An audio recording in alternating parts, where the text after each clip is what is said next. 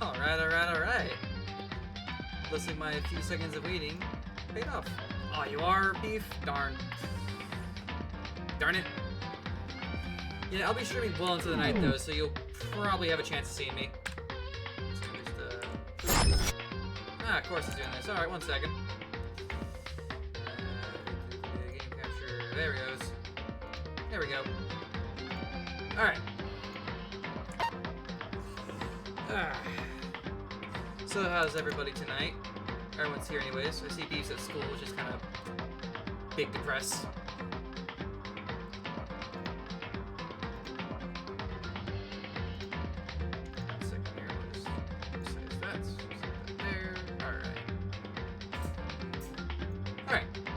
Well, back to it, I guess.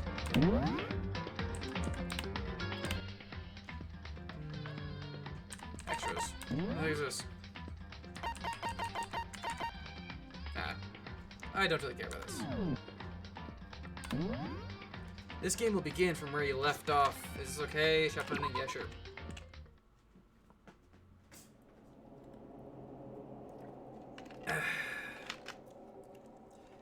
So welcome everybody.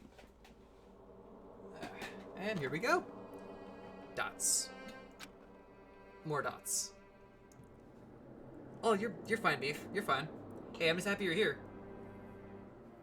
Just you showing up's fine.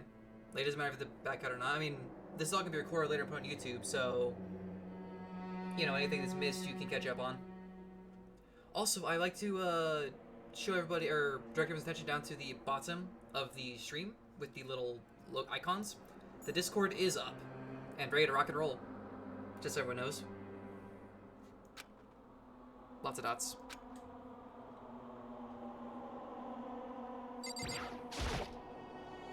Dots. Okay. Dots. Dots. Hey, coin. More dots. Bathroom. Dots. It's gone. More dots. She really is gone. More dots. It's almost like there was never anything there to begin with. Every last sign of Siaga's existence has disappeared without a trace. It's just like he said. After the class trial, before we took the elevator back up, Monokuma told us. Uh-huh. Oh, I almost forgot. Since the class trial is over, I'll go ahead and dispose of all the corpses. What are you gonna do? It's okay, no need to thank me. Just seeing your delighted smiling face is thanks enough for me. Frickin' Jigsaw Bear. Alright. After all, nobody wants to look at a rotting corpse every day. That can't be good for your health. Yeah, he's got a point.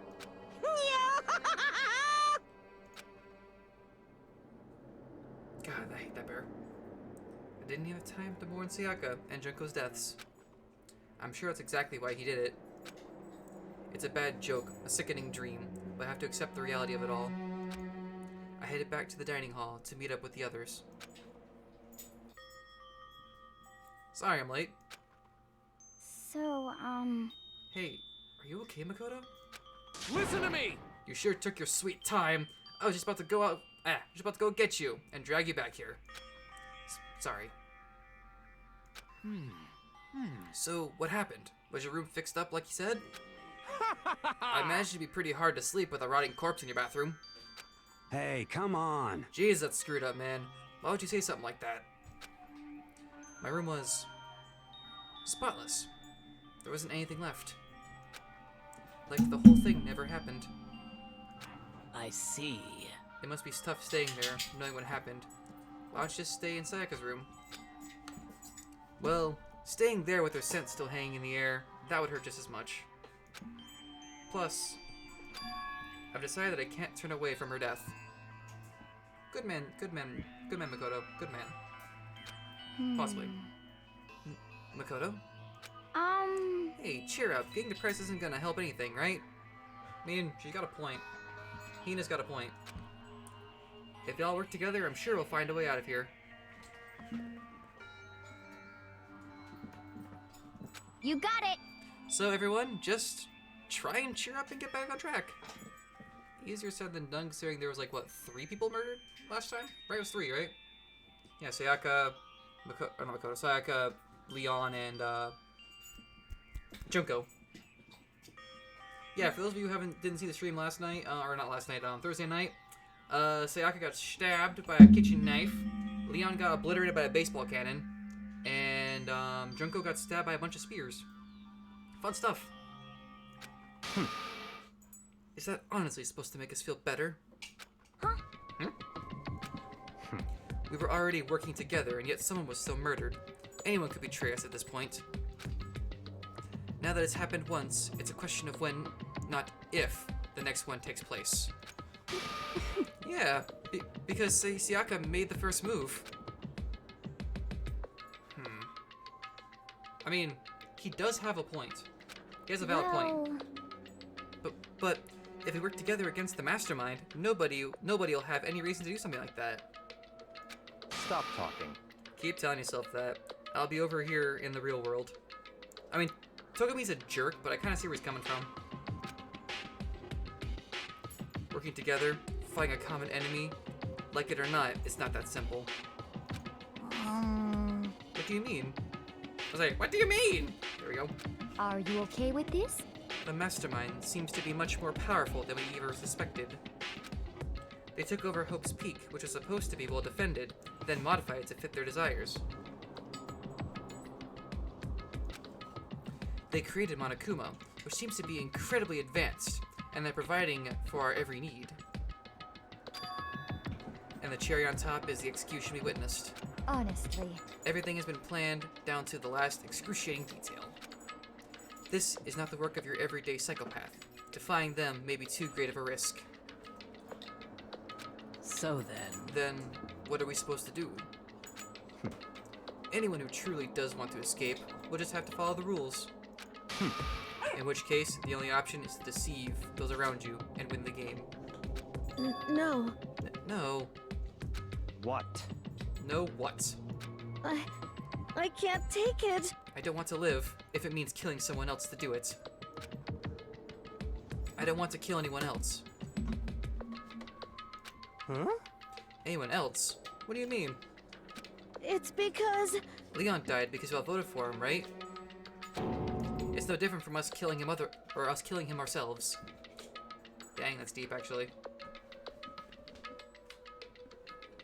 But But So, if we hadn't voted for him, then we all would have died instead, right? That isn't what you wanted, is it? Dots. One moment here.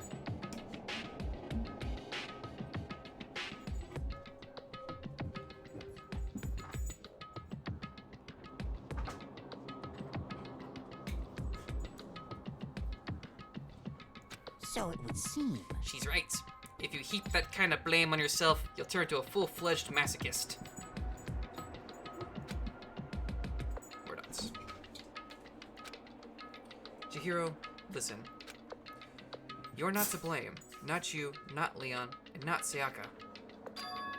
The mastermind is responsible for everything that's happened. We had no choice but to vote. I can't even imagine what would have happened to us if we'd refused. And in the end, it was Monokuma who ultimately killed Leon. So don't waste your anger on yourself. Instead, direct it at the mastermind. Bell noises. Just bell noises.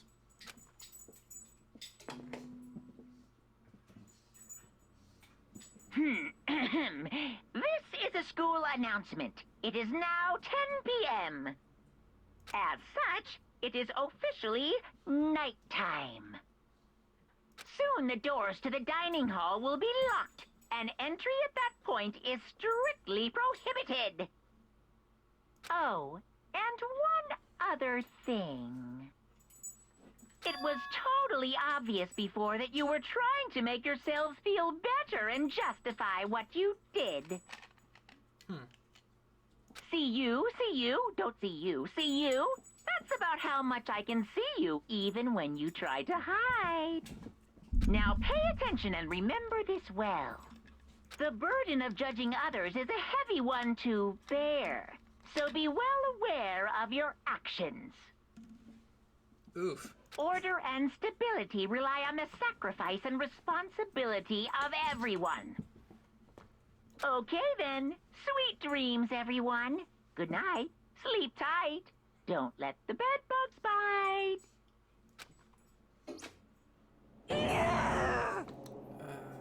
Gain all the way down. That's what I wanted. That's what I wanted. There we go. Well, was that about just now? Was he saying it's our fault? What happened? That's pretty cruel, man. Don't fuck with me. That piece of crap. Who does he think he is? Or who does he think he is? There we go, better. More dots. And so, the day drew to a close. A tense, maddening day that saw the deaths of 3 classmates. Sayaka, Joko, and Leon. But this is just the beginning. Our despair has only just begun.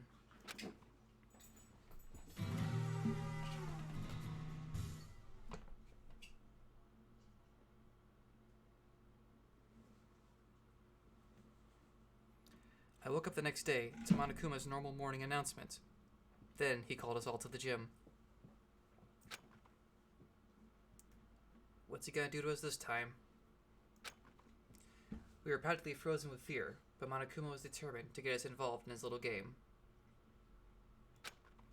And with that goal in mind, he began it. Okay, lift your arms up and down. One moment, guys.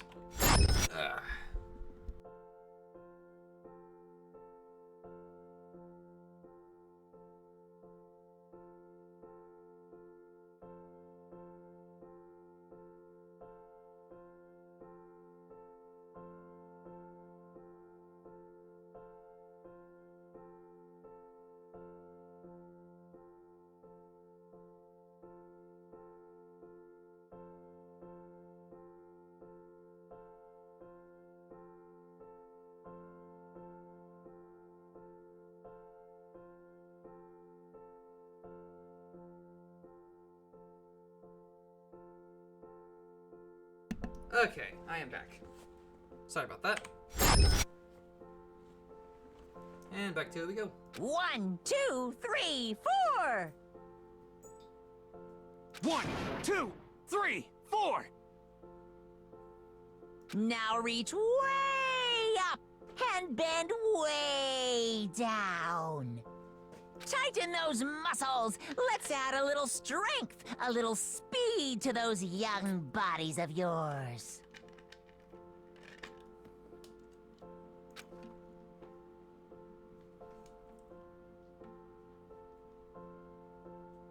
Dots.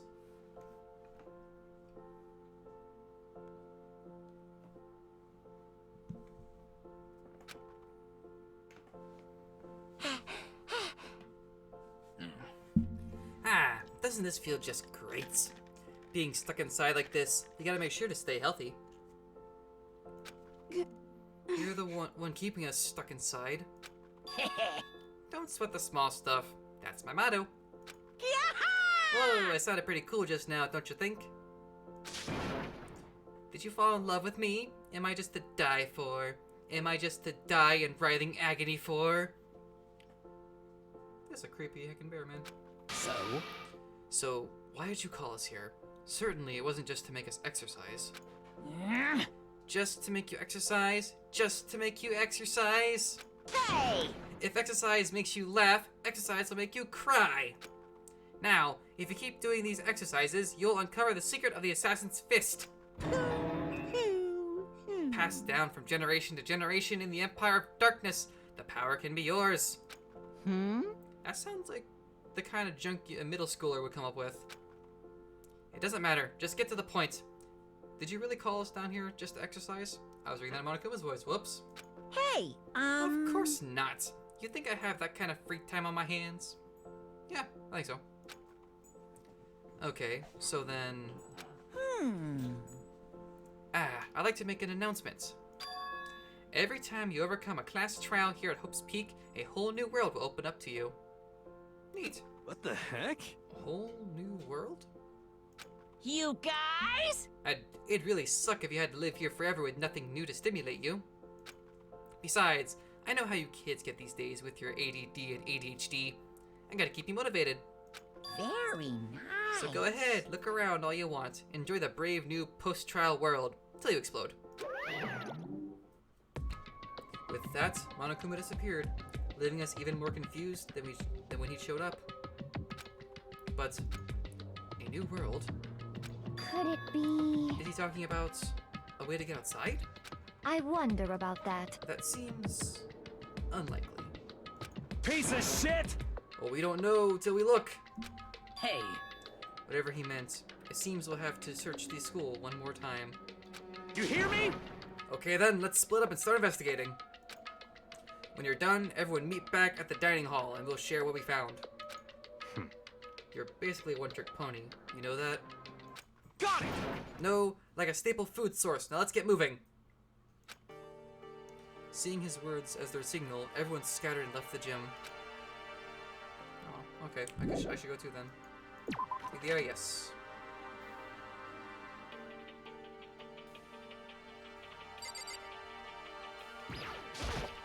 What the heck? Excuse me. Hey, Makoto, did you see what's inside the display case? Bad. This is super bad, man. What are you talking about? I didn't notice anything all that weird in there. Sure, to the untrained eye, it's nothing. But this is awful. A bad, awful, terrible trap. We're serious. That stuff you see lined up there? Any Gaga combine used to send a message. Huh? I've been struck with knowledge. It's an ill omen of total devastation and ruin. Let me out of here! Let me out of here! Let me out! Ah, you wuss. I have no idea what he's talking about. So maybe I'll just leave him alone. Let's get out of here. Is that back to where we came? That's back to where we came. Whoops. One day I'll learn this map. One day.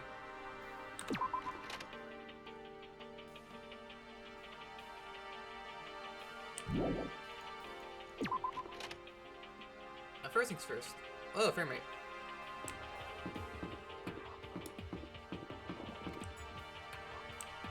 Going here first.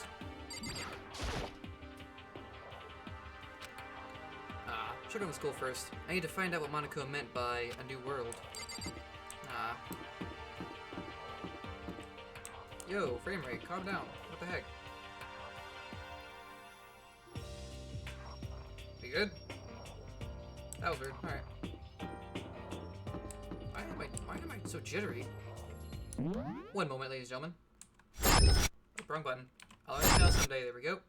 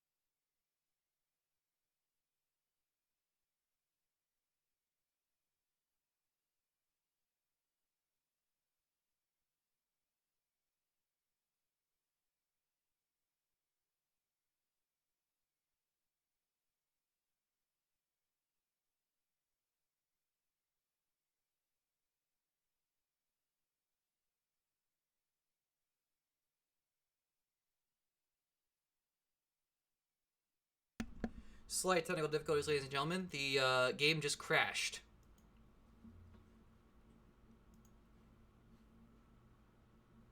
So one moment here while I get this back and running. Oh, I have to click through all that crap again? Danganronpa. 3. Yep. Oh. Alright, there we go. we just skip dialogue?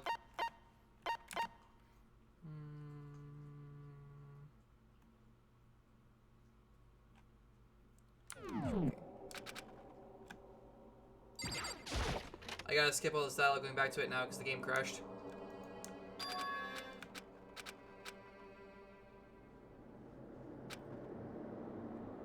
We've already read through all this.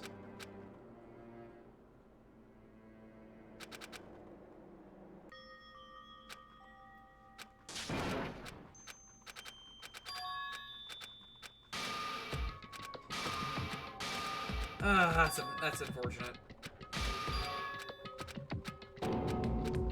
Come on, we've already read through all this. The game decided I want to crash.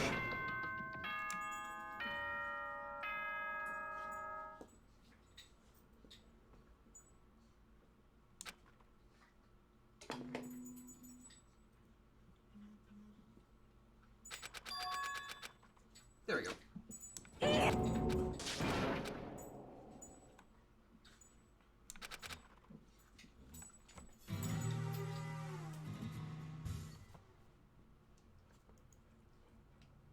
Back to where we were. Alright.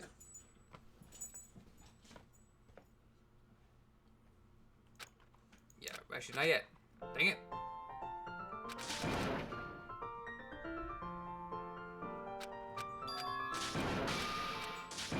I again apologize for the background noise. My dogs are having they're having some fun in the background here, throwing each other around.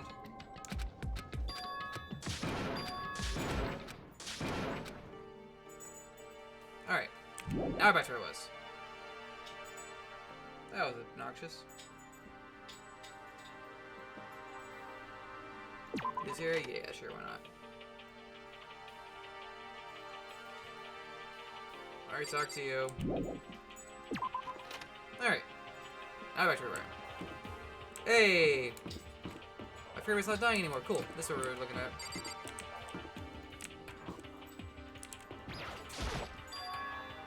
The gate that was blocking the stairs has been opened. Is this what Monaco meant by a new world?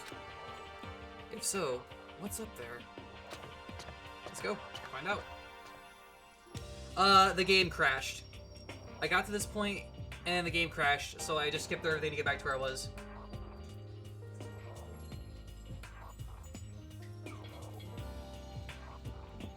Tells all dialogue I've already read through.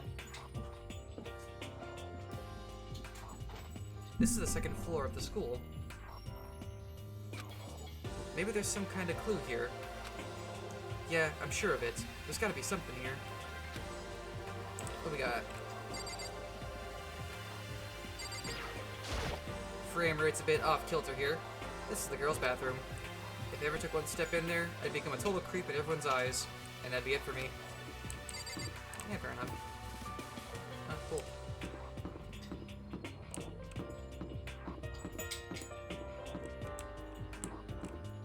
Library. So we got 3 rooms. Let's go check out the pool first. And that's another class trial of that area up, I guess. I don't know why I'm like lagging a little bit. It's weird.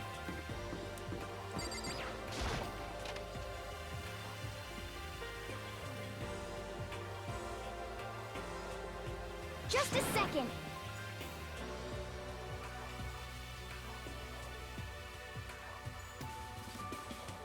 Hey, Makoto. Hey, guess what?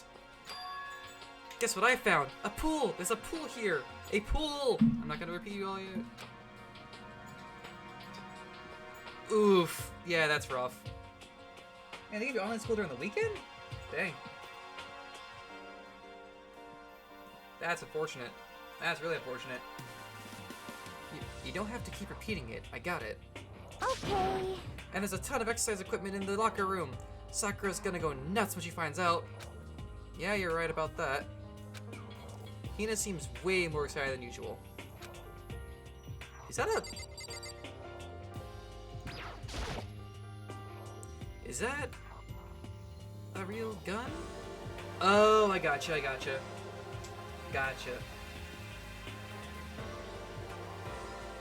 That makes sense then, yeah.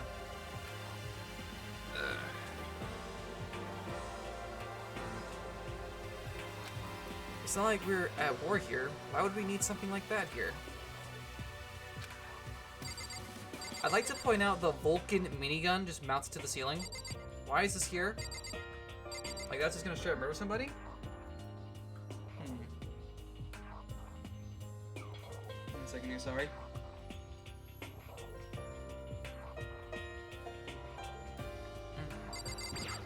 What do you want, Celeste? The second floor has opened up, the living area has grown, and a number of facilities are now available. Whatever else is going on, I must admit, things have been made much more comfortable for us. That's true. Do you understand? Guns for the perverts? Oh, I see the locker rooms in the background now. Oh man. If things continue like this, the occasional class trial may not be so bad.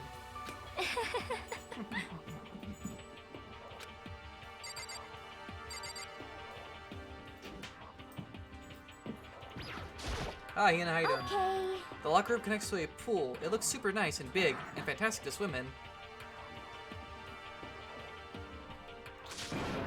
Ah, I'm beyond excitement right now. I can't wait to dive in. Yeah, it'd be fun. In fact, I'm getting kind of mad thinking about it. But why are you getting mad? Actually, don't think about it. Could you imagine that? If you like, you crack open the girls' locker room door thinking you're gonna get some good show, and a freaking Vulcan just lights you up. Wow, that would suck. That'd be funny though, actually. You just hear the Vulcan. We hear the Vulcan light up Hifumi like at 3 AM in the morning.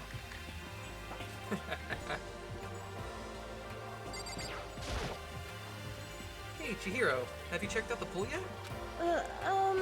No. I don't like wearing swimsuits. Is it because you're a trap? It's because you're a trap, isn't it? I'm calling it right now.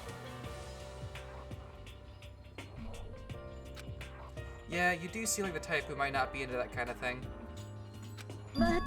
But still, it sounds like the locker rooms here have all the exercise equipment you could ask for. Do some lifting. Maybe I'll give it a try. I'd kind of like to get a little stronger. Yeah, I know, right? Hifumi's gonna get, like, obliterated by a freaking Vulcan.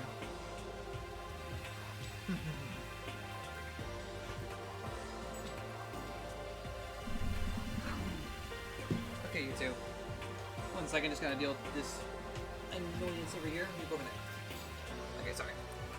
My dog's like, hey, I'm gonna tangle up in your cords on your computer and rip the cord out of the wall. You want to get stronger. I have to say, that's kind of unexpected. Yeah. But I'm not even brave enough to step foot into a locker room, or into the locker room. Huh? You don't even want to go in the locker room? It's not that. I don't want to. It's just... That's a dude. Oh yeah, I can see killing in the locker rooms being like pretty easy to tell who's who. Because someone was killed in the men's. Obviously a guy got in there and did it. So yeah.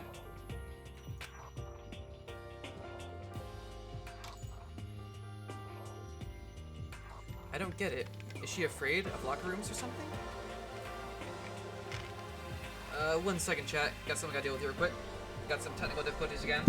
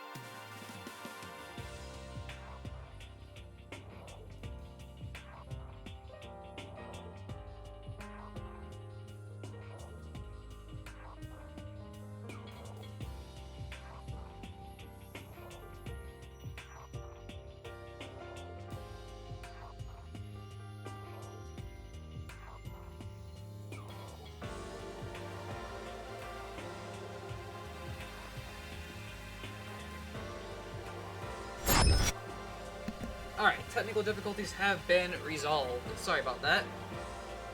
Something was breaking in the background. I figured out what it was, and that's fine. We're good now.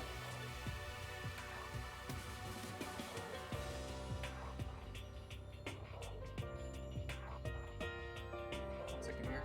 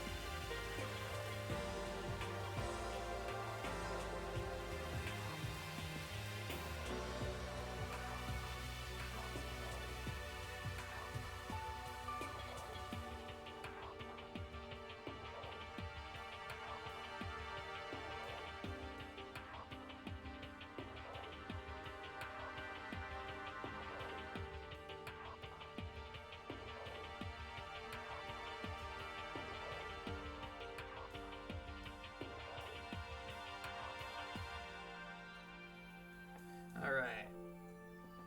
I don't get it. Is she afraid of locker rooms or something? No, it's because she's a dang trap. That's a pretty weird phobia, though.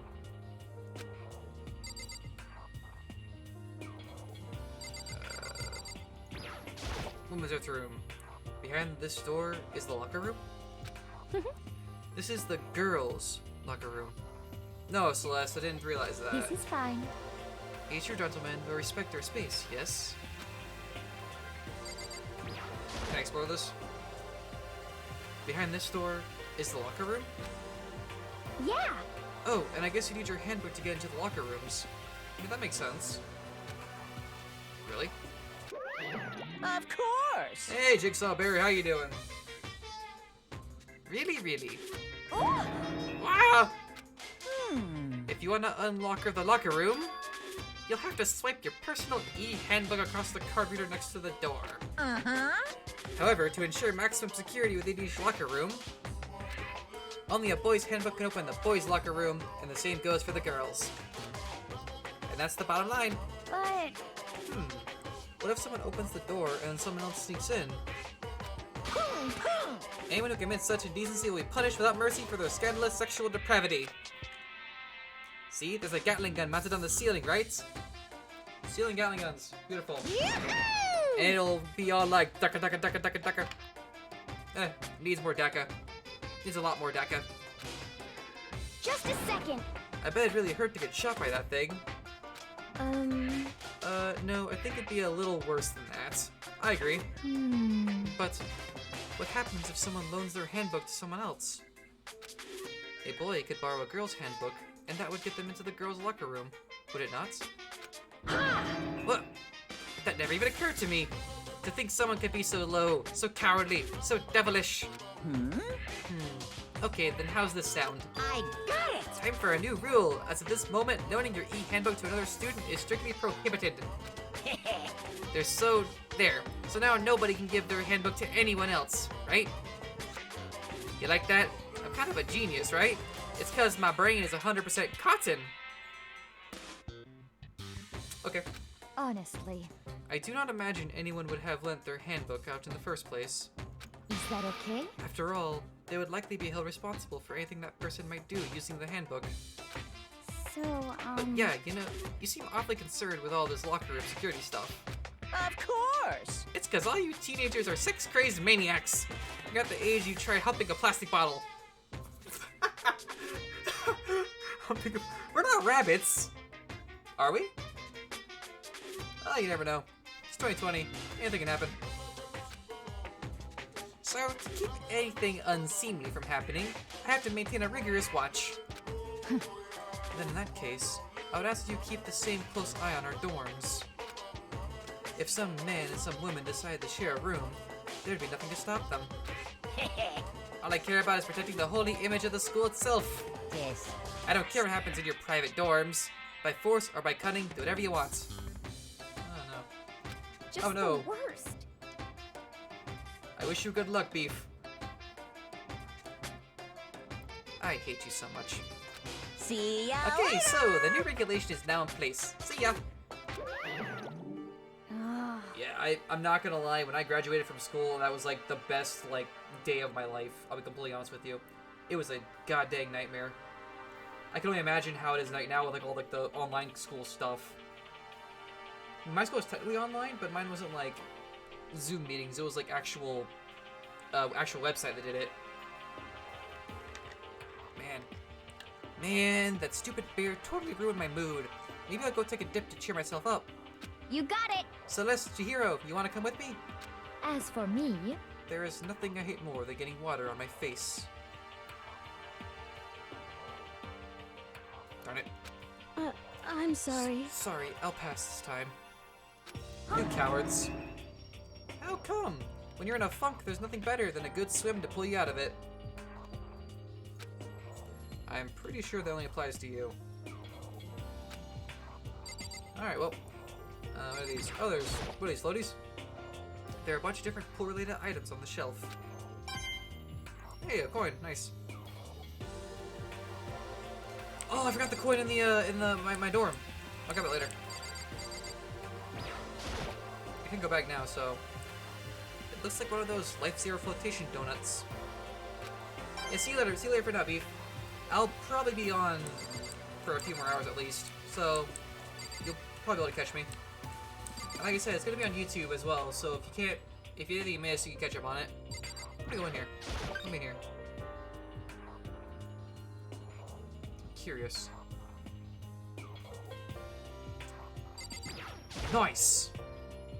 Now this is an interesting poster. I agree, Makoto. Obviously someone put this in the school, but is it really okay to have something like this here? Makoto. Plot, my friend. Plot. Lots of it, too. Anyways. There's a fly machine there. This random standard bars. And there's a door. Let's go in here. What's in here?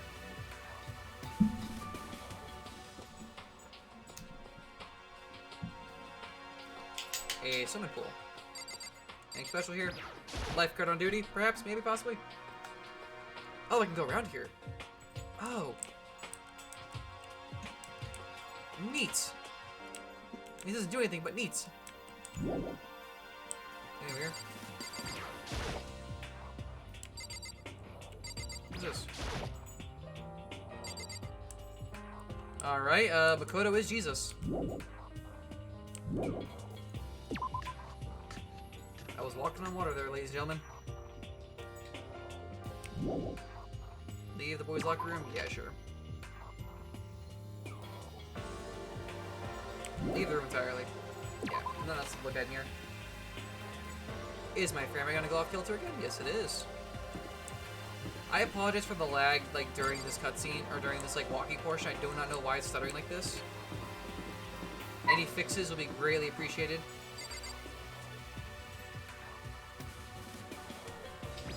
And the dogs are doing things in the back. What are you two doing over here? Is you being nice? You better be. Alright. Alright. I apologize again, ladies and gentlemen. I've been going AFK a lot here, but I'll be right back again.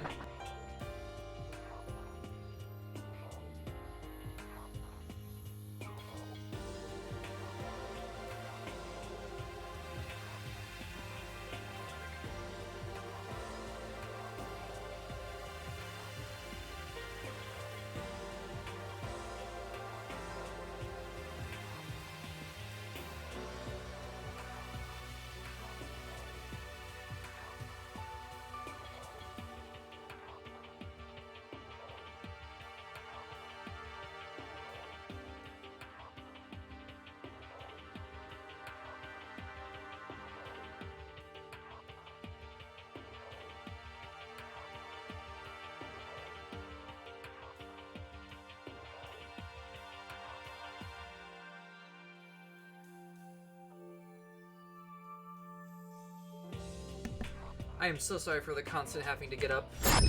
Alright. I want to talk to you, Fumi. Books. The shelf is packed tight with books, but looking at it, The whole thing is incredibly dusty. It looks like this library's been neglected for a pretty long time. Even though it's a prestigious high school, they've been pretty careless about keeping it nice. Another coin! Nice. Same dialogue for this. The shelf is packed out with books, but looking at it, yeah, the Holy Copy does, yeah, so let's say that.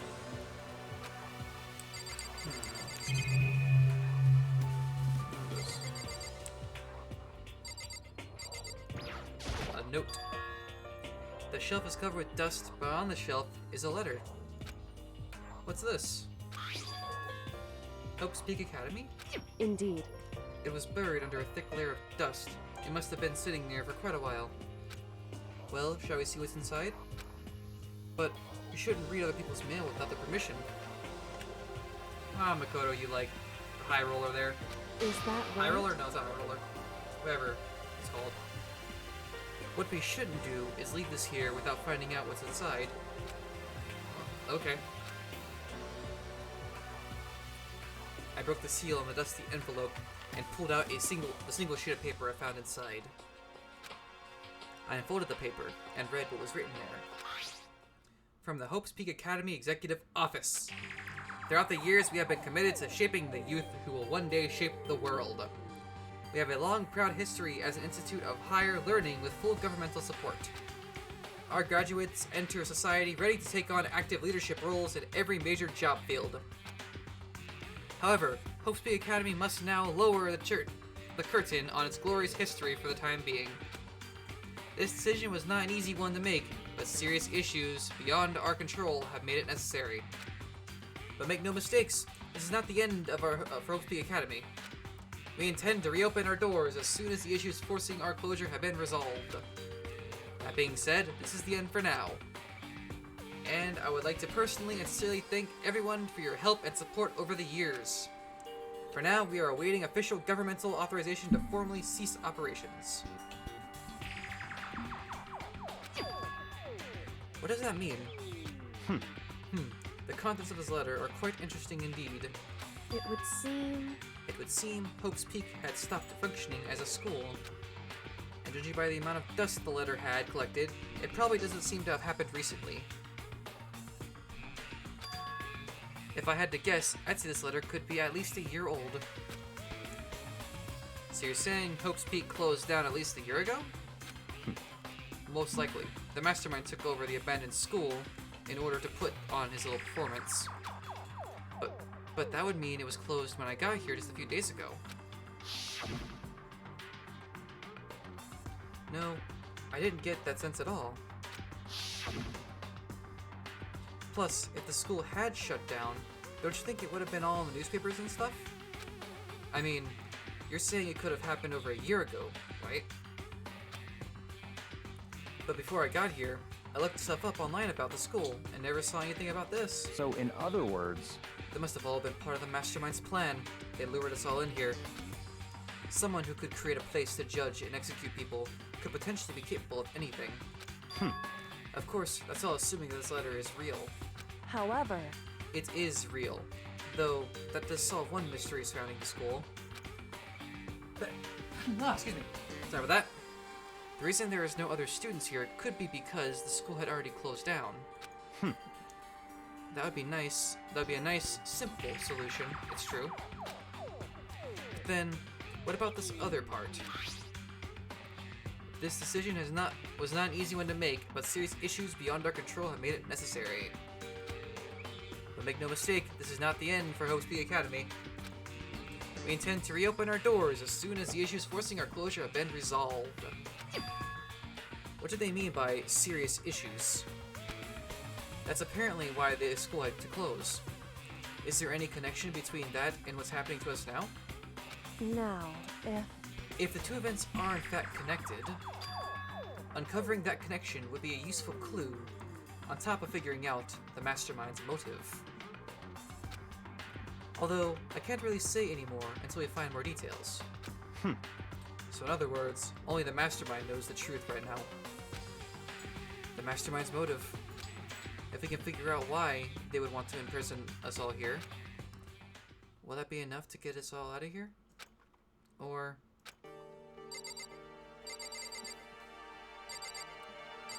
I like you, Kirigiri.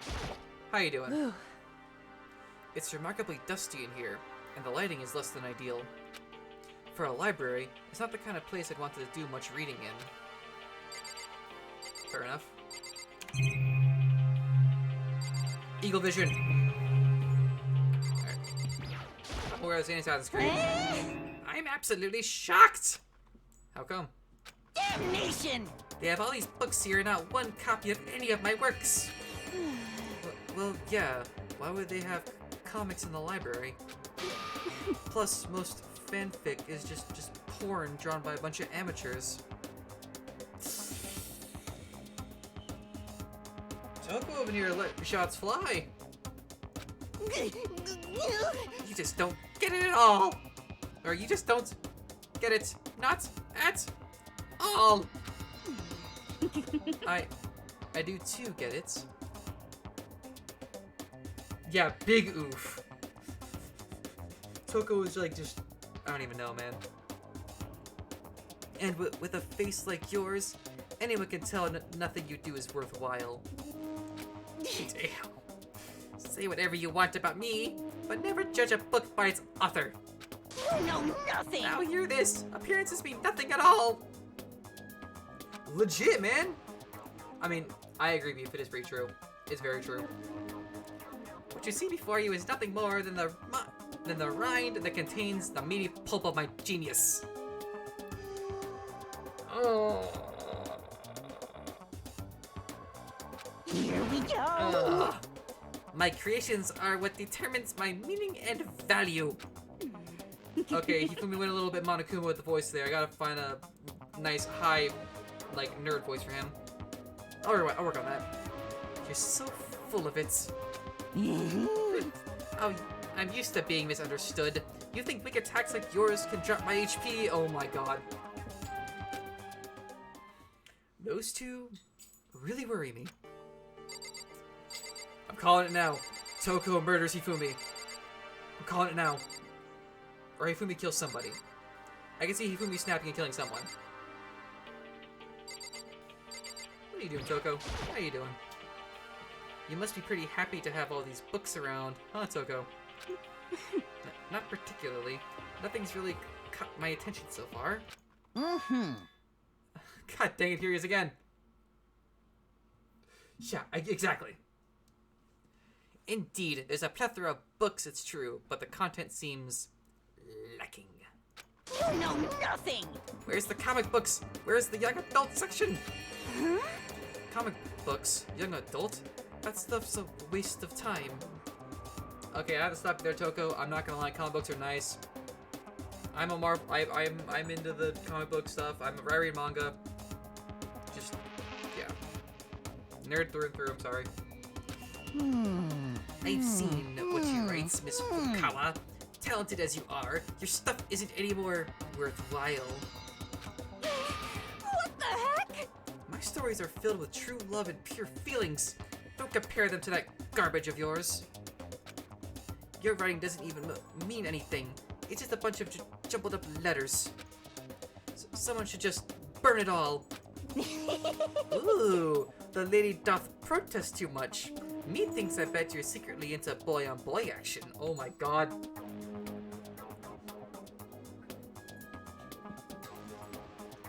You see, Hifumi is literally the nice guys Reddit. Or the neckbeard Reddit. I'm sorry.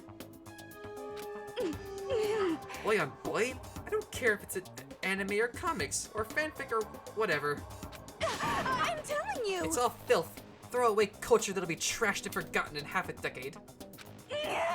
Ugh, just talking about it makes me sick to my stomach. I feel like I'm gonna throw up. Grr, you've insulted me, and you've insulted my honor. These two are really starting to freak me out. I've never seen anything like it.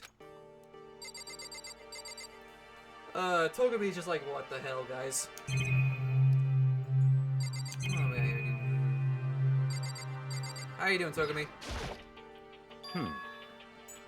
But still, this library is most interesting.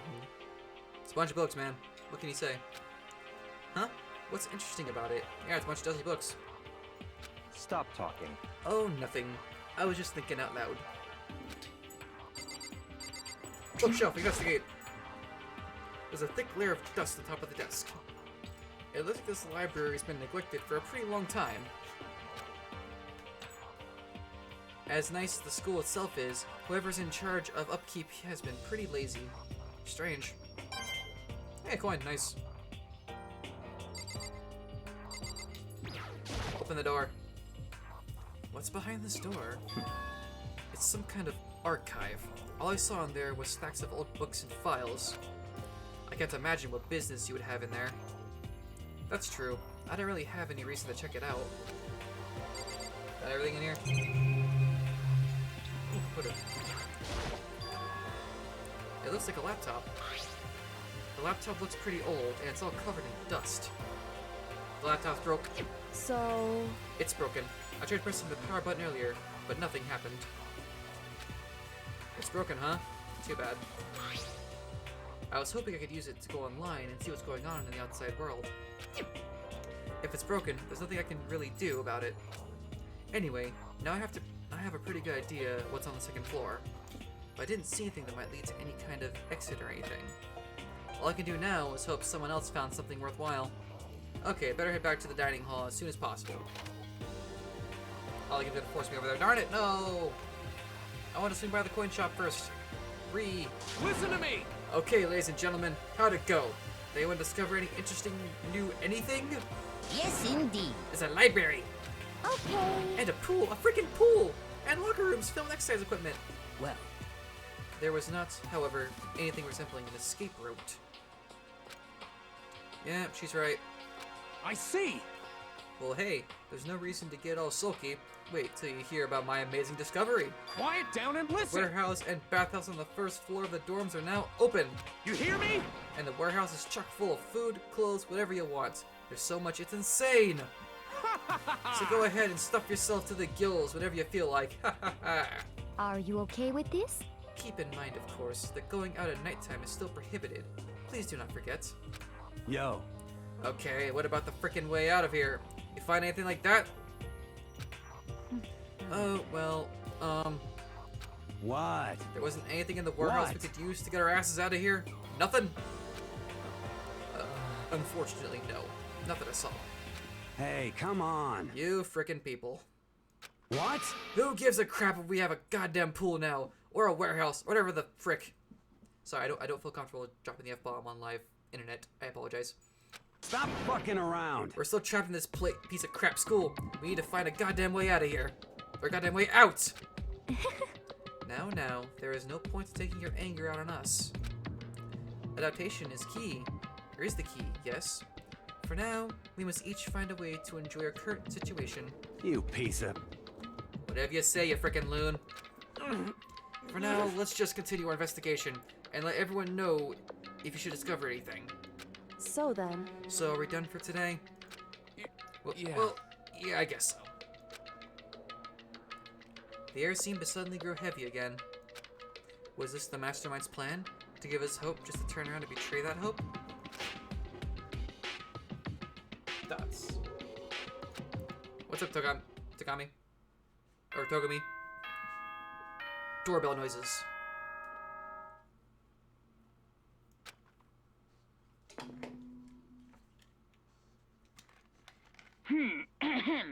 This is a school announcement. It is now 10 p.m. Alright. As such, it is officially nighttime. Officially nighttime, you say? Soon the doors to the dining hall will be locked, and entry at that point is strictly prohibited. I wonder if it'd be possible to force entry your way into the dining hall. Okay then. Sweet dreams, everyone. Good night. Sleep tight. Don't let the bed bugs bite. You got it, Jigsaw Bear. We all promised not to leave our rooms during nighttime. There's not much else to do. I guess I'll just go to bed. But the door, no. Or the TV, whatever. I missed the coin of the TV. Mr. Monokuma! Mr. Monokuma! Do you have a second? I don't really like myself. I don't have any kind of skill or hobby I can say I'm super good at. And my grades are totally average, too. My reflexes are okay, not great, not awful. I could get into a decent college where I'd make a few friends, maybe even find a normal girlfriend. Which is exactly why I don't like who I am. I understand that now. My life is just one giant copy-paste. I don't have any imagination. I'm a perfectly average cardboard cutout. You see what I mean, right, Mr. Monokuma?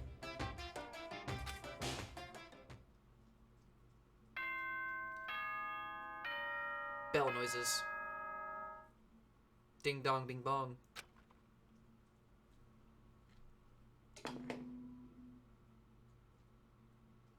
Good morning, everyone! It is now 7 a.m. and nighttime is officially over. Time to rise and shine! Still 7 a.m., man. Oh, I have to wake up at 9. I can imagine it's 7 a.m. every day. That would be rough. Get ready to greet another beautiful day! Oh, that's right. I wanted to let you know that your e-handbooks have been updated. Alright. New regulations have been added, so please take a look and enjoy your school life more than ever before. The new rule has been added to the regulations menu.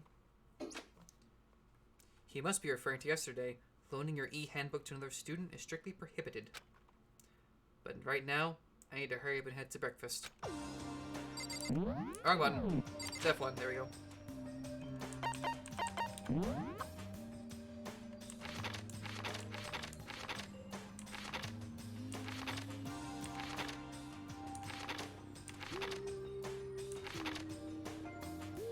Okay, yeah.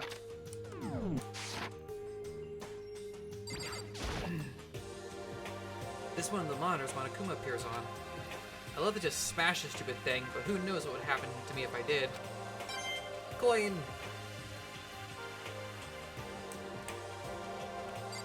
Oh, let's move.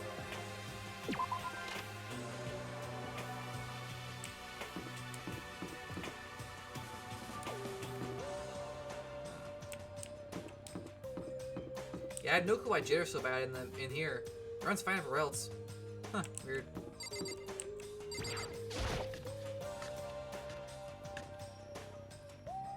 Very weird. Slightly annoying, actually, not gonna lie. Hey, Makoto. Morning, Makoto. Good morning. Is everyone here already? Yo, yo, yo! Nope, still waiting up. By Akuya and Taka. But yeah, Akuya is no surprise. I think I'm pronouncing his name right. Please correct me if I'm not. I'm probably butchering it because I just call him Togami. But strange Taka's not here yet. Knowing Taka, I imagine he's trying to get the king of tardiness up and out of bed. I'm sure they'll be here soon enough. Just be patient. Let's see. I don't mind waiting for them, but there is one problem. Which is... I am thirsty. Hey, come on! How the hell is that a problem? Hifumi, would you make me some tea? Ah! Oh great, she's recruiting the virgin. Milk tea, if you please. God dang it, Well. Celeste. Celeste, why? Why me? Let's see. Your roundish figure reminds me of the owner of the coffee shop I used to frequent. That's your reason? This is fine. I can feel my throat drying out. Quickly, please. Oh, Okay. Apparently, unable to refuse Celeste's order, Hifumi skulked his way into the kitchen. And a few minutes later... Thank you for waiting. Hifumi reappeared with a tray in hand, the gentle aroma growing stronger as he approached. Finally. You could have made some for the rest of us, you know. There's no way to think about this in a decline. common You're not sense my kind type of at way. all. So Hifumi makes it really hard for me to like this character. He really does. Like, he's funny, but he makes people just die inside every time he opens his mouth. It's all about the law of casualty. Basic instinct and react. Act and react.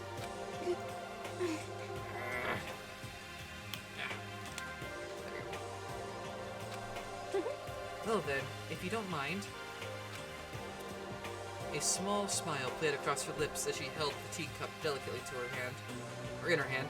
I'm an idiot. Oh. Wait. She cocked her head to the side and threw the cup as hard as she could at the wall. Smash. What? What the? Hey, what are you doing, my little white rabbits? I hate this kind of tea. I don't understand. Yes, indeed. Imagine we're at a coffee shop, just any normal everyday cafe. I sit down and order some tea, and they ask me, would you like lemon or milk? Now, further, imagine that I replied, yes, I would like milk tea, please. In this case, along with my tea, they may bring me a small container of milk, yes?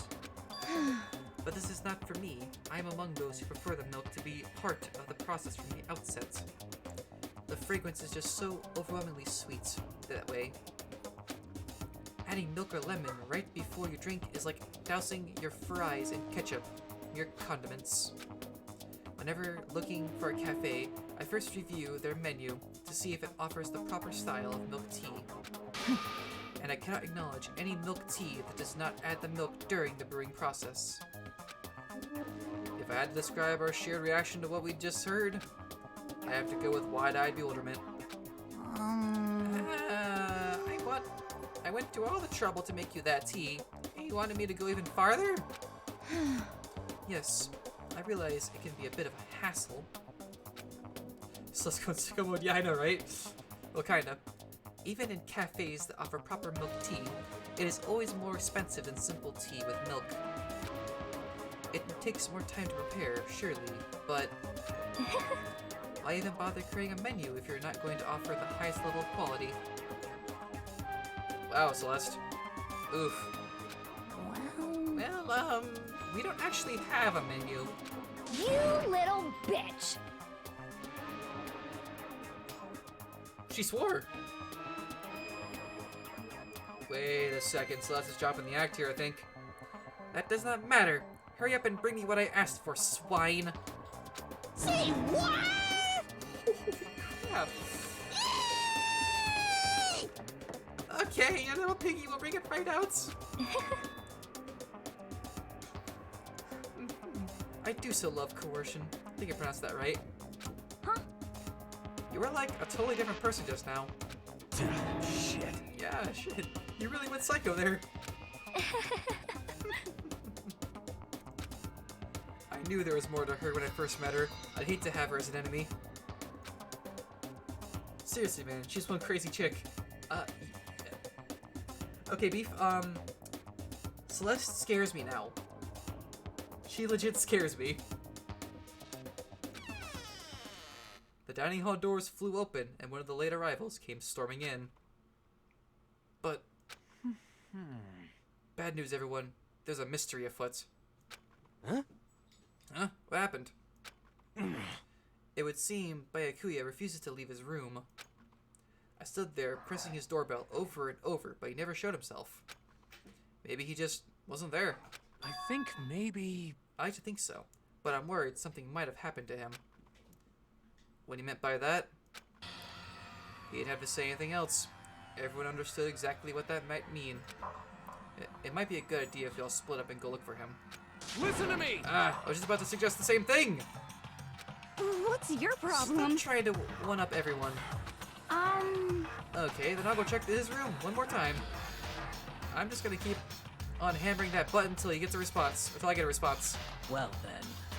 Very well then. The rest of us can go check the rest of the building. Yeah, before it's, you know, too late.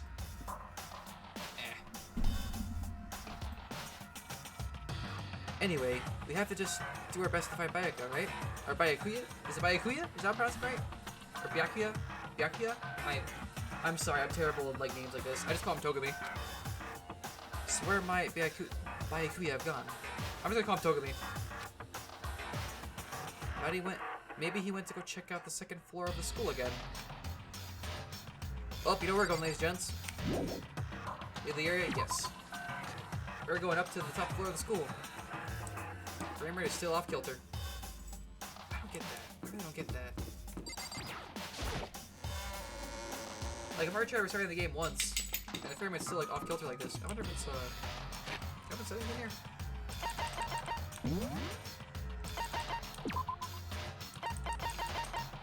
Nope.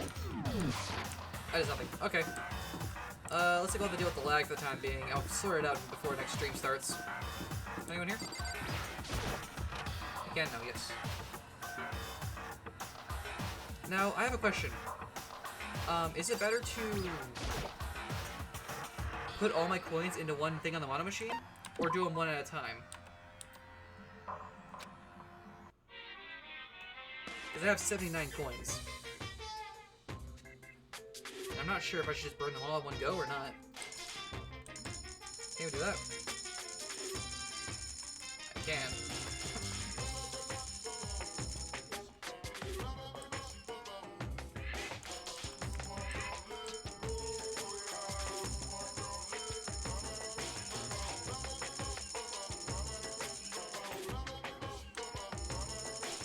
I'm just not gonna touch it for now.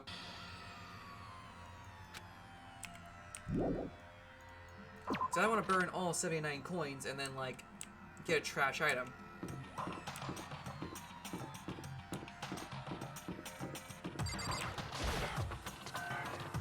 Because that would be very irritating if I did that. Thank you, Gary. Why am I... Wow. It's all slithery, it's weird.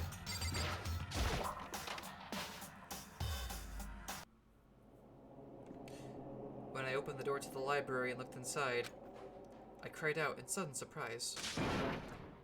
Byakuya? Oh, he's just chilling. Of all the things I'd imagined, this most definitely wasn't one of them. Hey, what are you doing? Just chilling I'm reading a book, fishing. man. What does it look like I'm doing? I got the voice for your frame, actually. I'm trying to read, so if you could be quiet. Jerk. Oh, sorry. Wait, no! What are you doing here? Everyone's super worried. We've all been looking for you. Who asked you to do that? Taka did. Because we're all supposed to meet up in the morning and eat together. We made a promise. A promise? Can't I get a second's peace and quiet around here? No, sir.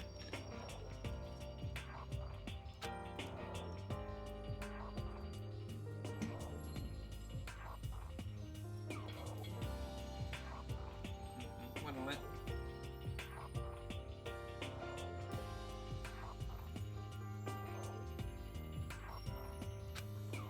Oh, I forgot to read that. Whoops. Oh well.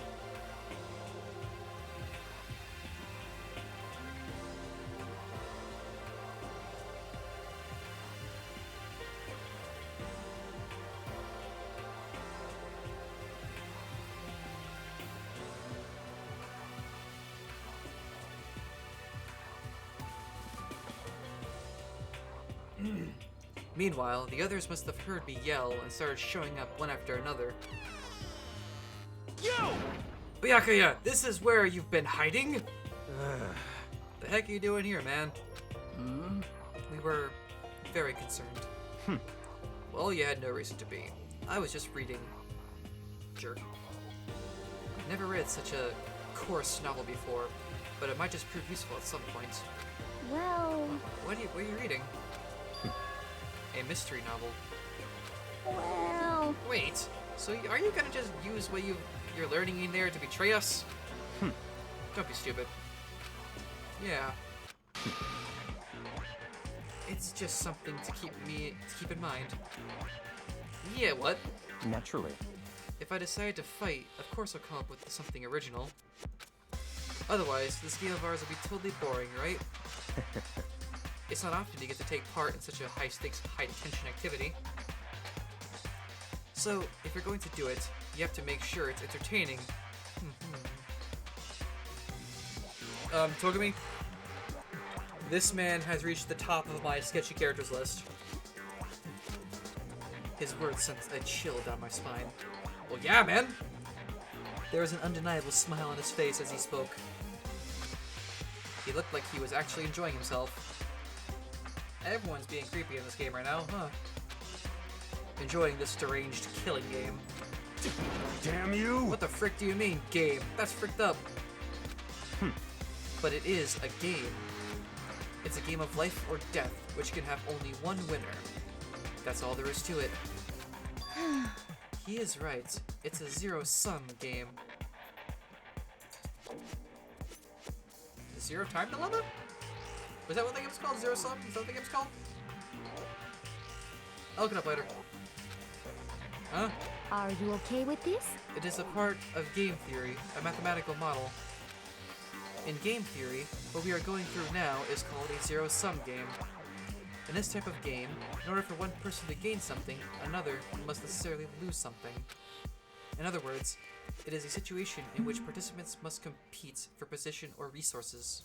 I see. You mean like a kind of elimination match? Actually, Entrance exams, sports tournaments, job openings. Most social interactions fall into this category. Everyone must scramble to obtain something which is limited. For you to succeed, someone else must fail. This also applies to the school life we have been subjected to here. In this case, is that okay? our limited resource is that only one of us can successfully become the Blackened. So in other words, So this game was designed from the beginning to force one of us to try and defeat all the others. That can't be what they had in mind. This is why adaptation is so crucial. If those who want to escape were to disappear, there'd be no reason to continue playing the game. what? But why would I want to stop playing? It's so much fun. He smiled again as he spoke. The smile was filled with evil intent. It twisted his face into something not human. It sounds as if you do not acknowledge even the possibility that you may lose. Am I right? Naturally. Of course. You do not speak like the others. Exactly what I would expect from the Togami heir apparent. Apparent, sorry. It's just normal arrogance, isn't it? Just a second. You talk like that, but what if you end up dead? Not possible. I won't. It simply isn't possible. Man, you smug little anyways. You son of a bitch! What the frick do you think you are? Or who the frick do you think you are? You know, I still just can't believe it. What? Believe what? That an uneducated, brain-dead, useless piece of garbage like you has survived this long.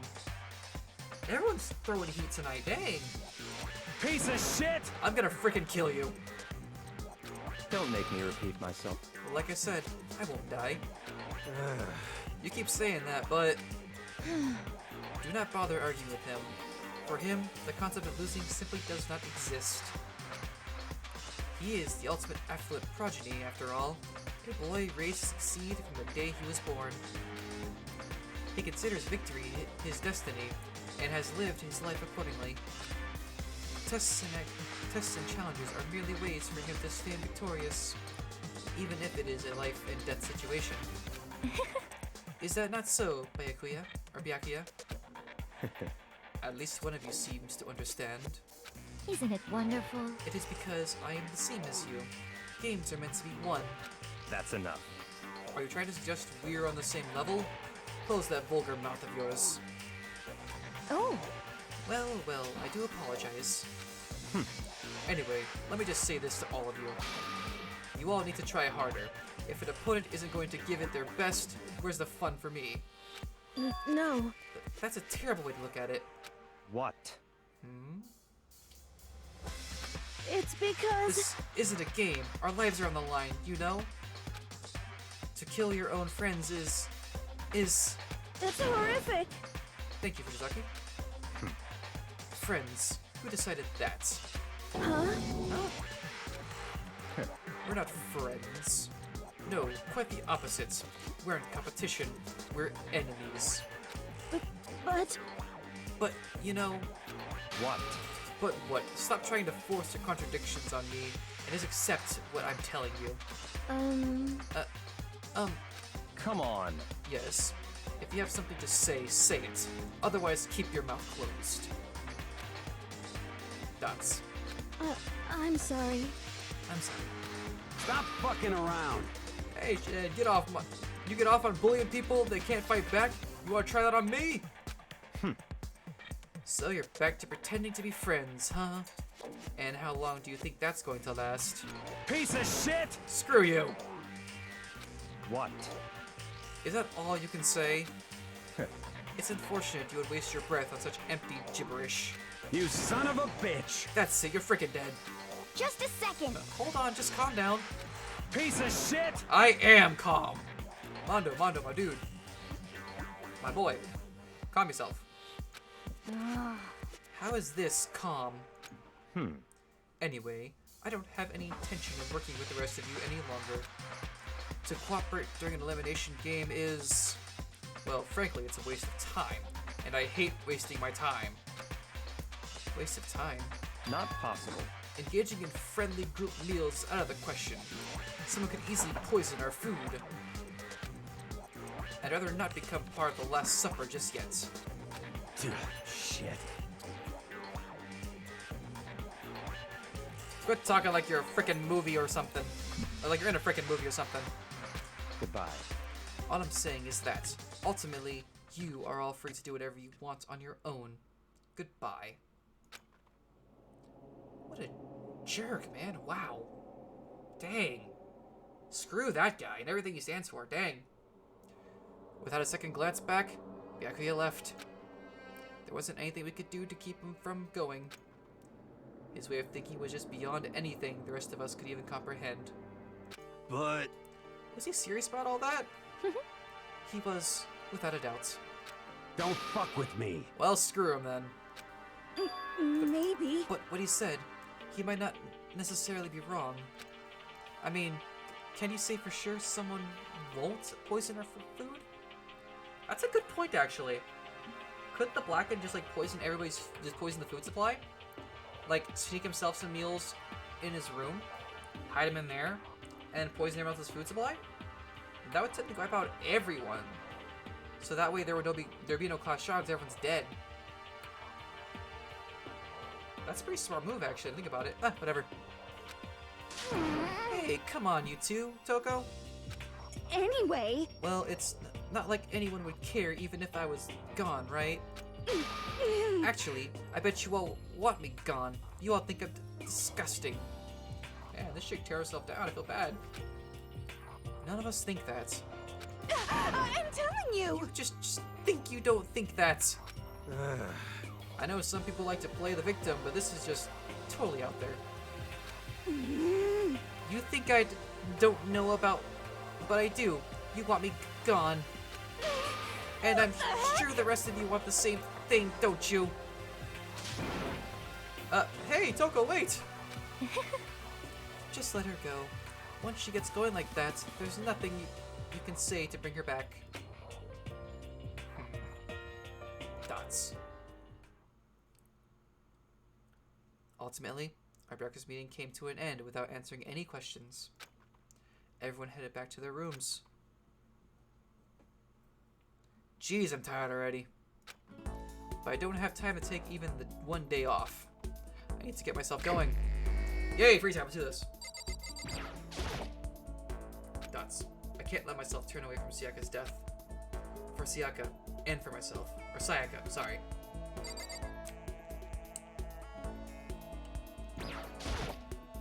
Leave the area? Yes. Alright.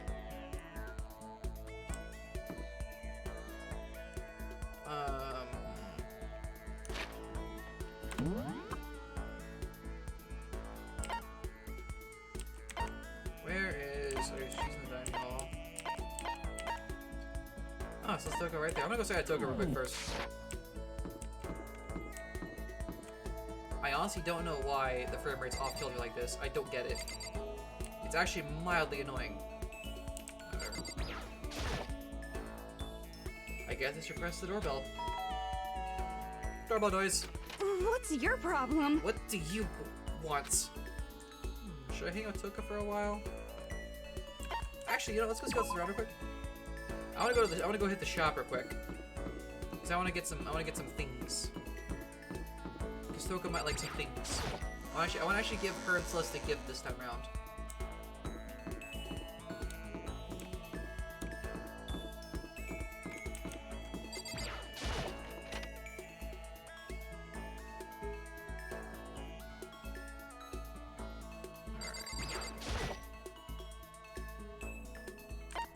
Actually, just more about it, I'm an idiot. During your stay at Hope Peak Academy, you'll find coins scattered throughout the school. These mana coins are treasures valued by kings and thieves alike. You can use the handbook menu to see how many mana coins you currently have. And if you put the coins in this machine here, there's a chance you win a prize. The more coins you use, the better chance you have of getting something new. Check the present section of the handbook menu to review your prices. Okay. Give it a shot. Let's put 5 points. So 5 points will have no repeat percentage. Is that a VHS tape? That was. Oh, the number goes up. Got a skull. That would be something for Celeste. I think Celeste might take the skull. Birdseed?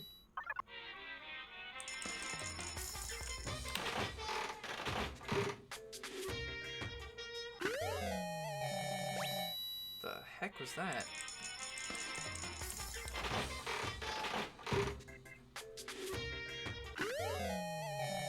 That's a bow. It's a cutesy thing.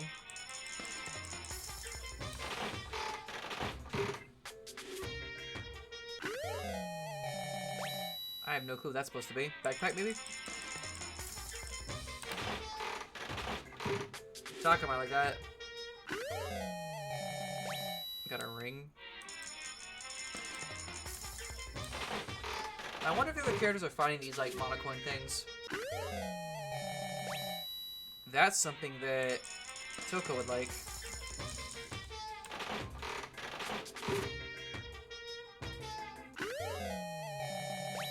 Hey, panties!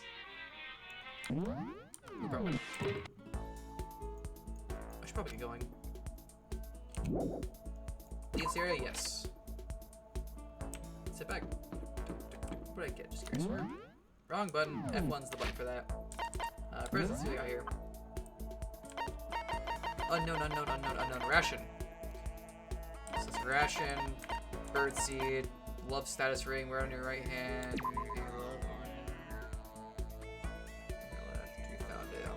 Well, that's just asking for a catastrophe. Fresh bindings. Those probably be for, what's her name? Emperor's thong, designed solely for those that control their buttocks. For better or for worse, it's unisex. Water lover, that's a swimsuit. That would be for the one. Cover swimsuit for women. Design causes just taking up one with the water. Yeah, that'd be for Hina. What do we got here? Self-destructing cassette. Once you record a message onto this, it sets up a chemical reaction that will destroy the tape a few seconds after it's played. Nice. Crystal skull, that would be something Celeste like. Only a prize from this project zombie. That's that. Tips and tips. This is the book of lessons for every game ever released. A must for any. Oh, that's a game thing. That's probably for what's it called? Made from seeds of coconut fiber. These are used in Buddhist prayer. You determine your wish based on how you position the arms and legs. Huh, that's freaky. It's a spy thing. Not a spare bet. So my question is Makoto just carrying all this around? Like honest person at all times? That's ridiculous.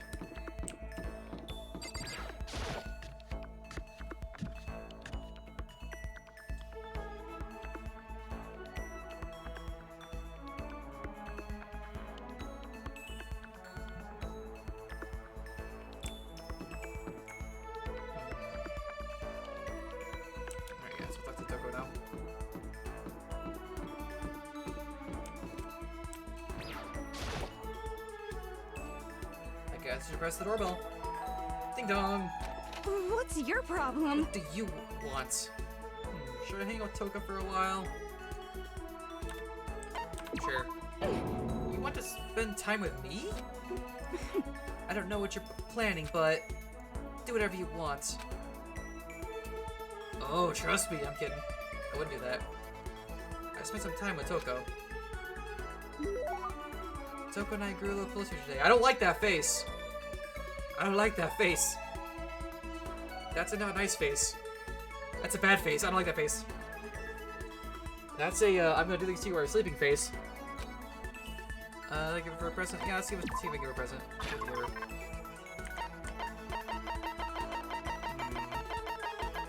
What she like is a real question. The Joe dolls would be for the clairvoyant guy.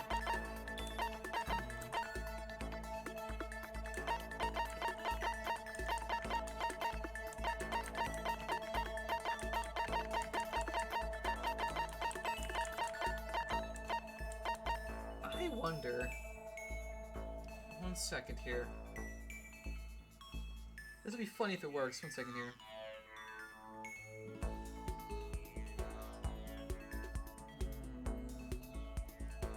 Emperor's Thong.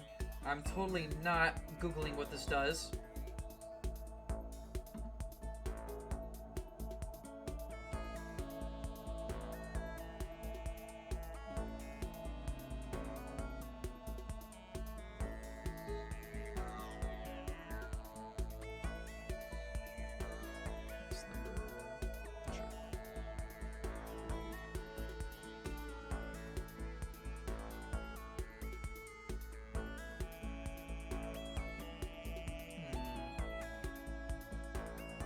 Yes, I'm cheating. Look at my guy. Don't worry about it.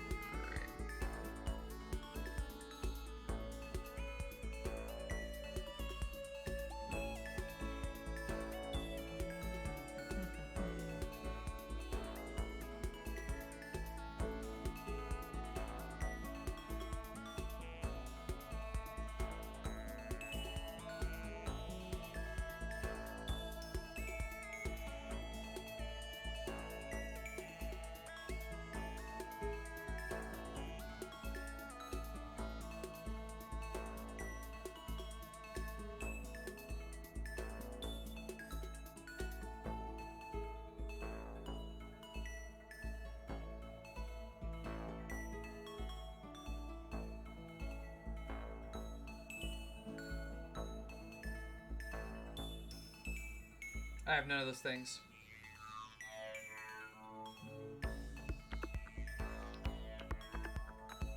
I don't have any of those things, actually.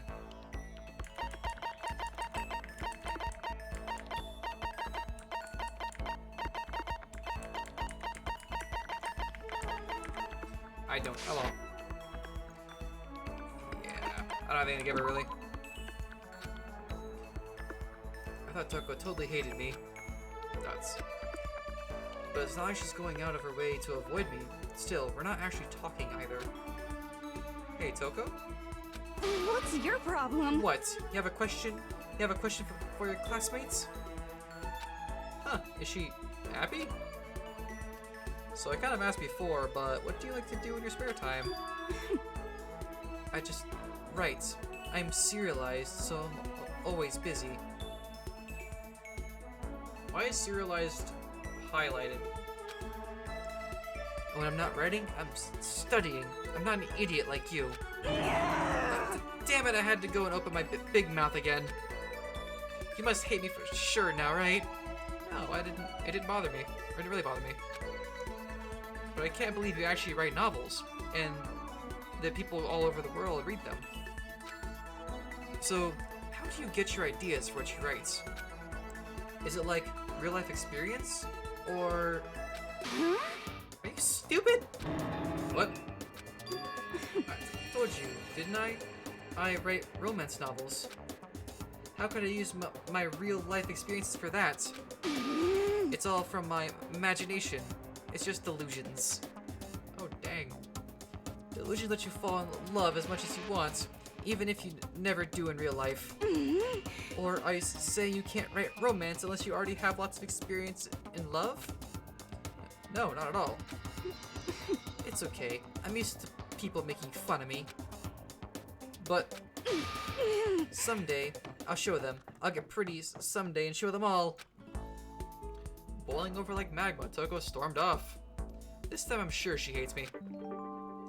Toko's report card has been updated based on your experience with her. Your maximum number of skill points has increased. Hey, look at you go. Once we were all done, I headed back to my room for a little while.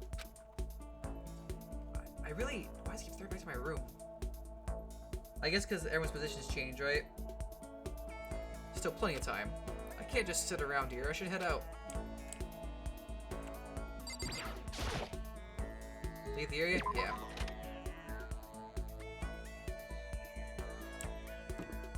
Where is Celeste chilling out? Oh, she's right there.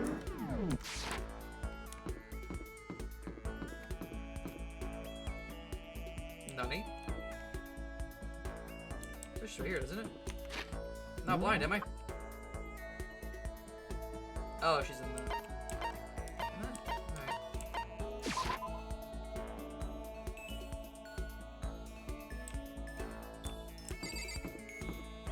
Mildly confused. Is she in here?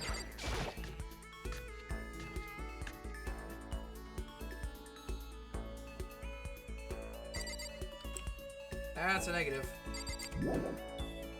Leave this area? Yeah, sure. Laundry room.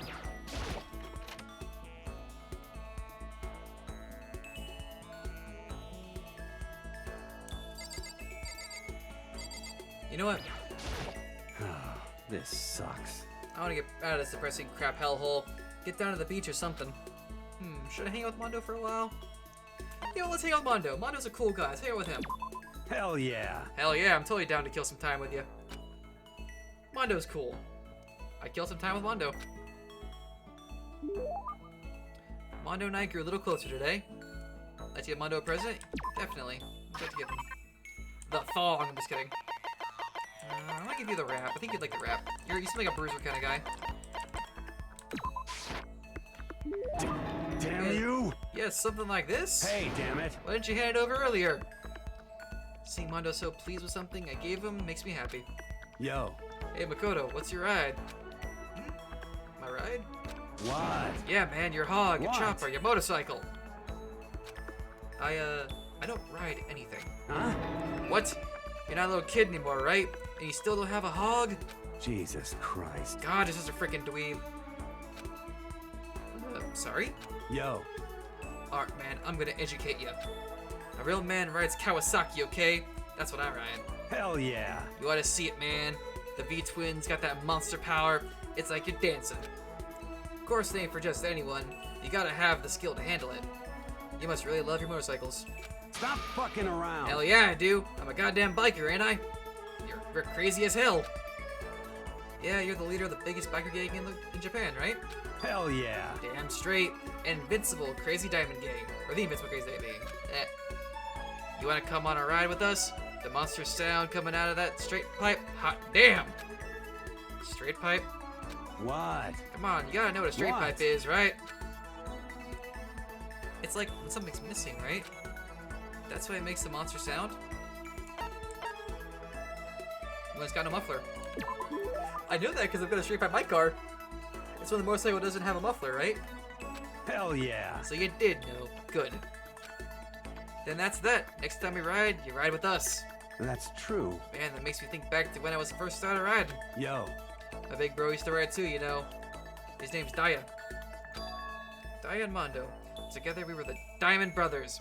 Everyone up and down the country knew us. What? Of course, I was always the cool What? one. The Diamond Brothers. That sounds kind of incredible. By the way. The first time I went out, and I'm at the back of the pack. Eventually the cops got on us and they surrounded me. I was in some tough crap, man. Hey, damn it. So I pulled over, but when they came up to me, well, let's just say it was a massacre. A massacre? Man, Mondo, you must be really strong. Stop fucking around. Of course, you can't wave the banner for your gang without that kind of strength. Shit. In a fight, they'll go for the leader first. Kill the leader of the pack, you know? That's why the other gangs come after me. So if you want to be leader of the pack, you gotta be a tough motherfucker. Yo. You'll see what I mean when we go on our first ride. Get ready for it. Actually, maybe it's better if I don't get involved in that kind of thing. And like I said, I don't have a motorcycle. I don't even know how to drive one. Hell yeah. Then you can ride with me. Riding with Mondo. The other gangs target him first, right? No way. Hell yeah. Hey, I said get ready for it. Damn, I'm pumped. I can't wait to get out of there. To get out of here now. Mondo left. Apparently in a pretty good mood. Crap, this is really bad. Even if I get out of here, I might still be in real trouble. Mondo's report card has been updated based on your experience with him. Your maximum number of skill points has increased. Hey, look at you go. I'm not gonna lie, I actually really do want a motorcycle. That'd be really cool. Dragging my anxiety behind me, I'm back to my room.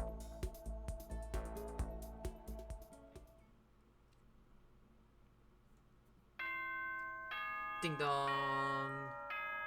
Time to get a sip of my nondescript caffeinated beverage.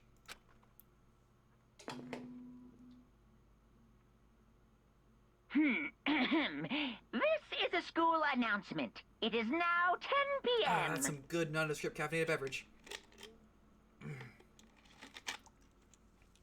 As such, it is officially nighttime. Nighttime. Spooky time. Time for an unsightly murder to commence. Possibly. Maybe. I don't know. Soon the doors to the dining hall will be locked, and entry at that point is strictly prohibited. Prohibited Okay entry. then. Sweet dreams, everyone. Good night. Sleep tight. Don't let the bed bugs bite. Another day gone. But even though today is over, this game definitely isn't. How long is this gonna keep going? All the stress and anxiety kept me from falling asleep until late in the night. Oh, excuse me, sorry.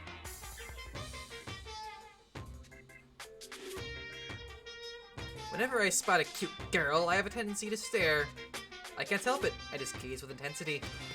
The other day, I rode my bike to the train station. I was in the bathroom, just looking at myself in the mirror.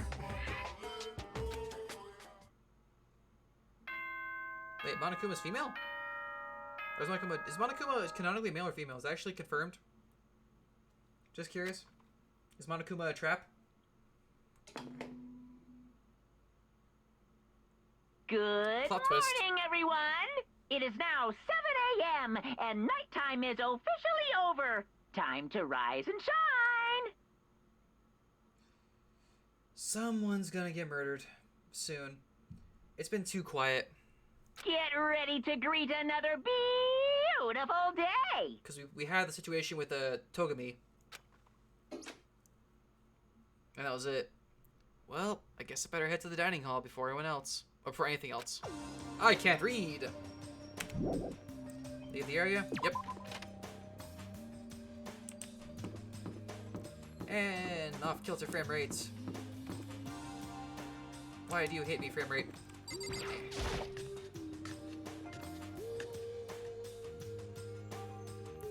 I went to the breakfast meeting, same as always. But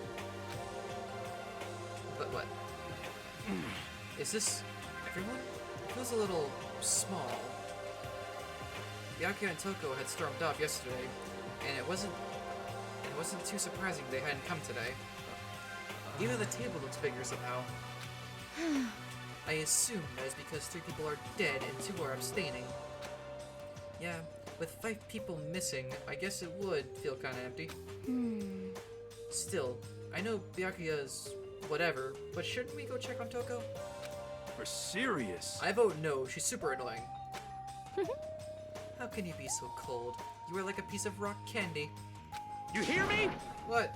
No, rock candy isn't cold, it's sweet. Shit. Anyway, Byakuya's the real problem here. If you don't keep an eye on him, he might really kill someone. You can see it in his eyes. Huh?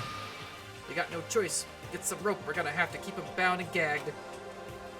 I think that's going a bit overboard. Count on it. He's right. In this situation, there's nothing scarier than when an ally turns loose cannon.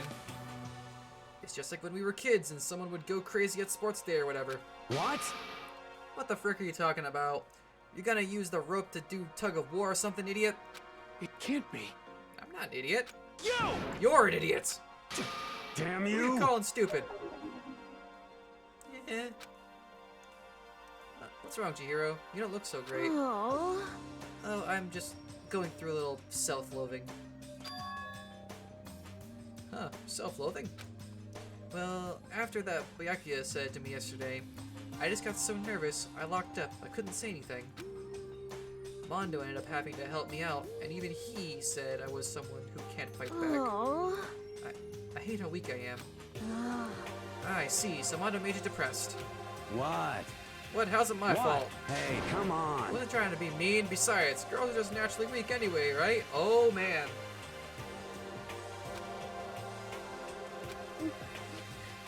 Oh, you made the trap cry. Are you crying? It's because you were screaming like a lunatic.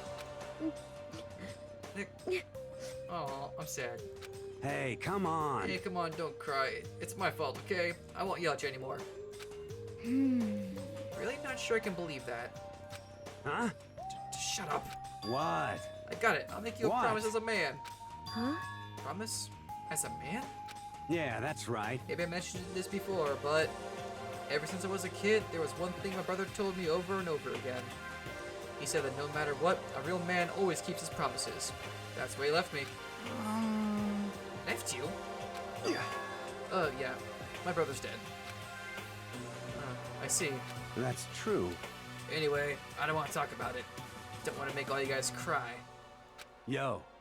Anyway, so you can trust me when I make that promise, so you don't gotta cry anymore. Okay. Thank you. Thank you, Mondo. Uh, Sure. Oh, Mondo. But- But I still don't like how I am right now. I have to get stronger. If I'm so weak, anything could make me cry. That's not good. Still, don't stress out too much about having to get stronger. No, I want to get stronger. Maybe I should start working out. In that case, I would be happy to help you out anytime. But then Miss Fujisaki will get smashed into a billion pieces! Just a second. Shut up, yo. After. you know? Oh, finally got to smile, huh? I see. Yeah, Thank you. everyone, thank you. Looks like Chihiro's gotten some life back. Hey, yeah, man, if we keep helping each other out like this, we're bound to get out of this crappy place sooner or later. I mean, someday, I'm sure. Still, our biggest concern right now is the other two who never show up to breakfast. What can I do to try and understand those two better?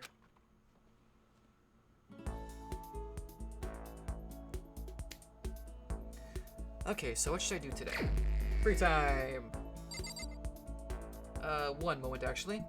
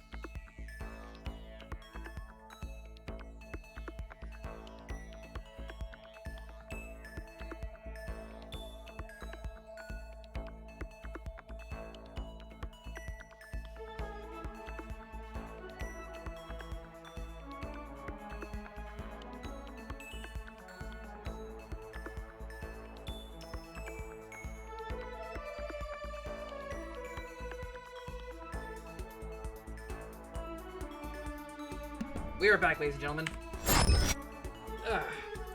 Sorry about that. I had to use a little detective's room. Free time. Who do I want to hang out with? Let's hang out with. Let's go hang out with Toko again. Wherever she may be. Kilter frame rates. No. Where are you at, Toko? She's not there. Oh, actually, no. Let's hang out with Celeste first. That was Toko.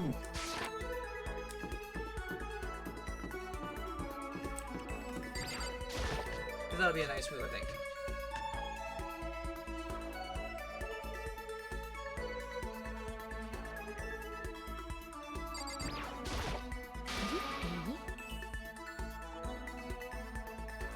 Ah, Makoto. I should tell you I have recently seen a shadow of death upon you. That's just a little joke.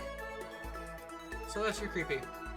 Should I hang out with Celeste for a while? Yeah, sure, why the hell not? It would seem I'm growing used to your deplorable face. This is another aspect of adaptation, I suppose. Despite her thinly veiled insults, I spent some time with Celeste. Celeste and I grew a little closer today. Nice. Did you give her a present? Yes. I have a ring to give her. Ring. Where's the ring? Ring. What's that ring? Well, So I can have this? I may have to revise my initial impression of you. The more wonderful things I receive from you, the better impression I get. Seeing Celeste so pleased with something I gave her makes me happy. let's see. Say, Makoto, do you like Mahjong? Oh god, Mahjong. I never actually played. Most unfortunate. Is that so? A pity. I was hoping we might play together. Are you good at it? Yes, indeed. Oh, it's not me voicing. Whoopsies. Good? No, I'm not merely good. I once played a game of Russian roulette mahjong and won.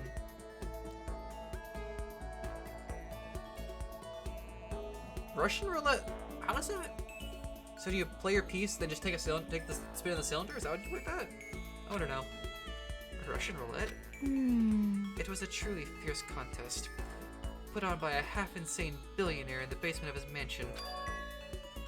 My opponents were a fierce old man and a silver-haired boy who said to have the devil's own luck. We played with a modified rule set. I remember well the glass tiles we used. And you won.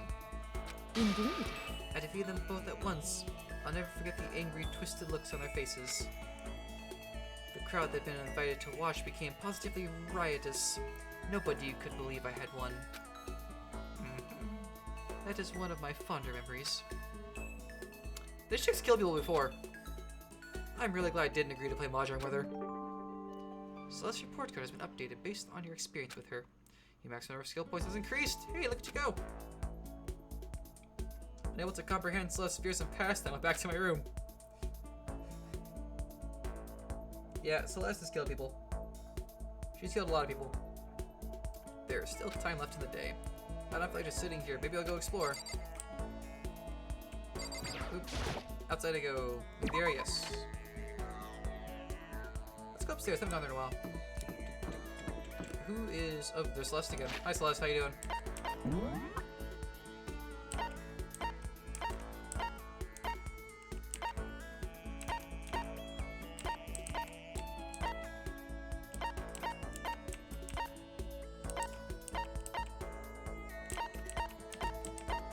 Mondo or Kyo or Celeste again. And of course he's in the library.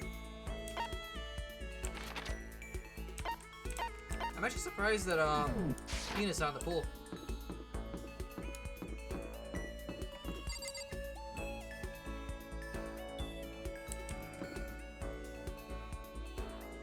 I'm not sure why not. How are you? Ah, Makoto, how are you? Should I hang out with Celeste for a while? Yeah, sure, why not? Indeed. Would you like to play a game of chance with me? I would be happy to empty your wallet and show it to you. Celeste gave me the business. Celeste and I grew a little closer today. Leave her a present. See if I can see how to give her. I don't know what I can give her, really. I don't know what I can actually give her. I don't know what she'd like. Let's find out.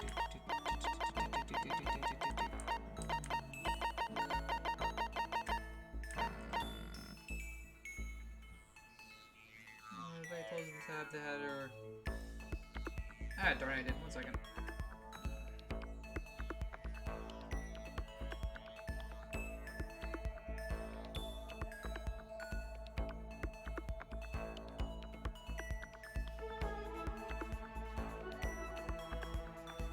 So let's guess what does she like?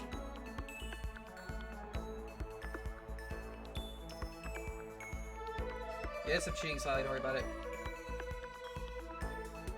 Love status for Brazil's diamond goes with antique doll.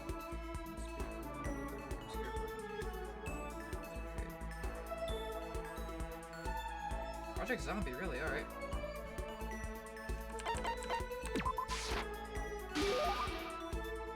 Do you understand? Do you understand the sense of gratitude I am trying to convey to you?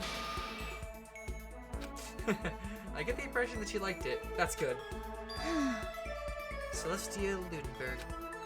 Celestia Ludenberg. What are you doing? No matter how many times I hear it, I never tire of hearing my own name.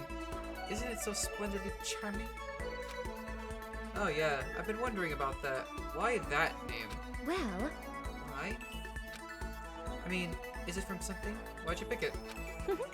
I did not pick it. My name was given to me by my mother and father. Come on, that can't be your real name. Can it? this is fine. It is indeed my real name. Make no mistake about that. Okay, so your parents gave you that name. Indeed. That's right. My father is French nobility, and my mother is part of a German family of musicians. There's no way that's true. But okay, so were you born in France or Germany? Fuchigi. Now we're getting somewhere. I was born in the capital of Fuchigi, which is known for its delicious gyoza. Do you know which city I speak? So it's the capital of Fuchigi, and it's famous for gyoza.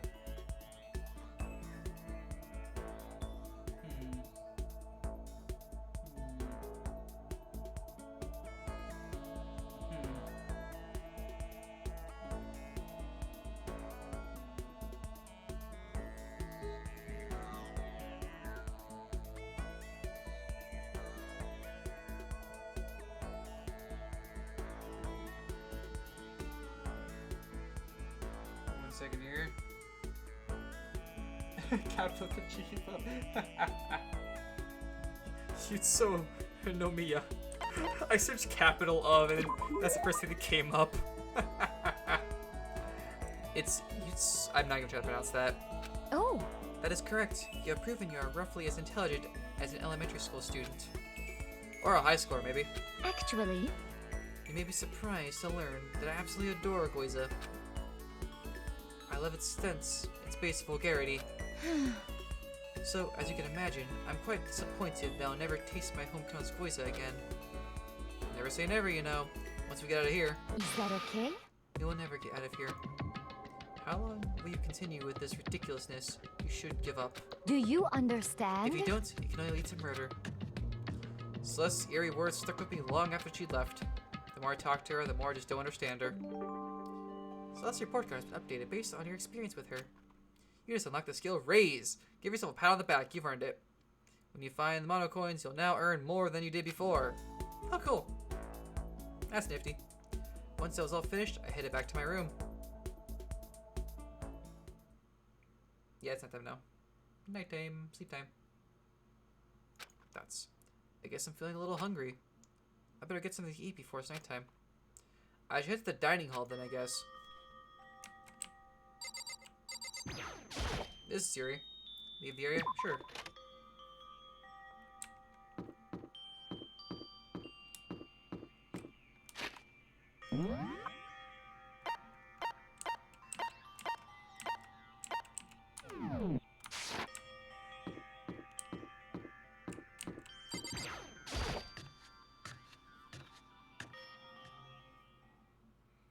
I just wanted to get something to eat, and now I'm about to get roped into something like this.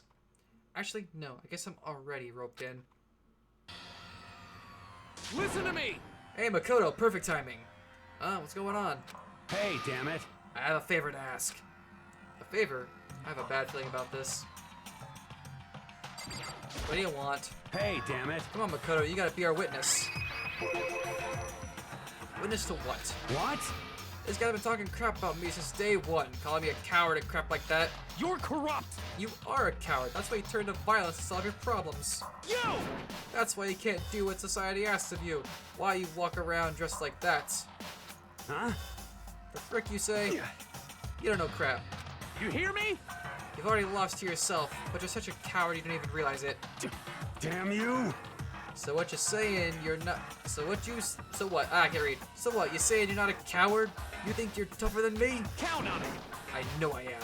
You wanna fight? Okay, then let's throw it down. Prove you got what I don't You got. hear me? I accept your What? challenge. So that's what's happening, Makoto. You gotta be our witness. You're gonna throw down? You're not gonna, like, start punching each other, are you? Hey, There's a bathhouse on the first floor of the dorm, right? With a sauna inside. I see! See, a simple endurance contest, is it? Got it! We're going to see who can stay in the sauna the longest, am I right? piece of shit! Goddamn straight. Ah, Jesus, alright. Are you guys really gonna go through with this? Stop fucking around. Yeah. You! He'll be done in a matter of minutes anyway. People like him are without exception all talk. You wanna throw down? Bring it on. Hell, let's make things interesting. Wouldn't want to win without a challenge, right? Interesting. You son of a bitch! We're gonna battle with all our clothes on. Ridiculous! That's idiotic. Suicidal. You wanna fight? What, you afraid? You're gonna regret this. Stop fucking around. Shut up and let's do this. Hey, Mondo, He's got a towel over his hair thing. What, asshole? you can take off your uniform, you know? Go ahead. I won't judge. And you can shut the fuck up and mind your own business. I mean, look at you. Your face is all red. What are you, one of those goddamn hot spring monkeys? It just so happens I was born with a red face. You don't have to act all big, man. Act, you say? I'm still plenty good to go. I'm so good, I could eat a steaming hot bowl of soup right now.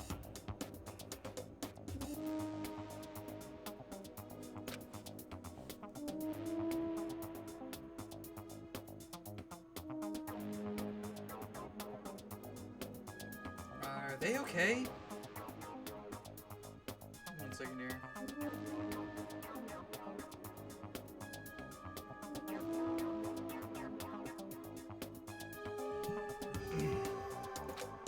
I tried to push my concern aside. A few minutes passed, then a few dozen minutes, then an hour. Don't you think it's about time you gave up? What about you? You can't even hardly talk. Dumbass. Say whatever you want. I'm still totally good to go. In fact, I'm starting to feel kind of cold. That's probably not good. Hey, guys, I know you both want to prove how big of badasses you are, but don't you think you've done enough? Shut up! I just can't win. And the doorbell the bell goes off. This is a school announcement. It is now 10 p.m. As such, it is officially nighttime. Soon the doors to the dining hall will be locked, and entry at that point is strictly prohibited. Prohibited! Anyways, Okay then. Sweet dreams, everyone. Good night. Sleep tight. Don't let the bed bug bite. well, I didn't get my snack. Hey, did you hear that? It's nighttime. How about we call it a tie? In a true competition, there's no such thing as a tie. Oh my You god. win or you lose. The only thing that matters. Listen to you, you son of a bitch. Then bring it on. I'll push you right up to the gates of hell. The gates of hell?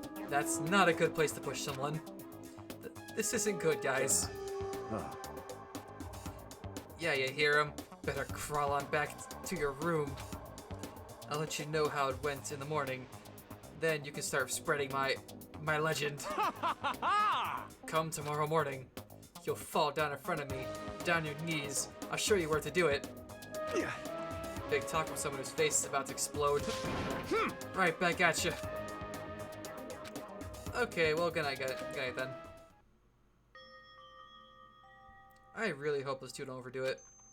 But I'm sure... to the death? No, surely they wouldn't go that far. One of them's gonna turn up dead. The concern stayed with me as I slowly succumbed to sleep. Monokuma Theater.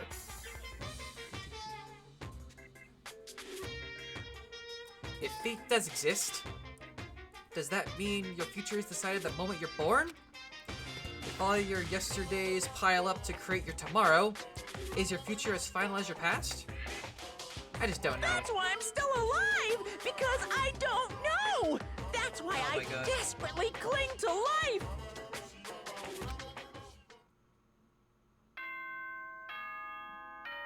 Bell noises.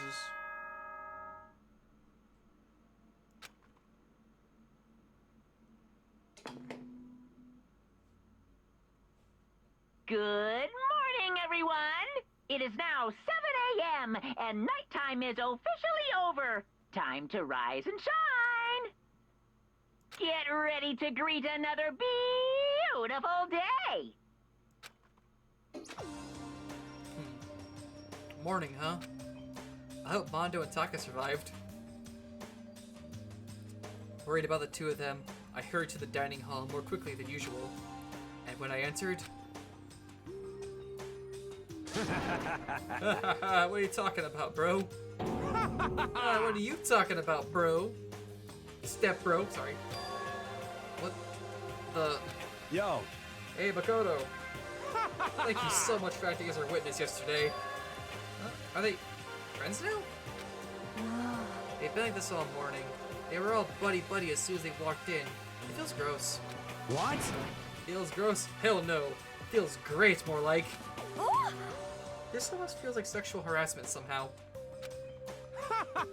Forget her, bro. A girl like her just doesn't get our manly bond. You hear me? Friendship between men is stronger than blood. A woman could never understand. Ain't that right? What you just said? Bro, that was cool as shit. I should get a tattoo of it.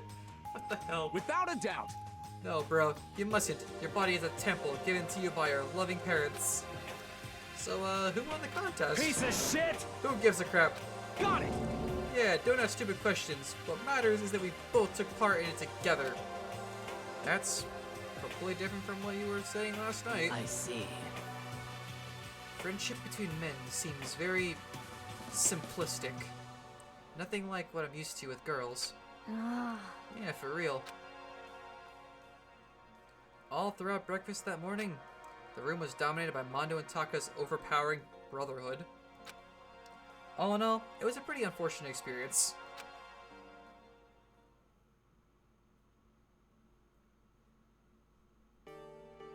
So what should I do today? Doorbell noise. Who could that be? Wondering who had come to visit, I opened the door, and someone forced their way in. Hi, Toko. How are you doing today? Wasn't expecting to see you in here. Hello, what's up? Toko, what's the matter? What's your problem? Why are you so surprised? Am I really that annoying? Well, I already know I'm annoying. I came here knowing that, so what makes it okay?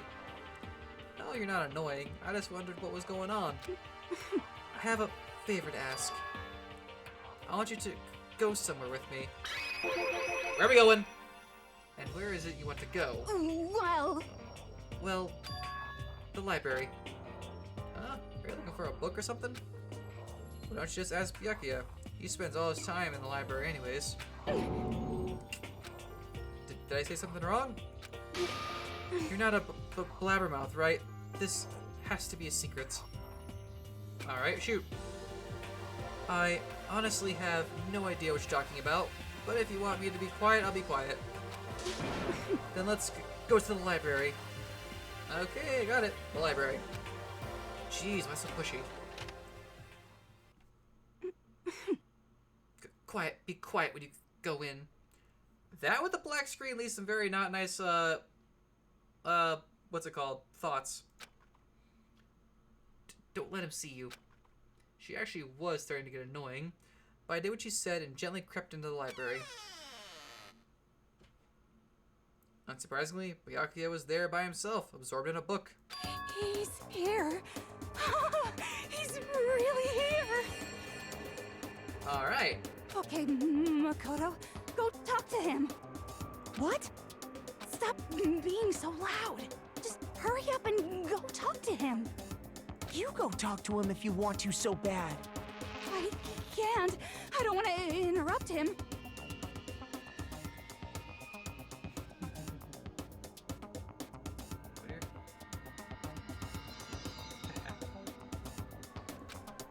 That's kind of crazy. Hi, so I'm being forced to talk to you. How's it going? Nuts. He seems to be really focused on that book. It doesn't seem like the best time to talk to him. Hey, you. What are you doing back here? I hate even having to look at you. Jerk. Ah, so you noticed me, huh? Naturally. Of course. Now hurry up and leave. And take her with you. Hey, Byakuya? Dots. Remember how you said, don't be a woman who dominates weak men? Be a woman dominated by a strong man? Or by a strong man? I never said that. Well, actually, I just thought it sounded like something you might say. Get out. And go take a bath. You smell. Don't make me repeat myself. Don't make me say it again. Go now before your stench latches onto the entire room. Okay. What a jerk. He really dug into us there. Maybe he's in a bad mood. She seems super depressed. Did you really upset her that much? Byakuya, to go that far. What? He must be really concerned about me. Huh? He told me to take a bath and everything. He must really care about my well-being. Hey, Makoto, what do you think? Think about what? Do you think Byakuya and I would be good together? Well, now, I don't really know. Maybe. That's true. There's really no way to know. But the distance between us doesn't change our love. Because as soon as you realize your feelings, the love is born. That's how love works. Okay. There might come a day when you understand. Maybe someday. Well, bye. Uh-huh. What do you want? Ah, young love. Ugh. Ba-bum, ba-bum. Who would have ever guessed she would go for someone like him? But eager passion can also be scary. Sometimes that leads people off in the wrong direction. Oh my god. All of a sudden, I feel exhausted. Maybe I'll head back to my room for now. I agree. Good timing. Just go back to the room. There's still some time left in the day. What to do? Free time. Alright. Monitor. I've already read that, right? Yeah.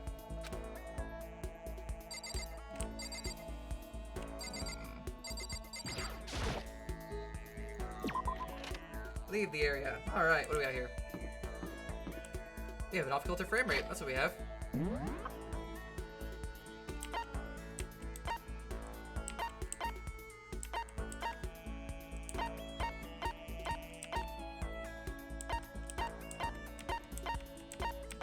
Let's go say hi to Mondo. He's in the dining hall or dining hall? Let's go say hi to Mondo. Mondo's a cool guy.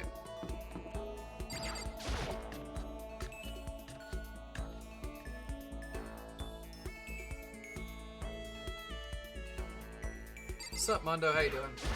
Yo, Hey, Makoto, what's up? Should I hang out with Mondo for a while? Let's hang out with that's Mondo. true.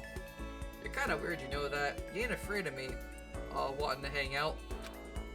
Well, whatever. You want to go get something to drink? Mondo and I went to the dining hall and had some tea.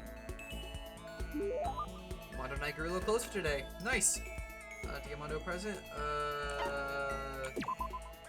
Let's see what we got to give him. Anything we could give him.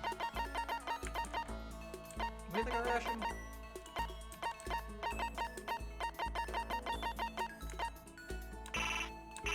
Oh, I have none of them, I see now.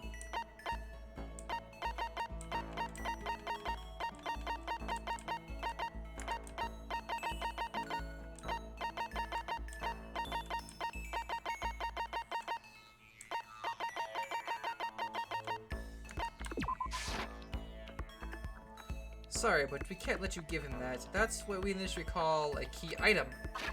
To give him, I don't even give him. So we're gonna back out of that. Are you sure you don't want to give him something? Yeah, I'm sure. Shit. Ah, damn it. Bastard. Okay. What's wrong? Why are you so mad? What? Why am I mad? Why am I mad? Can't you see why I'm mad? I need to get out of here. I need to get out of here and run wild. Shit. I'm so pissed off right now. Crap.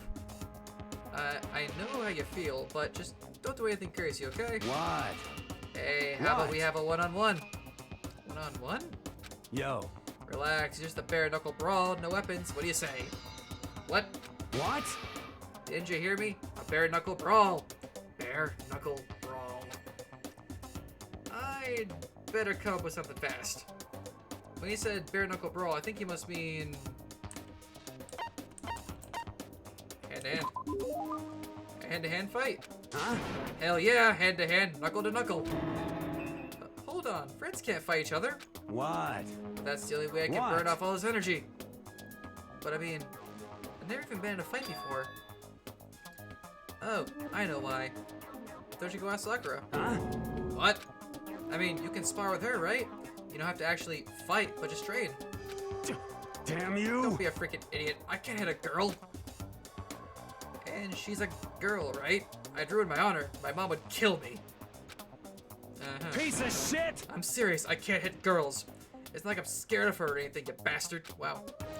Okay, okay. You don't have to go. You don't have to shout. Damn you! Shouting's in my blood, asshole. When I get stressed, I yell. Crap.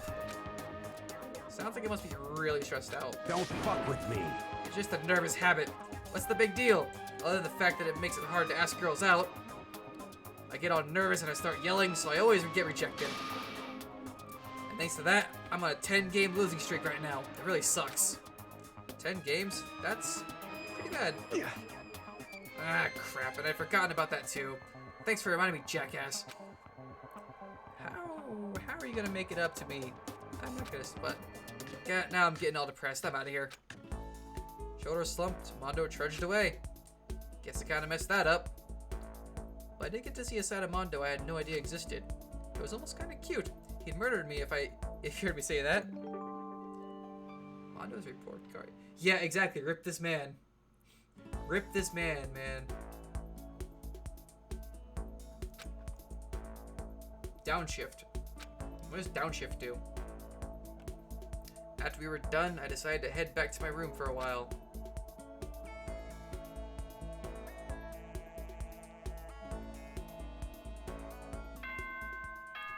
Door sounds, or bell sounds, whatever you want to call that. Yeah, seriously though, man, Mondo's a very, very angry individual. Seems like it anyways. Probably a big softie. Ahem. School announcement, school announcement. Nighttime is quickly approaching, but before it arrives, all students, please gather in the gym immediately.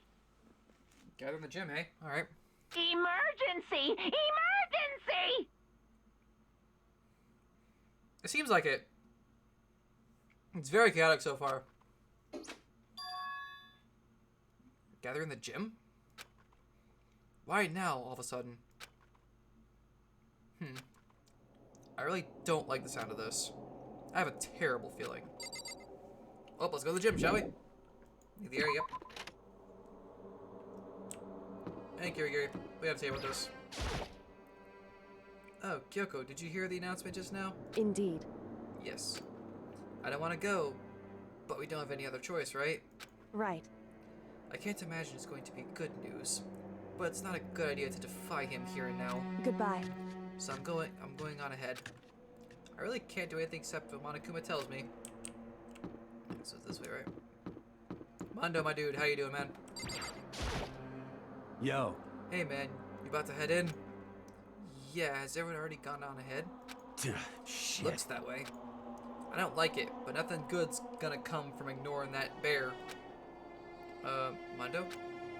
Are you sure you're okay? You kinda went all out in that sauna. What? Huh, who went all out? That crap doesn't even faze me. Yo.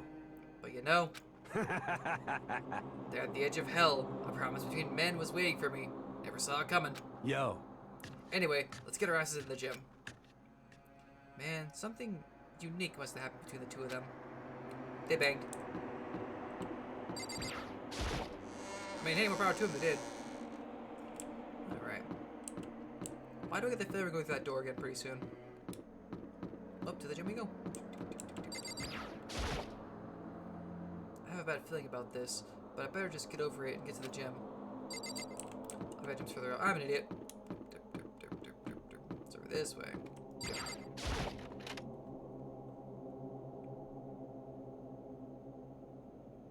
The gym is cool. Yeah, we don't like you, Fumi. Leave me alone.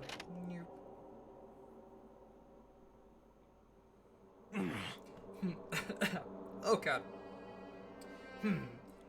Asking us to gather together all of a sudden? Like this? What could he possibly want? Well, Indeed. What might await us this time? He keeps things interesting, that's for certain. How is that funny? Can't you smile like a normal person once in a while?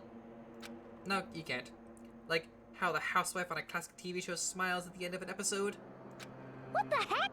There's something totally messed up with you if you can laugh at a time like this. Which of us is actually messed up? Huh? What's that supposed to mean? Nothing in particular, just admiring, that's all. I don't want to kill anyone, but I also don't want to stay here, living in blind denial day after day. I was just admiring how you could live like that and still keep your sanity. Oof, this man. What is this? I'm not in denial. That reminds me. Remember how you kept talking about how the police or whoever would come help us? How'd that turn out? It seems to me there's no sign whatsoever of possible rescue. well, That's just... Huh? jerk. I wonder what actually happened. Certainly. It's strange, that's true. There's no way the police wouldn't know about it. We're right in the middle of a major urban area. I know, right? What? Very rare questions. The police suck! Wow. Nice of me. On the contrary, their mastermind may be just that powerful to take control of even the police. Could it Yakuza is a crazy dude, man. Oh, this might not be related, but... then don't say it. Nope, gotta say it. It's not like some occult mystery. It's about last night. I was near the main hall just staring off into space. When all of a sudden, I heard it. Huh? You heard what? A sound that I don't really know what it was. But what kind of sound? Well, like I said, I don't really know. But if I had to describe it, Could it be it was like a construction site, I guess. A construction site? for serious? I mean, I could just be making that up. I only just barely heard it anyways. Or barely heard anything. Then you definitely made it up. But must have just been the sound of the ocean in that head of yours. Say what? What you talking about, Toko? Honey? Is that Monokuma boy?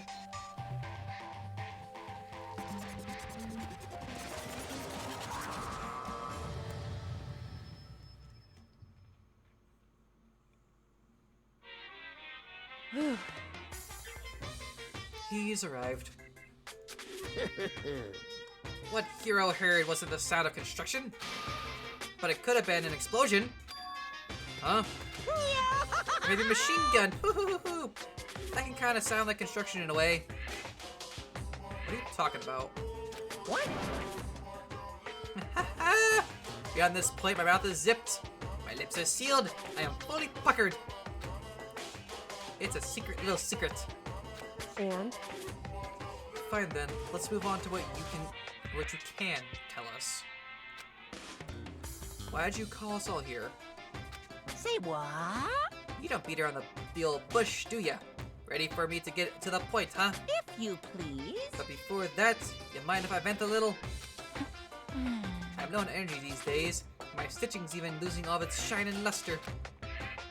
I'm thinking it's probably become of this ho-hum boring old everyday life. I'm looking for something with a little more stimulation. Something rife with danger and intrigue. Yep. Listen, can I just be frank?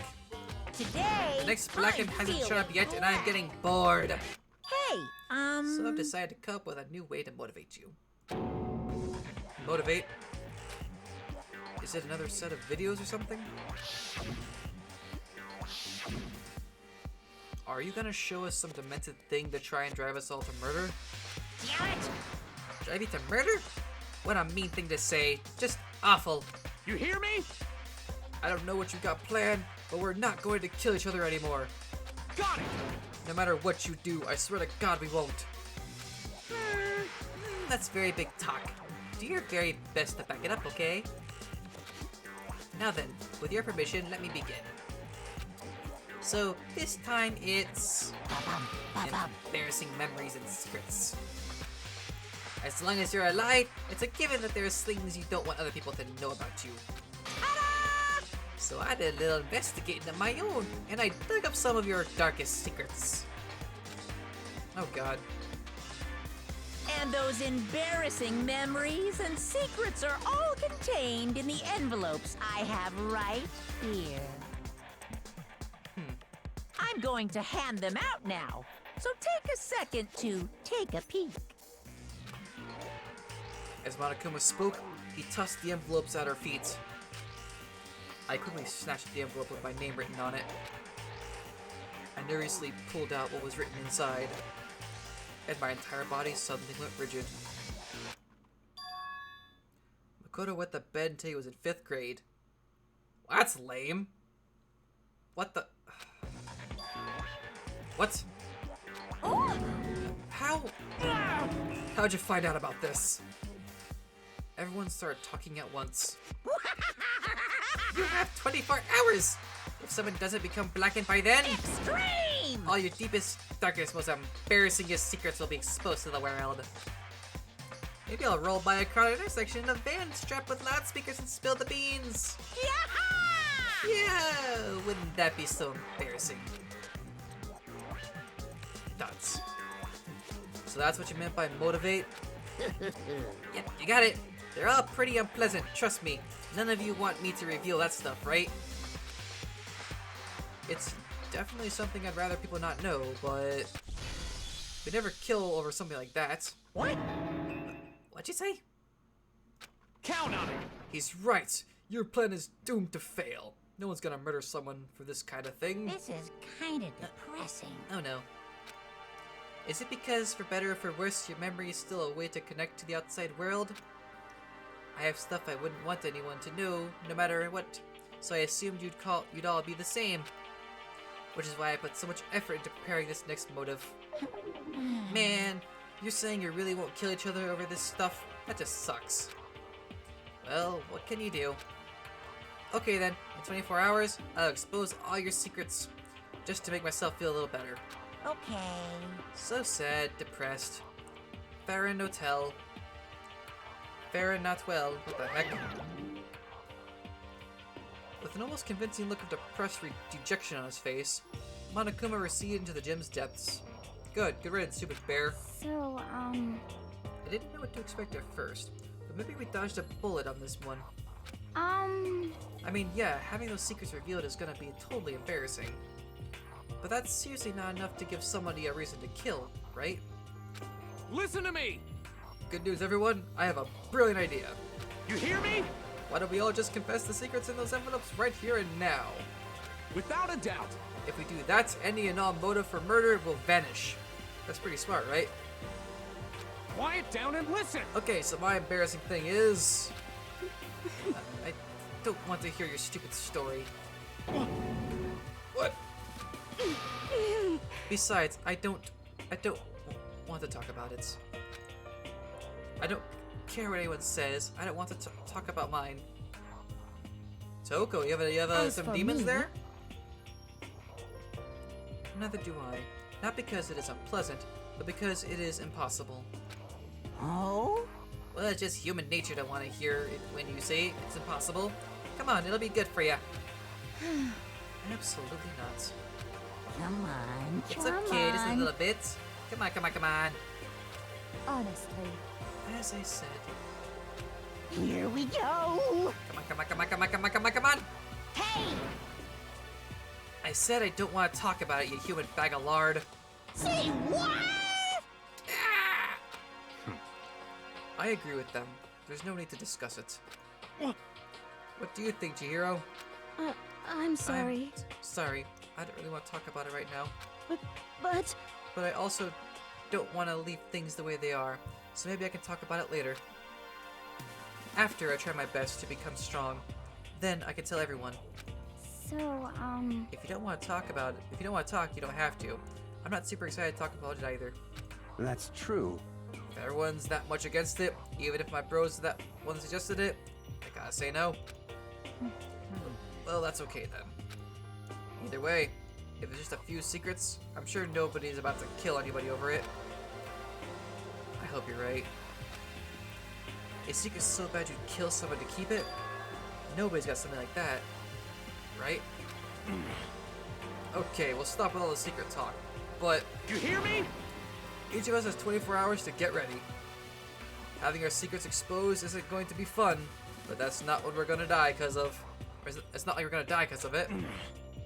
So, you know, don't do anything hasty. Well... The way you keep repeating it kind of makes me worry even more. Okay, I'm sorry. I know it's gonna be tough, but... Finally, the bell rings to shut everybody up. I am running out of breath. This is a school announcement. It is now 10 p.m. As such, it is officially nighttime. Soon the doors to the dining hall will be locked, and entry at that point is strictly prohibited. Okay then. Sweet dreams, everyone. Good night. Sleep tight. Don't let the bed bug fight. That time already, huh? Okay, let's all call it a day. Of course. Good idea. We need to prepare for tomorrow. I was left with anxiety. I just couldn't shake, but we left things as they were, and left things as they lay. One by one, we headed back to our rooms. Secrets are memories you don't want anyone to know about. A way to connect to the outside world. Honestly, all that crap Monokuma was spouting didn't have any effect on me. There's no way anyone would kill over stuff like that. At least, that's what I thought. But maybe I was just being optimistic. Which is probably why, without too much of a struggle... Geez, I'm more tired than usual. Super tired today. I fell asleep. But what I didn't know was that even then, a tragedy was taking place. Someone got murdered! Someone got murked. Calling it now.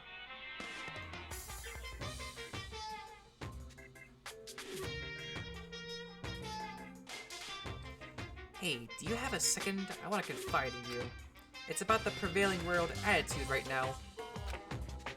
A difference between passive and active, I mean. For example, it's the difference between like, oops, I killed him, and yeah, that's right, I killed him. amazing there are tons of people who don't understand the difference. Can you believe it? But there's a huge difference between oops and that's right. You know what I'm saying, right? Anyone can kill someone in the heart of the heat of the moment, but surprisingly few can do it with calculated intent. To make that choice, then put it into action, it's way harder than just letting your emotions lead you. It's all about preparation, resolve. So maybe you're wondering what's the point I'm trying to make? Well, I'm not totally sure myself. Maybe you should try reading between the lines. Reading between the lines. What's he mean by that? Dots. Morning? Good morning? Good morning! What do you want? Ah! Nice reaction. I'm glad to see you didn't disappoint. What are you doing here? Yep. I wanted to spice things up, so instead of a school announcement, I decided to wake you up in person. What the hell for? Because it's fun. And as long as I'm here, I figured I'd let you hear it right from the bear's mouth. Hear what? Are you sure you shouldn't be acting this laid back? I mean, even though something happened to one of your buddy classmates. What? Say what? Oh, what? Your face is all blue, like someone on the verge of death. What happened? What are you talking about? That's for me to know and you to find out. Good luck! Something's happened to someone. Was it? No, it can't be. There's no way someone would. But what if? No, what ifs are pointless, especially now when... The dining hall. I need to get to the dining hall.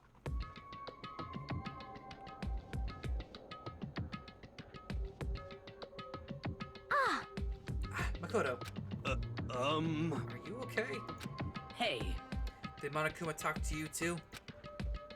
Hiro, Hina, Sakura, and... Togami. Byakuya. Are the other ones here? Where's everyone else? Either they're already off trying to verify what Monokuma said, or they've fallen victim to the something that Monokuma mentioned. The something? Perhaps. It can't be. Has it happened again? Murder? After hearing that, Monokuma had to say the worst possibility forced its way into my mind. It took everything I had to drive that thought away. So, if something really did happen, does that mean someone did it because of what happened yesterday? Huh? It can't be.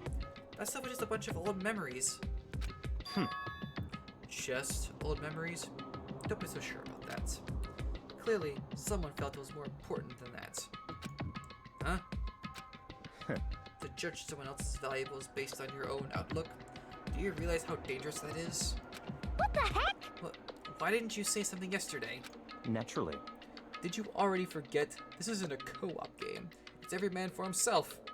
Like a battle royale of sorts. What good does it do me to go out of my way to help you? Just the worst. Stop saying that already. There's something wrong with him. For serious. Did he get brainwashed or something? Wait. That's not important. What matters right now is that we find out what happened. That's fine. She's right. Let's all split up and begin looking. The game is afoot.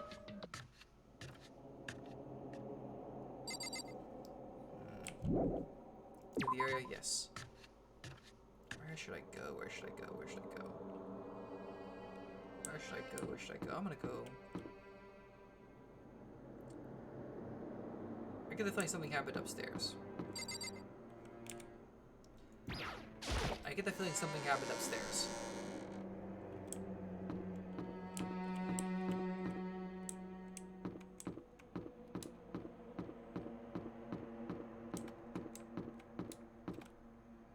It's a love room. Or it's the infirmary. There we go. See what we got up here, shall we? What a horrible bull awaits us up here.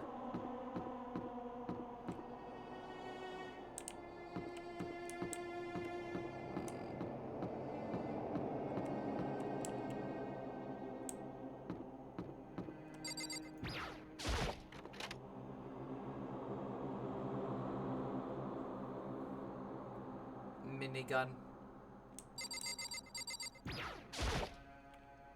The door to the girls' locker room. I have no way of locking it, so I couldn't go in if I wanted.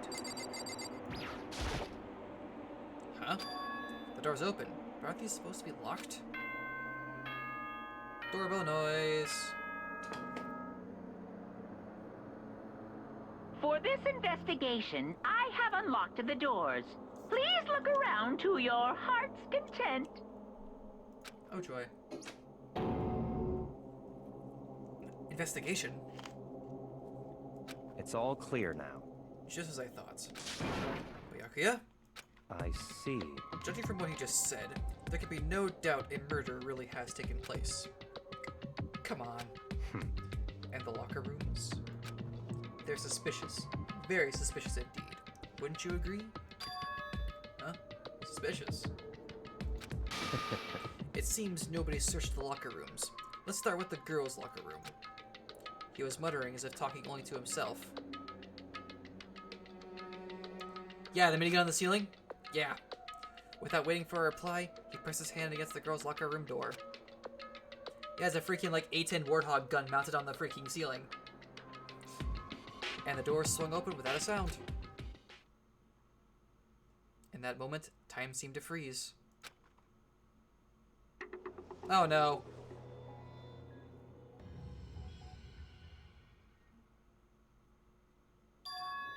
What? I don't know how long it took for me to fully comprehend the reality of what I was looking at. No, the trap died! But as soon as I did... a wild, almost primeval scream escaped from my mouth.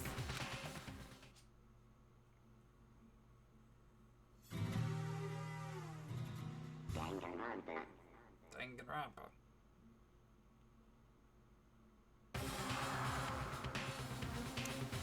I tried to suppress my screaming, but it was useless. I surged out of me, like water from a spring gushing out of the ground. Byakuya, on the other hand? Very strange. Most unusual, don't you think? He was totally calm, almost like he was watching this all unfold in front of a TV screen. I see. Look, Jiro's corpse has been suspended somehow. And something's been written on the wall in blood. Bloodlust. Such a brutal way to kill someone. No, this is beyond brutal. Wouldn't you agree? They killed her. How could it not be brutal? No, that's not my point. This murder is far too bizarre for any everyday amateur to have committed it. Unlike with Sayaka, the murder was not a crime of passion or necessity. It's almost as if whoever did this did it for fun. You see what I mean, don't you? What? My head was swimming. I was still reeling, too confused to understand what he was saying, or he was trying to say. And before I could even begin to clear my head... What the heck? I heard screaming. Did something...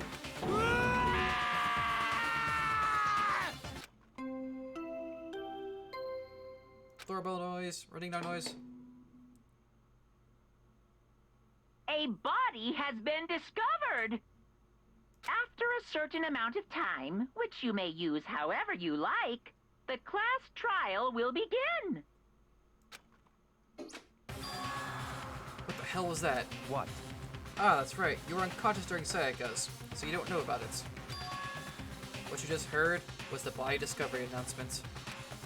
Apparently, when 3 or more people discover a body, an announcement plays to let everyone know. I imagine it's so that the search for the culprit can proceed fairly for everyone involved. Proceed fairly? The body discovered announcement? Then Chihiro really is... Naturally. Dead, yes.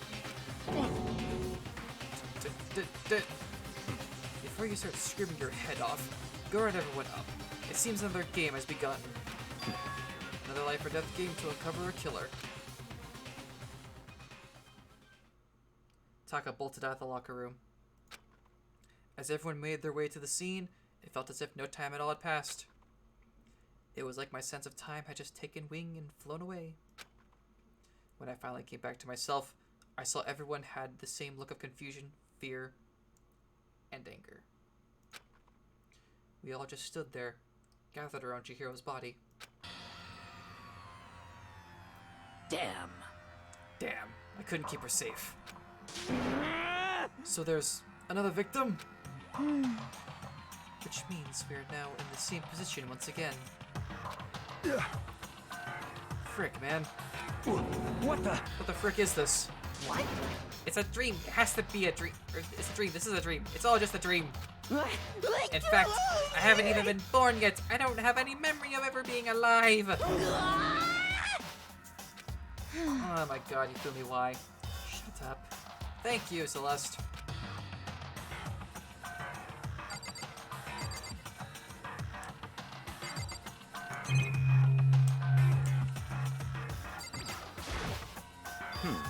For now, pay attention to the wall. Huh? I said it once already. There's a word written there. On the wall? I know the wall. I wanted to look at the tramp with his head bashed in. The word bloodlust is written on the wall in blood. Huh. So... I don't think it's any kind of dying message. It's just too strange. But you know, that thing about writing bloodlust and blood, doesn't it sound kind of familiar? A murderous fiend who kills again and again using a bizarre and brutal method. And at the scene of each crime, the word bloodlust is written in the victim's own blood. They're like a ghost, attacking suddenly, then slipping away before the police can catch up to them. And that nickname? What nickname did the internet give to this mysterious serial killer? What? Genocide Jack? Genocide Jack, the murderous fiend whose grisly attacks were famous all across the country. The ultimate murderous fiend, creating a reputation of abnormal, downright cruel killings. What is this? Then this is some copycat killer trying to intimidate Genocide Jack's style? But why would anyone do that? Perhaps it's the work of the real Genocide Jack. The real... Wait, are you saying Genocide Jack is here in the school? No way! There's no way. But going as far as to write bloodlust at the scene, I am surprised at their stupidity. Well, I can't imagine a worse situation than dealing with a stupid murderer. What is it now? Toko. Hino was pointing toward the entrance to the girls' locker room. Toko was the last to arrive, and now she was just standing there. No, why?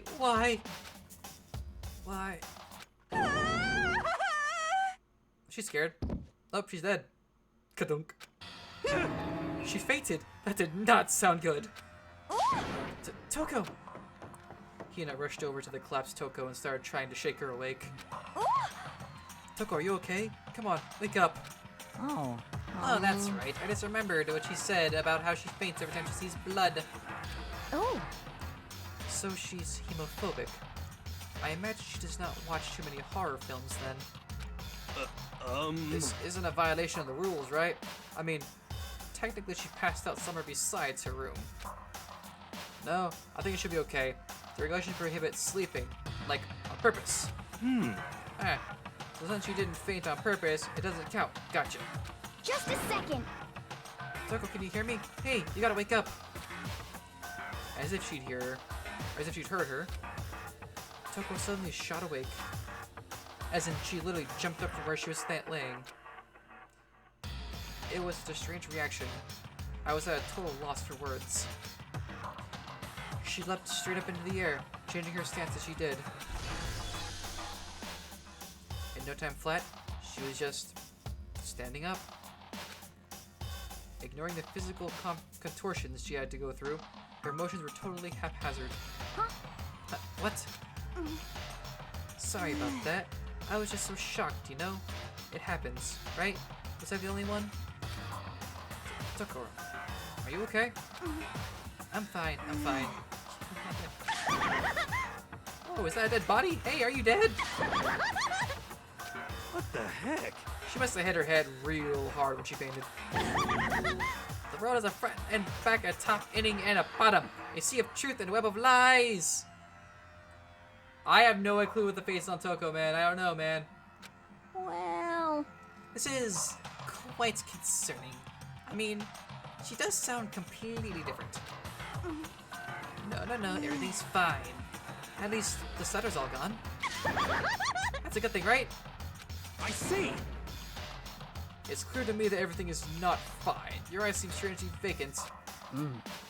It might be best if we take her back to her room for the time being. So, I don't mind taking her, but could someone help me? If you need help, I don't mind. Taka, could you help me? She totally ignored me. Very well. You take care of the girl, and the rest of us can begin the investigation right away. Can I assume nobody has a problem leaving Sakura and Mondo on guard duty again? Hold on a second. Rushing to an investigation? The mastermind isn't behind that. After what happened last time, surely you realize that. Don't make me repeat myself. There is no question that Chihiro was murdered by someone among us. Isn't that right, Monokuma? Of course! Frickin' Jigsaw Bear. Right as rain. But don't take it as a bad thing. It's just a fact of life. Because that's how graduation works. Then it's happened again. Is that what you're saying? That another one of us killed? A fellow classmates? What? Does that freak you out? You guys got no balls, you know that? Is there just nothing down there at all? Well, I'll let you pray it to mine if you want. Actually, I don't have any either. Sorry. Stop talking. Stop monologuing to give us what you came here to give us. You did bring it, right? Yeah, I sure did, chum. It's the Monokuma file! Allow me to present the Monokuma file. I know how much you must be looking forward to it. See ya later! So please do your very tippy-top best on this investigation. no way! Do we really gotta do another investigation? Examining the corpse of one of our friends. Having to suspect all our other friends? Why? I hate this. I can't take it anymore. Oh, I hate it too! Help me! I've had enough. I'm getting out of here. Hey! Where do you plan on going? There's nowhere to run. Such ignorance. Just accept it already. After all, blood is just a liquid. A dead body is a simple object. I know, right? What if she thought she was a trap? You are very enthusiastic about all of this, are you not? Naturally. How can I not be? If we don't unmask the culprit, we all die. That's true, but to jump into it so soon... What? What, do you want to die? Such ignorance. Fine then, go off and die somewhere. Right now, go ahead, you're a waste of space. Damn you! Bodies and objects? Piece of shit! Chihiro wasn't an object. Show a little respect for her, or I'll beat some India. Calm down. Everyone stop bickering. Listen, there's some truth in what Byakuya said. I can't pronounce it. I'm just gonna call him Togumi until he pops up. Kyoko. Because... If we don't solve the mystery and find the killer, our own lives are forfeits. And if Togumi is right, the genocide Jack is somehow the one who killed Chihiro, That's right. then unless we do something more, victims can start piling up. Or videos can start piling up. What? Forget our victims. If he messes up, we're all dead meat. Hey! Hey! Hold on. If that's your worry, you don't gotta worry any longer. If anyone killing game, the guilty party may only kill a maximum of 2 people. Huh? I don't remember any rule like that. Actually... I just came up with it. I mean, if one person went around and killed everyone, your lovely student life would be all over, right? The new rule has been added to the regulations menu. So then... In that case, why not limit it to 1 person? Hey, Well, in a good mystery, you don't want to miss out on at least the potential of a serial killer angle. Just one would totally murder that possibility. Punishment is waiting for Well, you. for now, I'll get you guys at the class trial. Can't say I understand his thinking, but if he killed 2 people, one more person's life could still be in danger.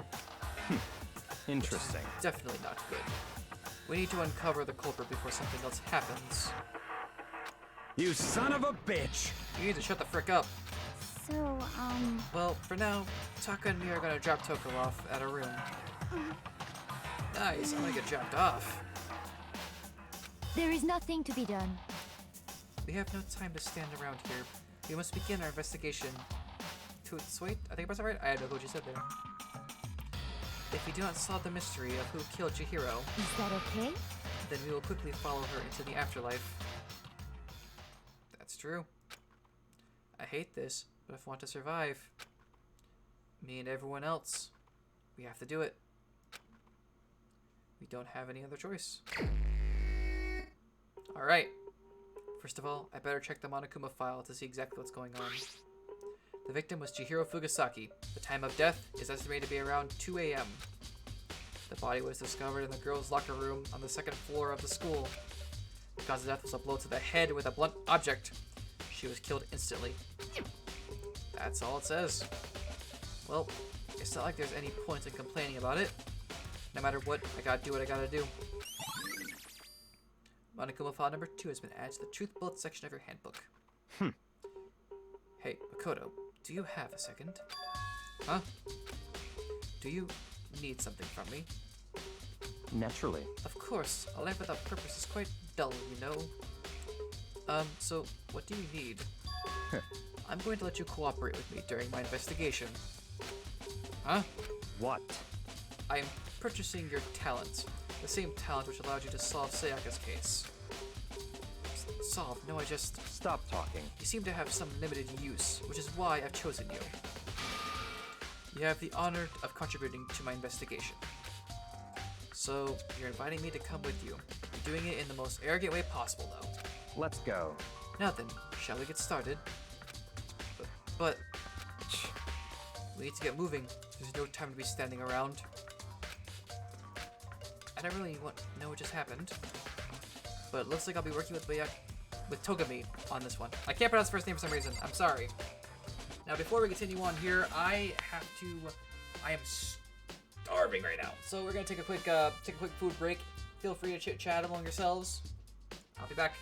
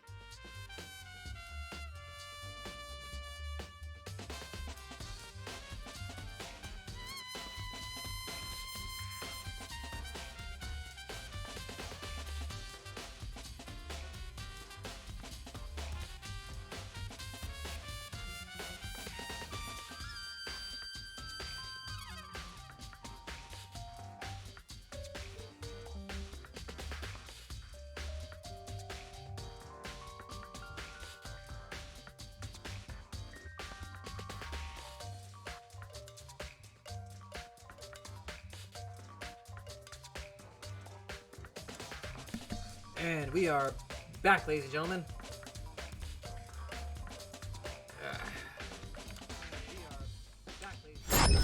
Oh, wait 1 second. Gotta hit the audio, turn that down. There we go. Alright. So, yeah, the trap was killed. The trap is dead. Ding dong, the trap is gone. Why is... Okay. The poster's got some blood on it. It must have happened during the murder. Obvious murder weapon is obvious. There's a dumbbell on the floor. And... there's a bloodstain. There's a bloodstain on the dumbbell. The Monokuma file said a blow to the head with a blunt object is what killed her. Does that mean this dumbbell was actually the murder weapon? That's right. I don't imagine it could have been anything else.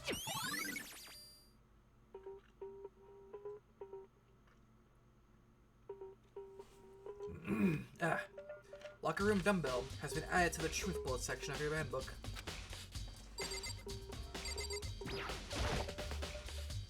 I can feel the life draining out of my own body. It's a dead body. Well, no dip, Makoto. Chihiro's dead body. Very strange. But the more I look, the more strange it all seems. This must be Genocide Jack's handiwork. Excuse me. Well, but... What? But we're still not sure he did it. Is that what you want to say? I wonder about that.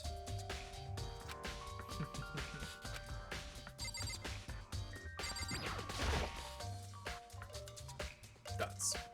She took her time examining Chihiro's corpse. She poked and prodded, going over every inch of the lifeless body.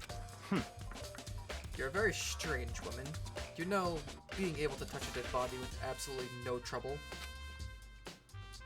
Guts. She seems to be concentrating pretty hard. It's like she can't even hear us.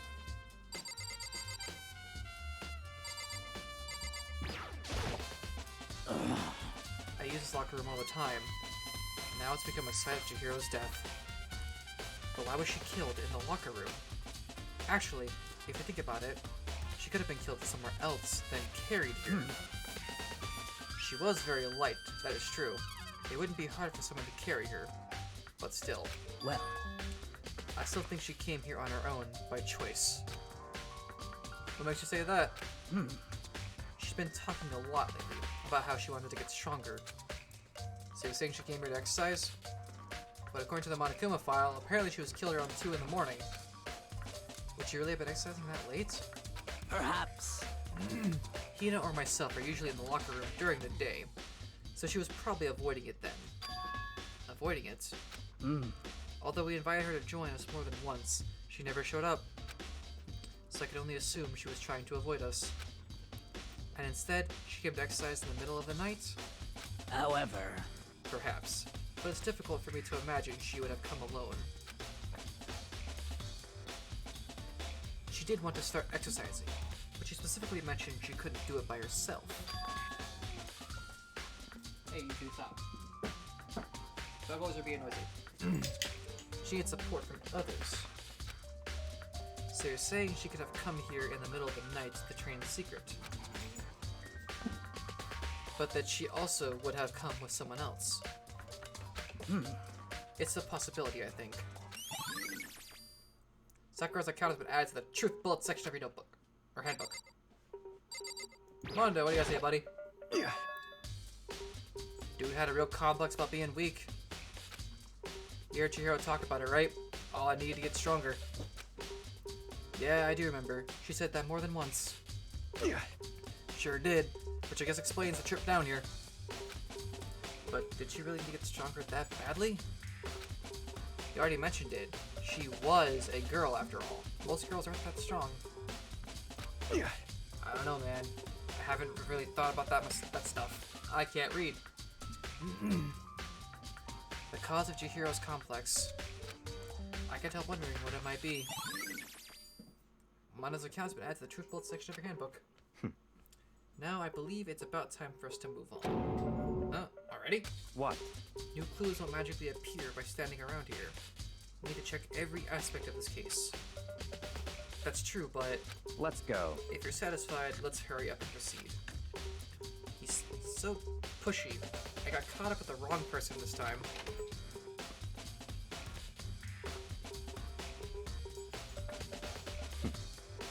I still love the fact there's a freaking Vulcan minigun just mounted on the roof. So this is our next location. Huh? This place is related to the investigation?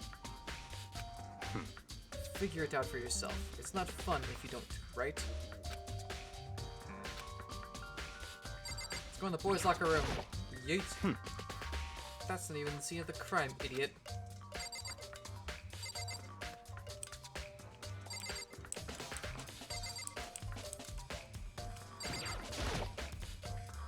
There are a bunch of different poor-related items on the shelf, which have nothing to do with the case.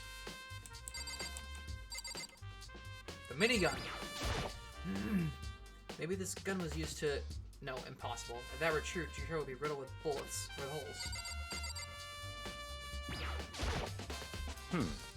You could at least try to figure out where we should check without my help. Hold on, we still have more to check here. Huh? Camera? A surveillance camera. Even as Chihiro was being murdered, I bet the mastermind was just sitting there watching. They know what's happened, and they're still forcing us to go through with this.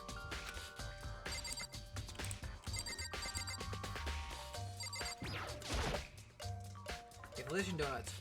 I don't think it's related to what happened to Chihiro.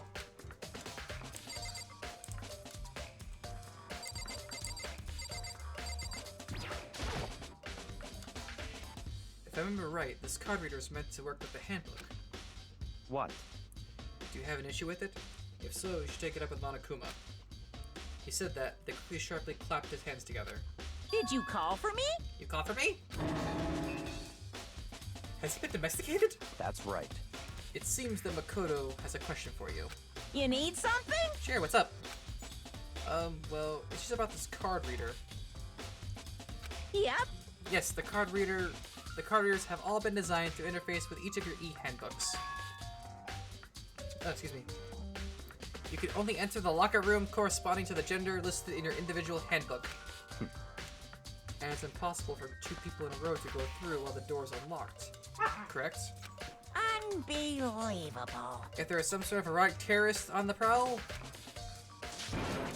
the ceiling-mounted Gatling gun would initiate a Swiss cheese slaughter. Swiss cheese. And the school regulations prohibit anyone from lending someone else their handbook, correct? Of course. Correct. So then, that means only girls can go in the girls' locker room, and only boys can go in the boys' locker room. In other words, Chihiro's body being found in the girls' locker room means... Hey Makoto, I can see right through you. I see. See right through me? Allow me to tell you what you're thinking. Since Chihiro was found in the girls' locker room, the killer must have been able to get in there. So, in other words... As such, the killer must be one of the girls. Did I get it right? Such ignorance. Good lord, you're simple. But am I wrong? You should pay closer attention to the regulations. The answer has been in front of you the entire time. Loaning your e-handbook to another student is strictly prohibited. Only the act of loaning a handbook is prohibited. Borrowing someone else's is perfectly fine. I would expect nothing less from the prodigal son of the noble Togami family. So you managed to sniff out the loophole in the regulations. Knowing you, I would bet you created on purpose, didn't you? To add a little more excitement to things. Yeah, you're treating me like a puny little appetizer instead of the main course that I am. Now then, since the dead can't actually talk, they're not people anymore. They're things. Yep. Get it? Got it? Good. Wait, hold on. You're saying that's a loophole? But in order to borrow something from someone, that means someone would have had to loan it. So, Why you? So sleepy. Just listening to you makes me want to pass out. Be more like Byakuya and get your poop together. Unbelievable. Or else I'll charge you with criminal negligence. No more questions. Figure out the rest of your own damn self. That's fine. Well, I know you are unfortunately lacking in mental faculties, so I'll fill you in myself. Let's head to the main hall. The main hall? That'll help you understand what's going on. Card reader has been added to the Truth Bullet section of your handbook.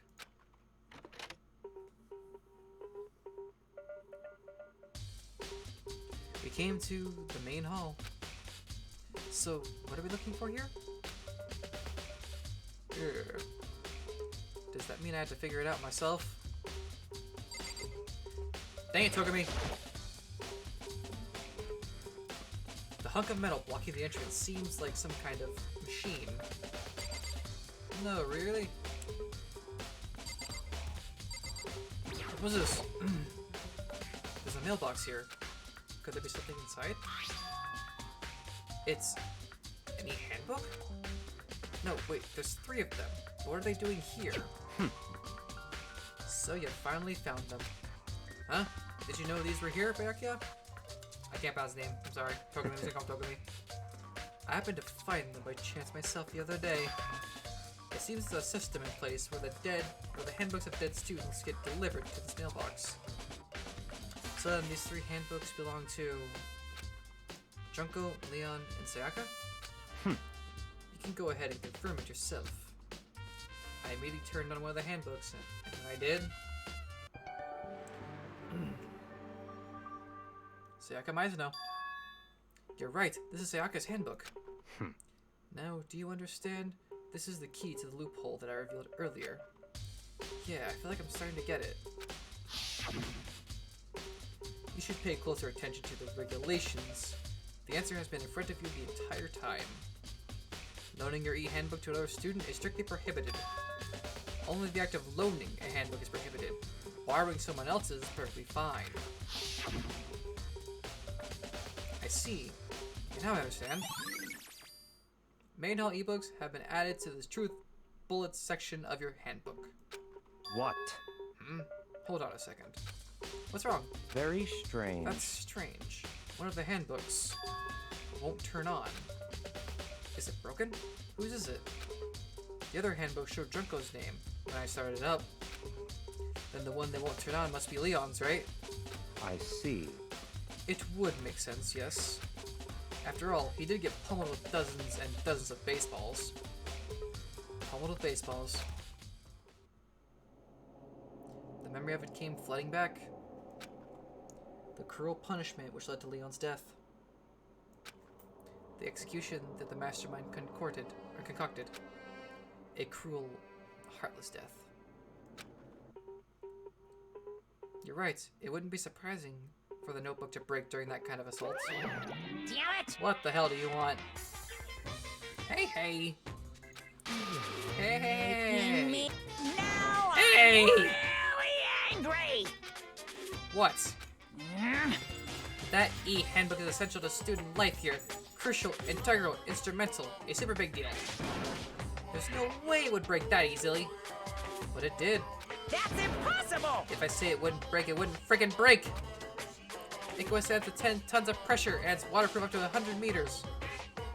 Okay? I don't care how many baseballs you hit it with, it wouldn't do crap. Oh, but even my amazing handbook does have one single weak point. It does? I can't hear you! It's a secret. I wouldn't want you to go breaking any more handbooks. What? Then Leon must have broken it somehow without realizing what its weakness was, right? Hard to say. You know what I think? I think his handbook isn't actually broken. What? But you might ask, how could that be? Leaving the question hanging in the air, Monokuma disappeared. What just happened? Monokuma said it's not broken, but it's an undeniable fact that it's not turning on.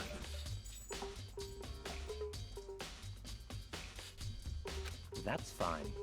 Well, I don't see any connection to the case, so it doesn't matter for now. You think so? Either way, something about it still bothers me. Broken e-handbook has been added to the Truth Bullets section of your handbook. Okay then, this should be enough to get things rolling. Let's begin our investigation in earnest and track down the true culprit. Yeah, we need to find out who killed Chihiro. To be exact, not quite. Huh? Not quite.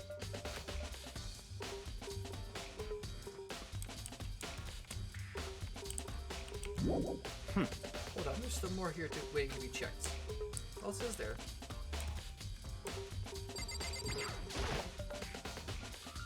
What do you mean by that, Byakuya?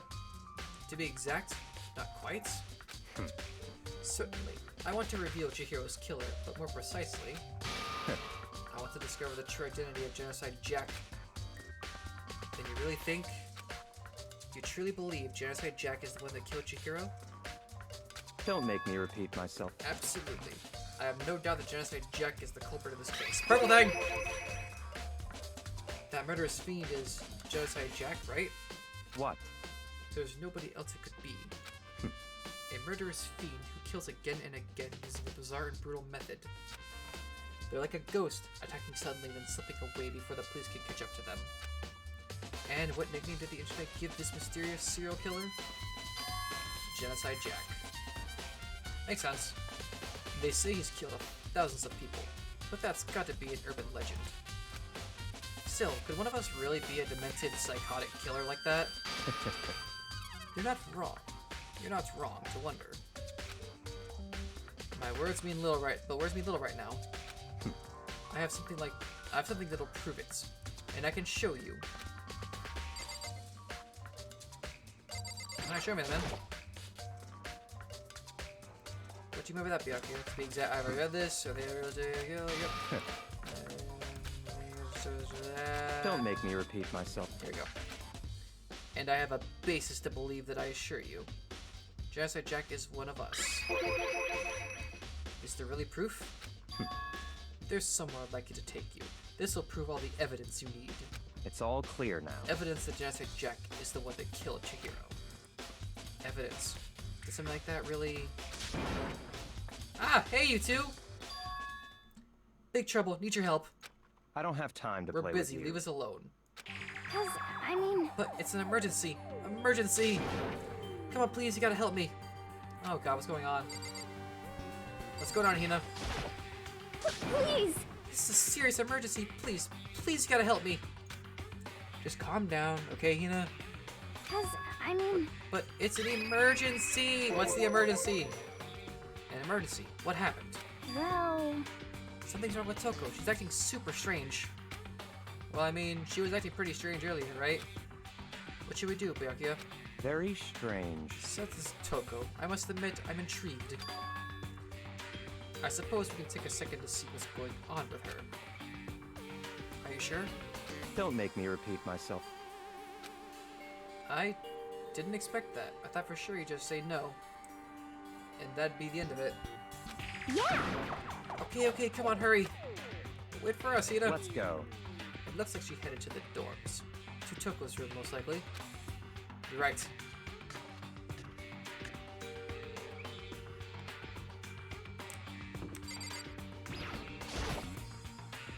Is Toko inside? Some kind of emergency? Let us in! You guys are too slow. I think you're just too fast.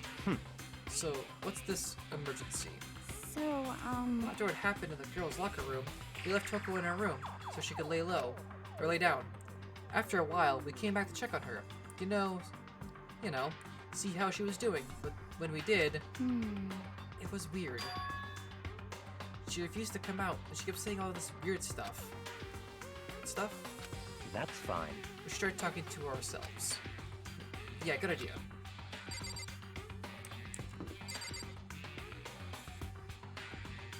I may as well give it a shot. Ding dong. The door swung open slowly and silently.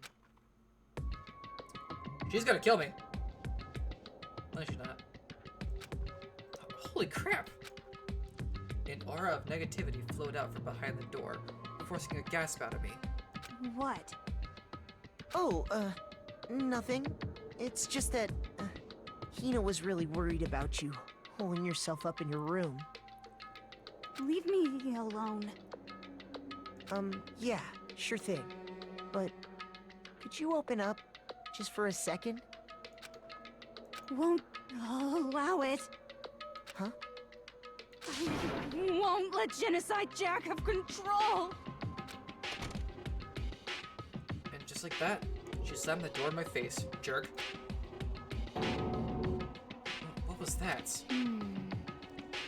She's been acting like that the whole time, when I rang a little while ago.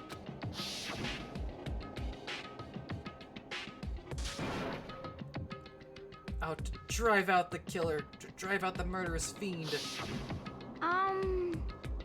doesn't make any sense, right? I was afraid to leave her in there alone, so I tried to bust down the door. But it felt like something was holding it shut on the other side. I couldn't even budge it. Toko was scared enough to even bar her door. Does she think the same thing as Byakuya? I keep messing his name up. Does she think the serial killer, Genocide Jack, really murdered Chihiro? Is that why Toko is so scared? But... Whatever it is, I'm really worried about her. Isn't there anyone who might be able to help to persuade her? Hey, my boy. Help us out here, man. Hey, Byakuya, you think you can ask her to come out of her room, I mean? That's fine. Sure, whatever. Huh? You're gonna talk to her? Byakuya? Wow. I guess you can be nice when you want to. Byakuya stood in front of our door, not making a sound, and pressed the doorbell. Doorbell noise. After a few moments... What do you want? Leave me alone. You're all so annoying. Ah! Bacula? Bacula? It's Byakuya. Oh, that's right, Byakuya. I was saying right. Cool. I'm sorry. I couldn't keep our promise. But don't worry. Never again. I won't let Genocide Jack have control ever again. And with that, the door slammed shut. Even Byakuya couldn't pull it off. There's nothing else we can do. Let's get back to the investigation. Hold on. Hey, Byakuya, what was Toko talking about just now? Something about a promise? What? Oh, I have no idea. Another one of her delusions, I'm sure. But Stop talking. if I say I don't know, that means I don't know. Just let Hina take care of her. Oh, yeah, okay. I'll stay here and keep an eye on her. Let's go. Well then, let's go. Without waiting for a reply, Byakuya sped away. Byakuya! And I hurried to catch him. Hurried to catch up. I tried to talk to him several times as we walked. But he didn't even look back, let alone say anything. He just kept on walking toward his destination. Finally, his feet brought him to a stop in front of a certain room. The library? Come on, let's go in. Yes, the trap has been killed. Chihiro has been killed. Chihiro got bashed in the head by a dumbbell, it looks like, and had a very bad time. So now I'm stuck with Byakuya here, trying to figure out what the hell to do next, basically. He has something else to show me, though. He's probably gonna murder me. Is the evidence that proves it was Genocide Jack really in the library? Don't make me repeat myself. Don't make me say it again.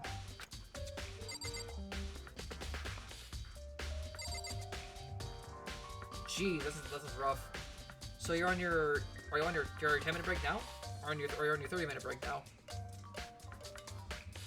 Yeah, and trapped down. Yep, trapped down. The trap has been slain. If I remember, on the other side of this door, it's the archive, right? Hurry up and go inside. Oh, here? Let's go. It'll all make sense once you're inside. Man, Byakuya here is gonna murder me, I think.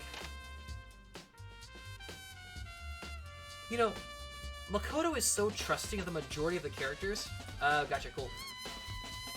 Makoto is so trusting of all the characters in this game.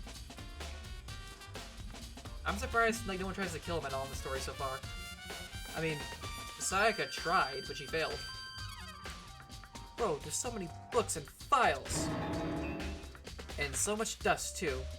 So, in other words... I would say there's enough value in this place to endure the dust. Kinda hard to do. Oyaki, what do you guys say, everybody? If you pay attention to your surroundings, you're sure to discover that value for yourself.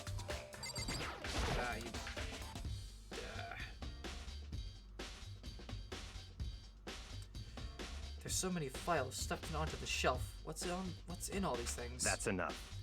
Those documents are dangerous. Dangerous.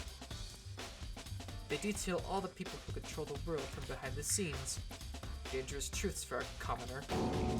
You mean like members of the Diet or something? No, I mean the ones with real power. The secret council controlling everything from the shadows. If you're ready to be disappeared for it, take a look there for some very interesting people in there. I'm not sure Genocide Jack is actually. Given how Toko's been like screaming something about Genocide Jack and how she messed up a promise, it's either her or someone related to her. Nice. It's been a pretty chill time so far until, you know, Chihiro got his/her head bashed in.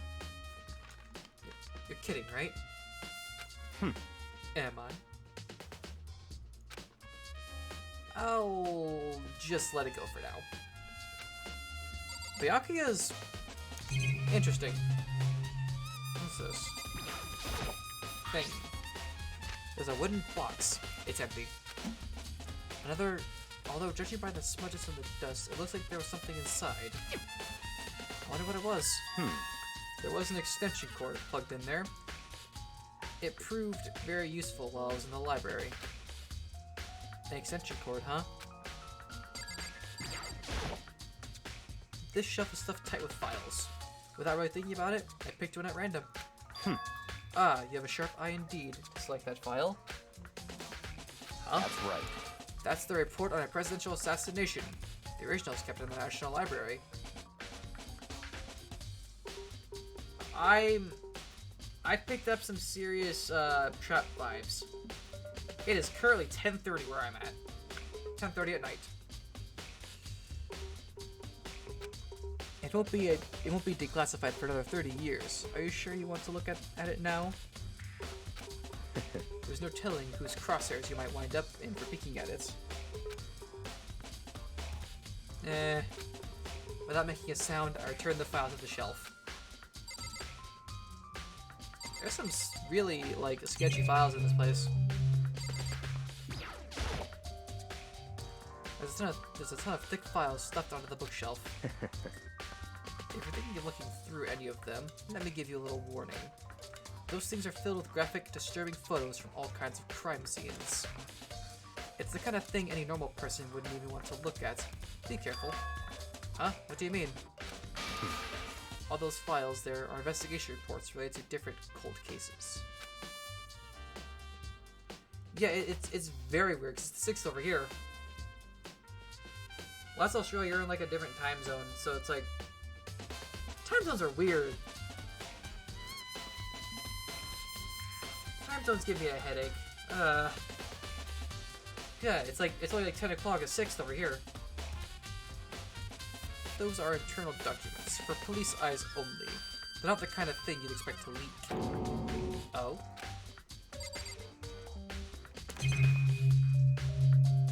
Really? That's weird. Huh, it's a desk lamp. Oh yeah, it's the same one I saw Byakuya using in the library before. What? Do you have a problem with that lamp? It was here before, then I moved it over there. It's too dark over there, so I thought I'd put it to good use. So, are you finally beginning to understand the true splendor of this library? My god. Oh my god, Beef, you're right. You would be going back in time. That's some freaking time travel paradox bullcrap right there.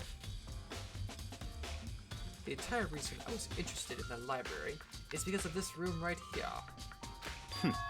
Interesting. It's home to classified government documents. Police records. Things no ordinary person would ever see. Ah. My throat was getting dry. Isn't it magnificent? This can't be for real, right? Such ignorance. That's your guys' problem. Anything that doesn't fit into your preconceived reality, you label it a lie. Well, it's not that, it's not like I totally refuse to believe it, but I mean, there's just so much.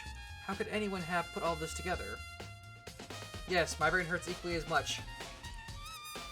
Brain is not happy.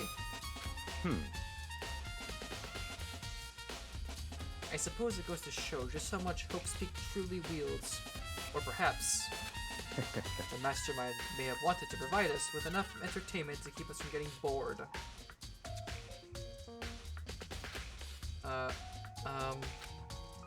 It's no use. I can't keep up with all this. It's just too unreal.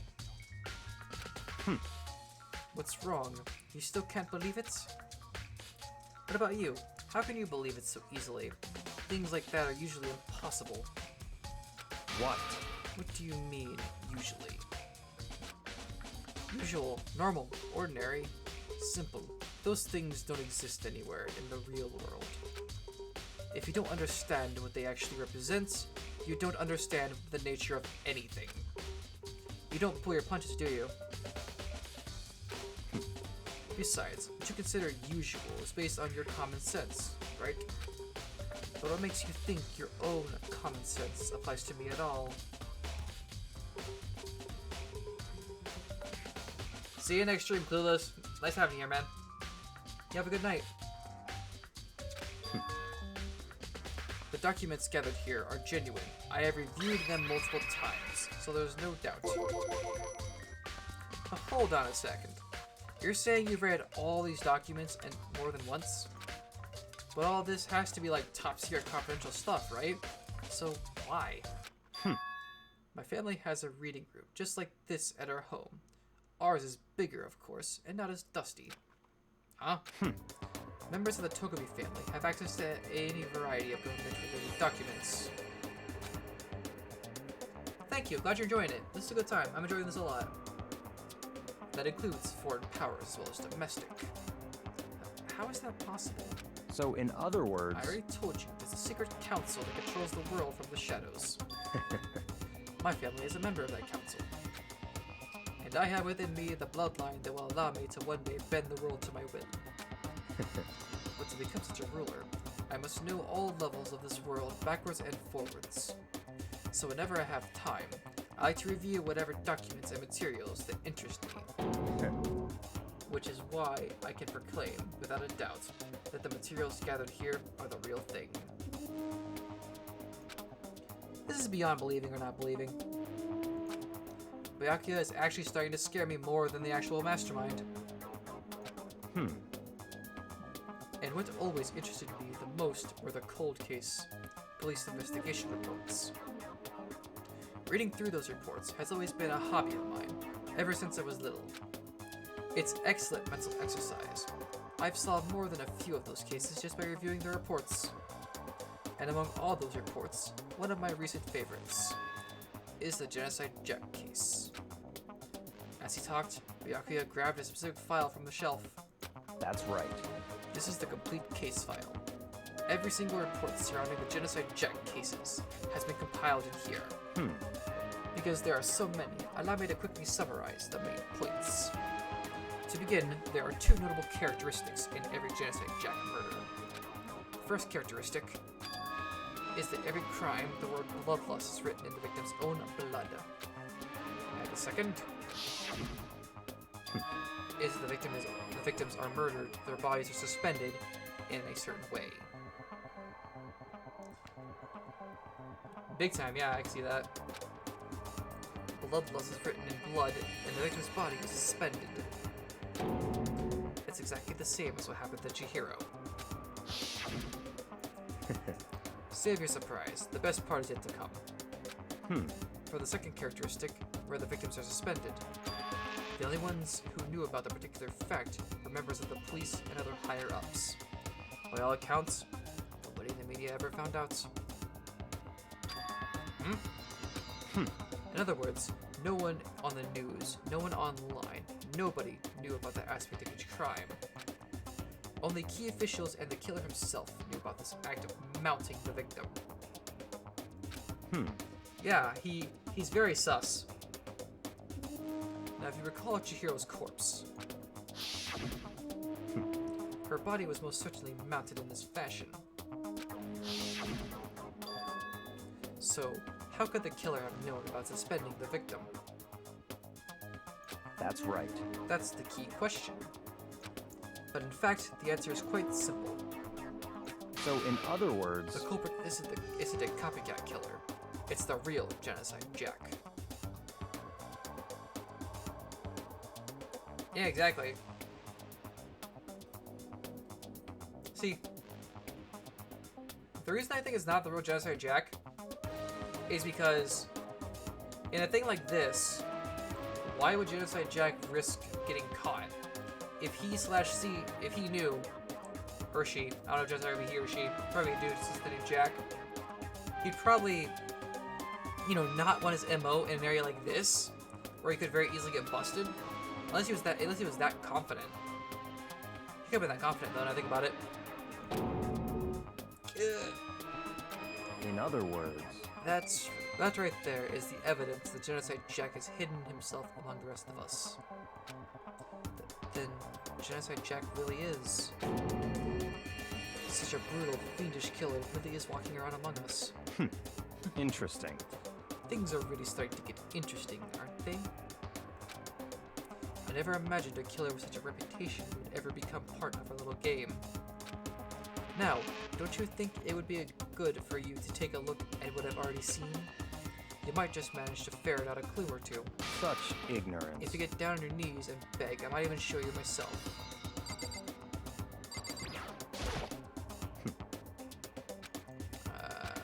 I'm ready for this.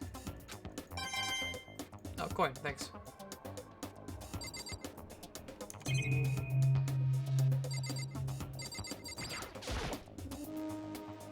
Byakuya, about that Genocide Jack case file. Could you let me see it? That's fine. Well, you didn't beg, but I guess it's okay this time. Feel free to look at it in here, but you can't take it with you.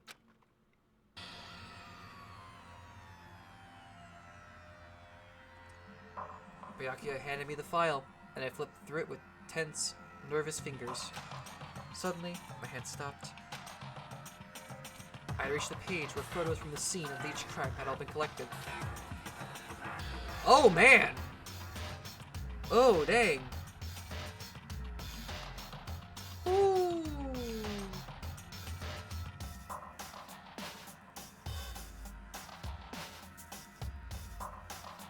I'm excited. Victim Ken Harada, office worker 32. Murder took place in the parking lot of the victim's apartment complex. The victim suffered multiple stab wounds across his body, believed to have been inflicted with the same scissors that were later used to attach the victim to the wall. That's concrete.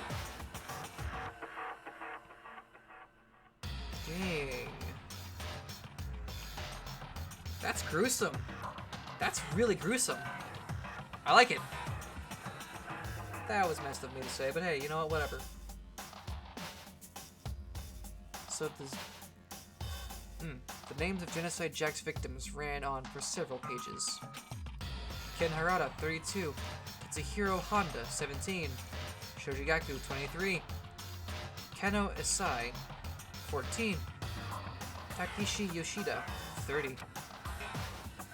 Kamatsuno Taro, Takafumi Gono, Uchika Naosha, Takeshi Masamune, Yutu Yomajima. There was no end to it. But one thing became perfectly clear as I read.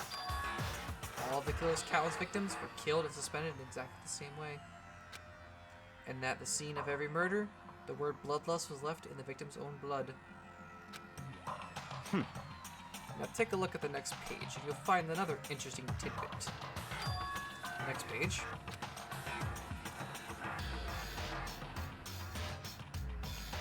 Profiling results. All the crimes took place either on weekdays, at night, or during holidays, either day or nights. The most common time for the killings to take place was on holidays in the afternoon.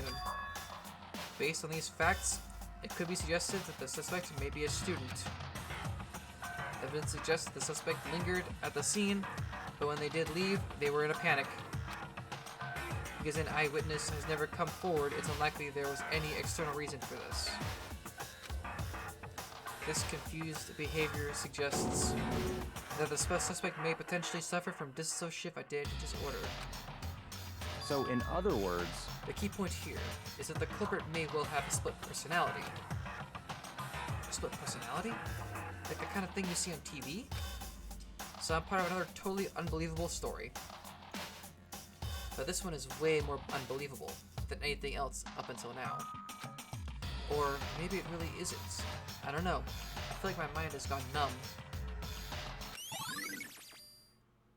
Genocide Jack's case file has been added to the Truth Bullets section of your handbook. let's go. Alright, we should get going soon. Huh, where are we going? Anywhere but here. We finished our business here, haven't we? Wait, Byakuya! As usual, Byakuya turned and left without another word. I hurried out of the library to catch up. Well, this is where we part ways. I have some things I need to take care of before the class trial. Huh? Just all of a sudden like that? I don't have time to play with Come you. on, enough of your annoying misapprehensions. Did you really think we'd be together the whole time? Take responsibility for yourself and do something useful. Move the investigation forward on your own. Goodbye. Well, goodbye. Jerk!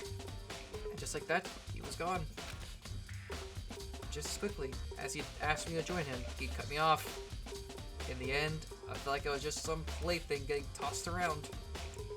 At the same time, I uncovered some really important clues thanks to him. Genocide Jack, he's the one that killed Chihiro. And that murderous fiend is one of us. But who is it? I have to find that out, no matter what it takes. And to do that, there's somewhere I have to go. Investigate one more time. I have to go back to the crime scene, the girls' locker room. I should check the boys' locker room too. And the others might have come up with some info I might find useful while I'm at it. I need to find out everything I can.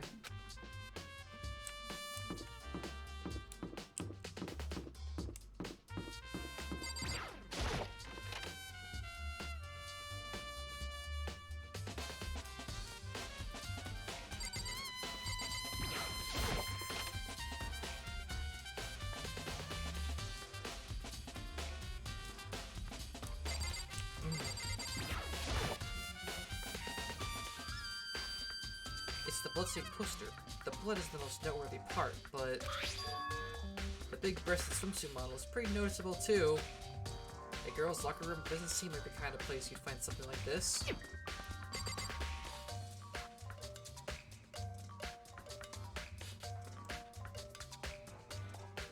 Okay.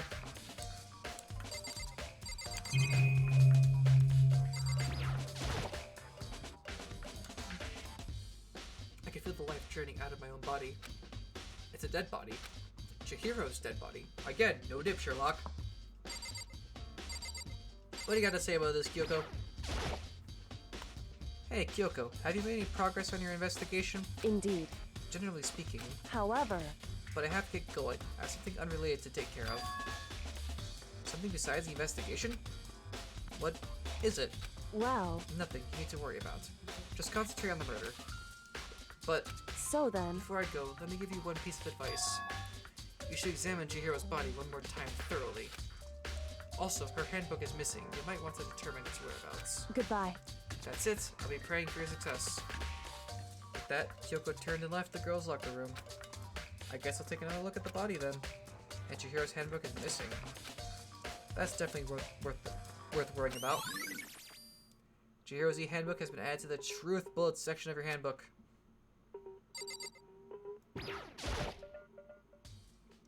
Kyoko said I should examine the body one more time.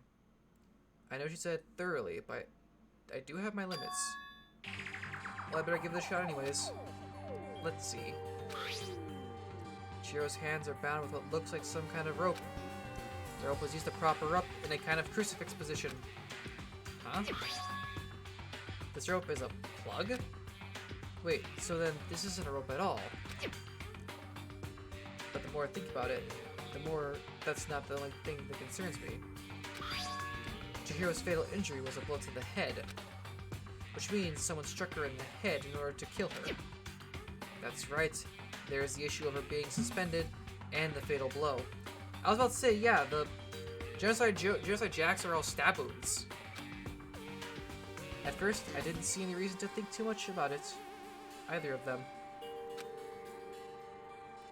But seeing them again after looking through the Genocide Jack file, something's not quite right.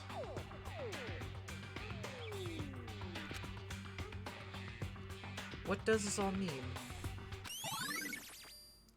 Status of the dead body has been added to the truth bullet section of your handbook. Well, the one thing most likely to tie all this mystery together is the true nature of the rope that was used to suspend Chihiro. And to figure out if there's a certain place I need to revisit and look over again. Plus, it might help to look at the Genocide Jack case file one more time. That poster was in the men's room.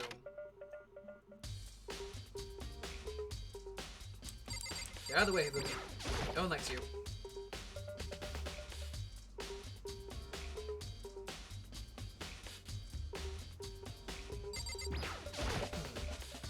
Huh, this poster.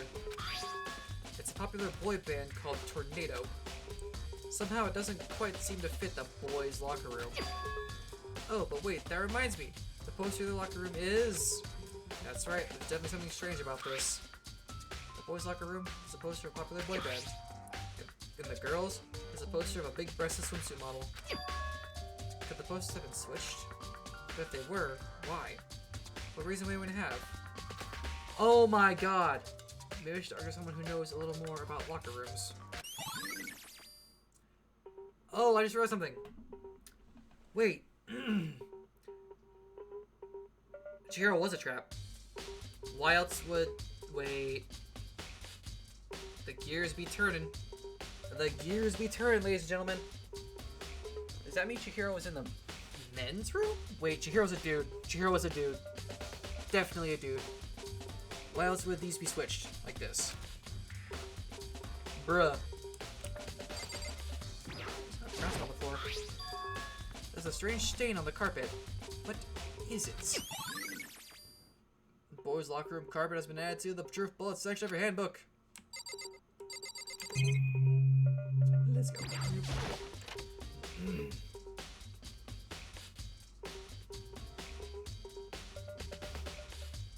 This ain't where I want to be.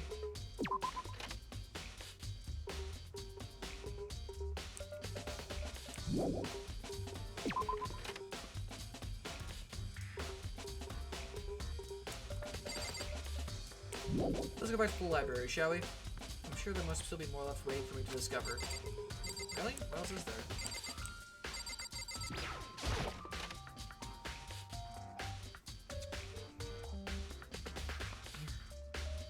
Oh, they're both in here. Yeah. Dude had a real complex about being weak. You heard Chihiro talk about it, right? Oh, I need to get stronger. Yeah, I do remember. She said that more than once. Sure did, when she explains the trip down here. But did she really need to get stronger that badly? You already mentioned it, but she was a girl after all. Most girls are not that strong. Yeah. I don't know, man. Haven't really thought about that stuff. Chihiro's complex. Where did it come from? Okay, that was all I read earlier. You spend a lot of time exercising in the girls' locker room, right, Sakura? Of course. I've used it nearly every day since it opened up. Sometimes Hina and I use it together. Oh ho ho! Really now? Okay then, let me ask you something. Do you think the posters in the boys' and girls' locker rooms could have been switched? I'm sorry. Sorry, I can't really say. I never really pay attention to the posters. I see. However... But there is something that's been bothering me about the locker room. You see, I like to drink a little protein coffee every time I finish exercising. We have a protein coffee in the warehouse. It's not the highest quality, but I don't have a lot of other options. I mix protein powder with coffee and down a glass of it after exercising.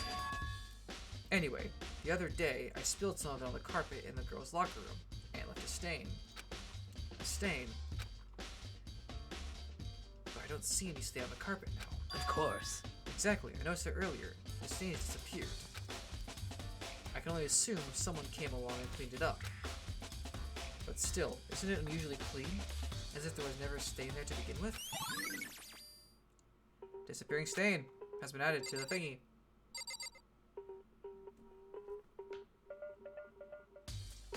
Chihiro was murdered in the men's room.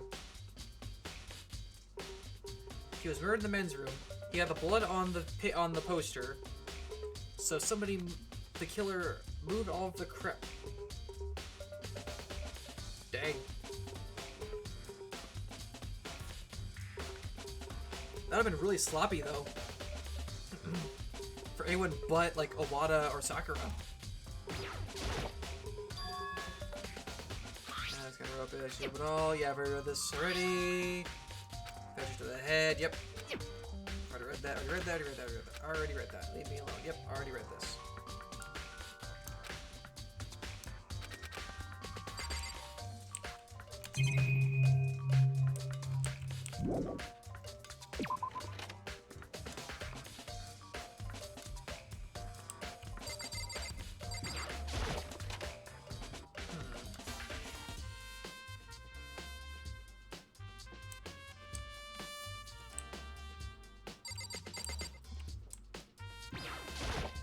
Too, I think. It's interesting on the carpet. What is it? You alright, dog? The dog made a noise. He went,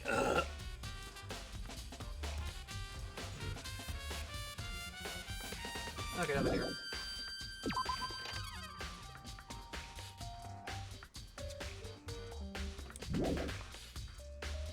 Leave the boys' locker room? Yes.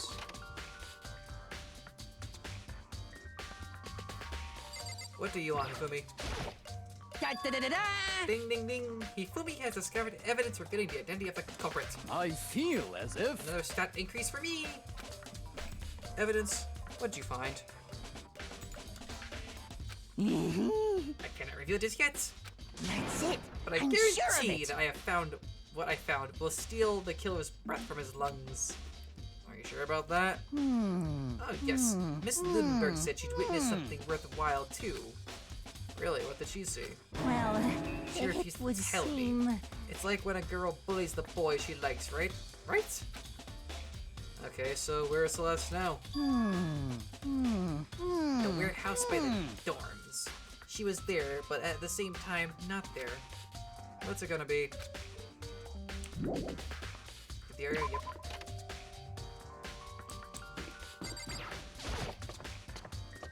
Let's go to the warehouse, I guess.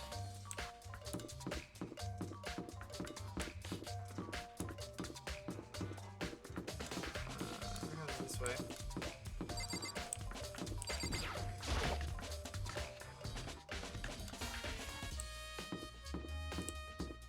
It's right there. That's laundry. I'm an idiot. Map, help.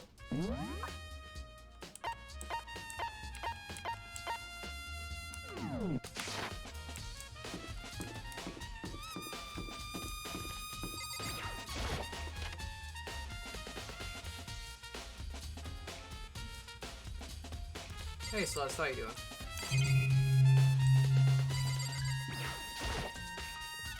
Celeste, what are you doing here?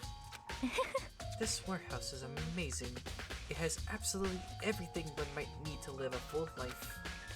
From food to clothes to towels, there's an endless supply to choose from. I see that, but have you found anything related to the case? Most unfortunate. I knew you were going to ask me that. I thought talking about the warehouse itself might misdirect you, but I see it was pointless. Then you did find something.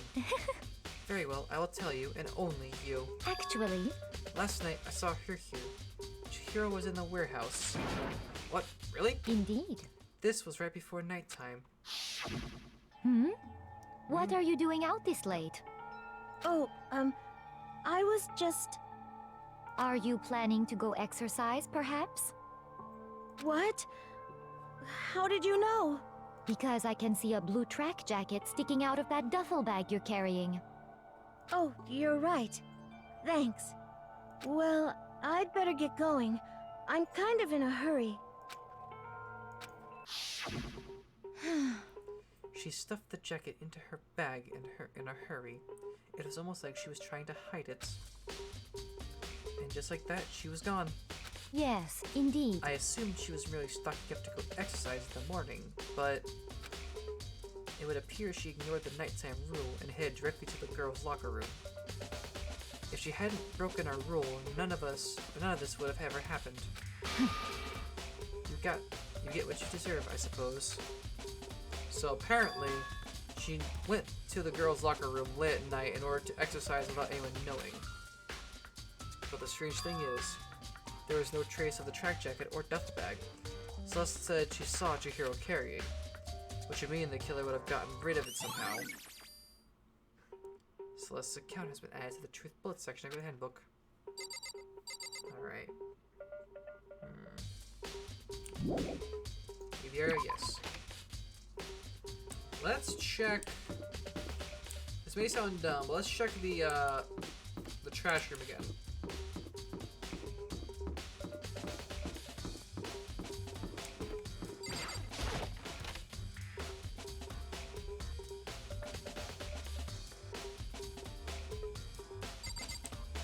Nope, locked. Well, that eliminates that possibility. It's over here.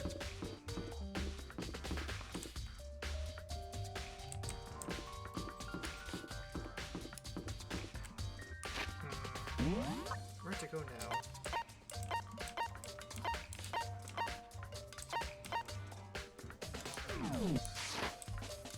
Let's go back in here for a second.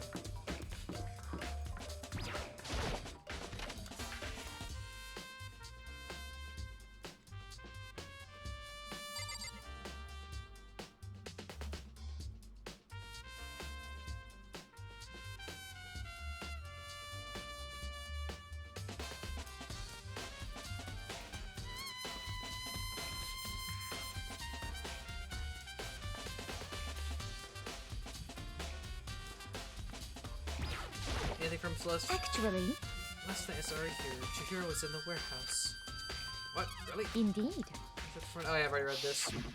Already seen this. What? Already seen this. Get this out of my screen. Already seen this. Okay.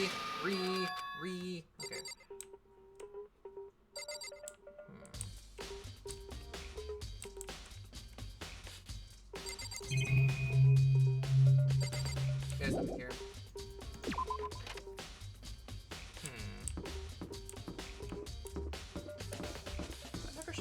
I've only like once.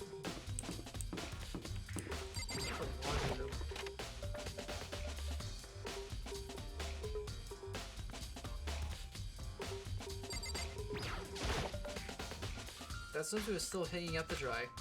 I don't think it has anything to do with the case.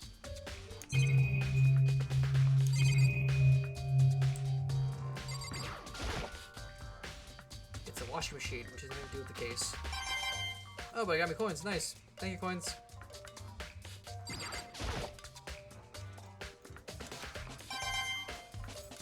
Do these all give me coins? Hold on. These all give me coins?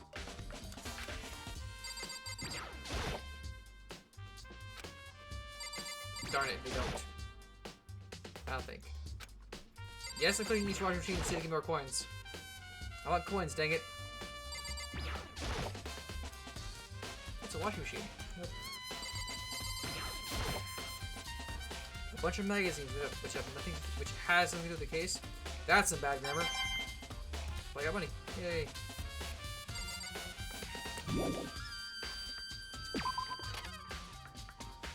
Alright, what's your next?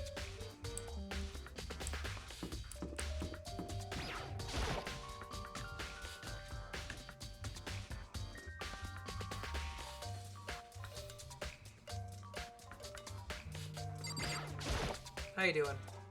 Oh, Hina, how's Shoko doing? Same as before, she won't come out, and she just keeps on mumbling something about Genocide Jack. So I just left her there.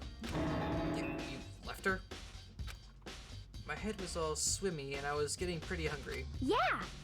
Oh, but don't worry, I'm gonna head back as soon as I'm done eating. Toko's not exactly pleasant, but I'm still worried about her.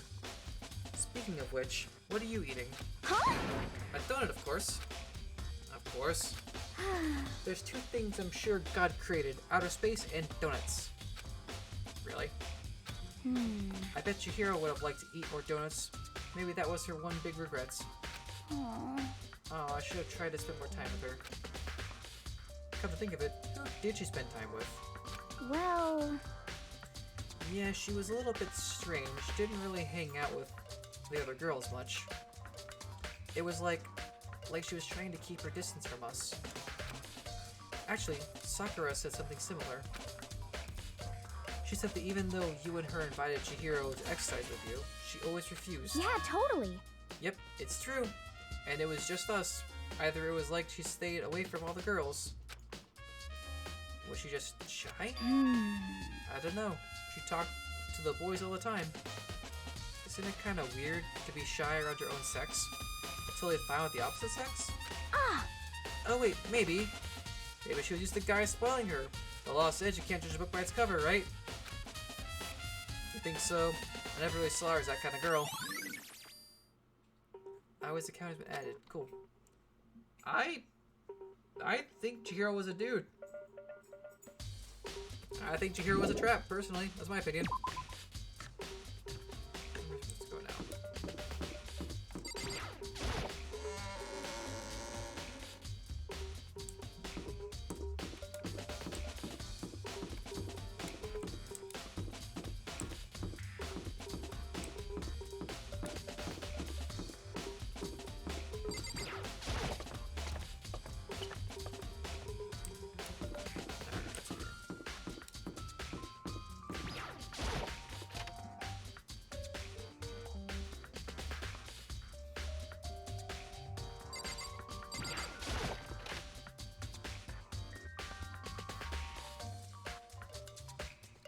Box of the cord.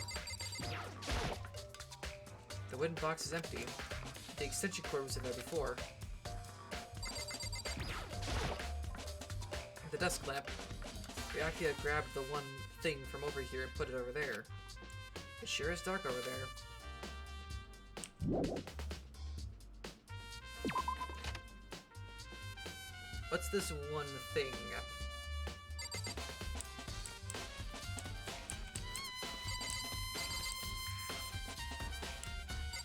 That's why I'm thinking the body might have gotten moved somehow.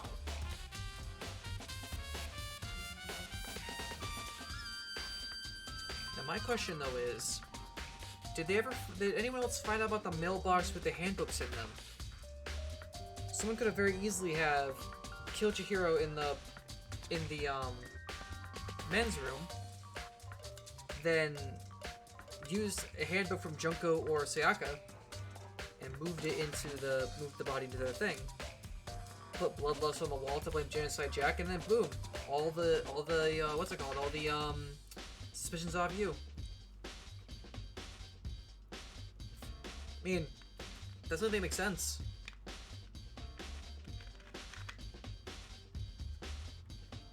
It says nothing about lending your handbook. Borrowing it from somebody's a different story. So if you stole one, it'd be a different story.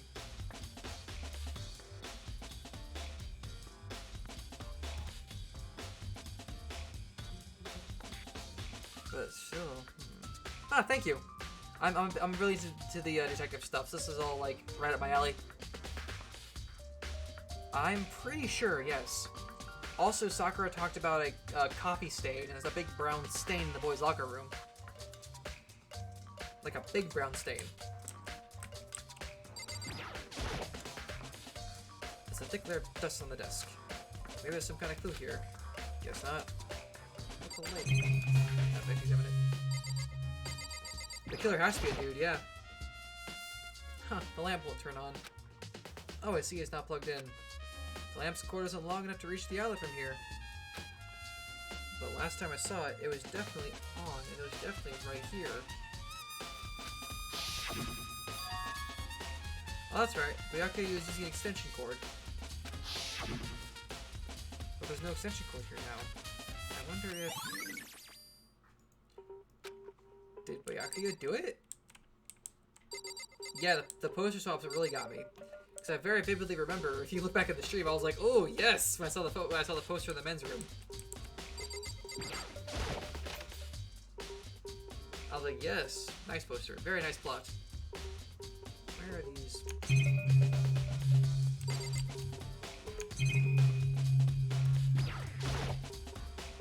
I want to take another look at Genesis Jack's case file. I know it was around here somewhere. Huh, it's gone. Did someone take it out of the archive? The one who would do that, something like that. I can't think of anyone but Byakuya. Ah, crap. I'm not ready! No, I'm not ready! Please, Jigsaw Bear, give me more time! So, I'm getting tired of waiting. Shall we just plunge right in? No, not. It's the moment you've all been waiting for! The class trial! That's a Nerf gun on my You floor now. remember where to meet, right? I can reach it. Dang it. Oh well. Please go through the red door on the first floor of the school. Red door, first floor school. Gotcha. See you soon!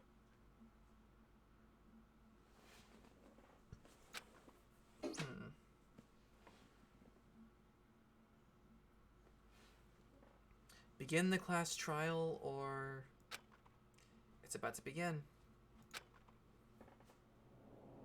The red door is right through here.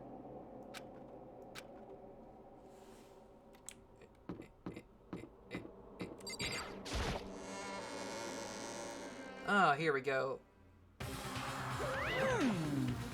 So is everyone ready to what? Am I blind or are we missing someone? Yo. Yo, Toko's not here. Huh? And Toko is... You really don't remember? Come on! Kidding, I'm just kidding. How could I forget that little nut job? He's a crystal part of this class trial this time. What are you gonna do? Okie dokie, I'll go ahead and drag her out here kicking and screaming. Just one moment, please. And just like that, like you said, a few minutes later, he reappeared dragging Toko behind him. I told him I didn't want to, but he forced me. I can't believe he would drag a girl around. Terrible! We're terrible! Phew! Poof. So now everyone's here, right? Right? Okay then, hustle onto the elevator and let's get this show on the road. I'll see you guys down there. Let's go. So, shall we get going? It's time to find out who killed Chihiro. Chihiro Fudosaki. She was so gentle, so calm and meek. Nobody had any problems with her. Someone made the choice to kill a girl like that? And the murderer is one of us. Someone's standing right here. Awada, my dude, how you doing, man? Come on. Frickin' Toko, man. What's got her so worked up? I don't know why the killer did what they did, but Count on it. I'm sure it'll work itself out. Justice always prevails, right, bro? Let's see what we do. You have no choice, right? You have to do this. It's true. Yes. I give a small nod in reply. With one last deep breath, I walk towards the elevator on shaky legs. With each step forward, I can feel my heart starting to race faster and faster.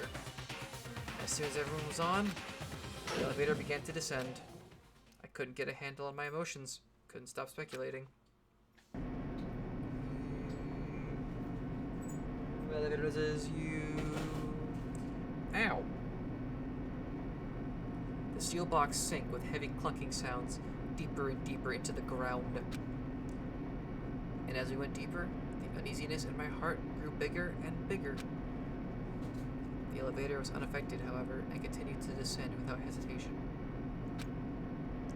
Until finally... Ding! It came to a sudden stop.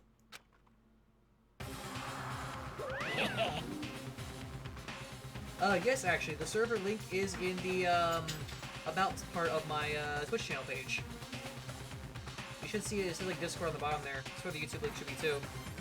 If not, I can send a Discord invite as well. Should be able to. Like, in my panels, there should be a link to it, to the Discord.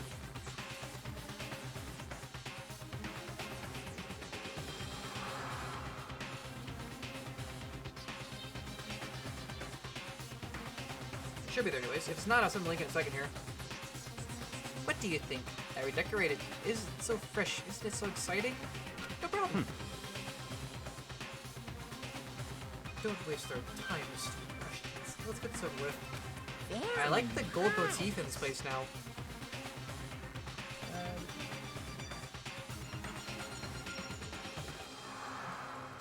Good, you're raring to go. Gotta say, I don't hate it, not at all. Well?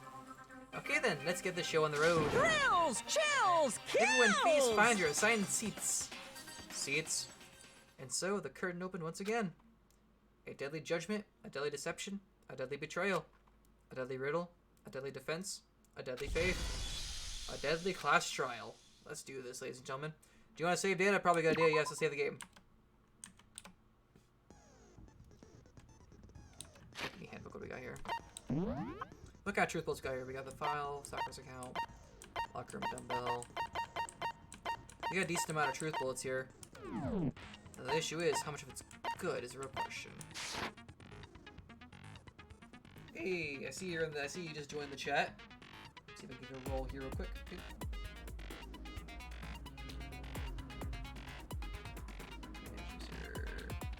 Member. And there we go. Welcome.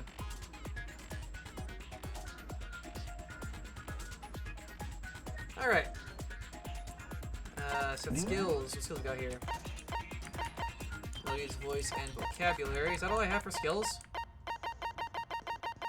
Oh, I got downshift. What's this? Reduces the aim speed effective during the non-stop debate and the Hangman's Gambit. Let's put downshift down there too. I'm at it. All right. Well, YOLO. Let's do this. Finish the preparations. Trial time. All rise. Let's begin with a basic explanation of the class trial. So, your votes will determine the results. If you can figure out who done it, then only they will receive punishment. But if you pick the wrong one, then I'll punish everyone besides the blackened, and the one that deceived everyone else will graduate. Okay, then. So, first off, let's talk about the murder weapon! First, you have to make it clear what was used to deliver the fatal blow.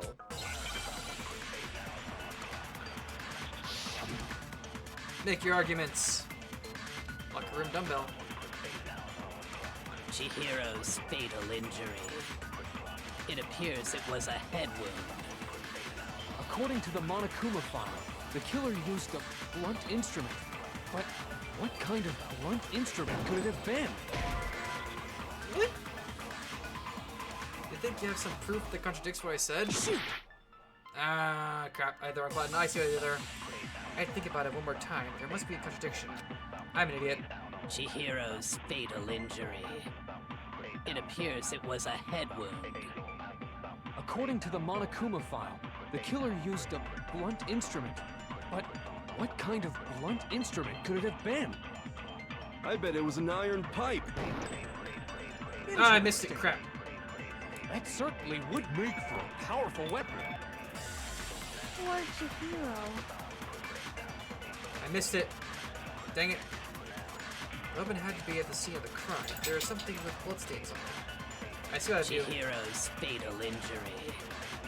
It appears it was a head wound. According to the Monokuma file, the killer used a blunt instrument. It scrolled by way too quickly. What kind of blunt instrument could it have been? I bet it was an iron pipe. No, that's wrong. Got it. Can we agree that the object that dealt the fatal blow was the dumbbell, found at the scene of the crime? It was covered in blood, and there was nothing else at the scene that could have caused that kind of injury. And the wound on the victim's head is consistent with the shape of the dumbbell. Interesting. As far as I'm concerned, there's no mistake and no room for doubt on this one. You looked at her head wound? Yay! That's so creepy! If you don't mind, I will proceed from here. Let's move on to discussion of the culprit.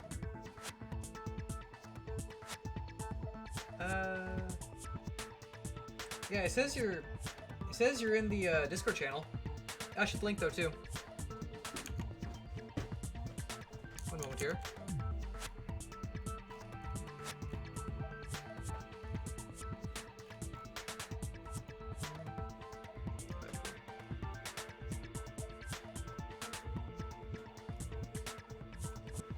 Here you go. Boop and boop. There we go. I'll see why the Discord panel's not working later. No problem. Although, I believe the criminal behind this heinous act is already quite clear.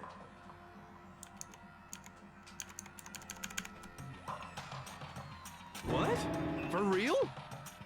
Chihiro's killer is the fiendish serial killer, Genocide Jack.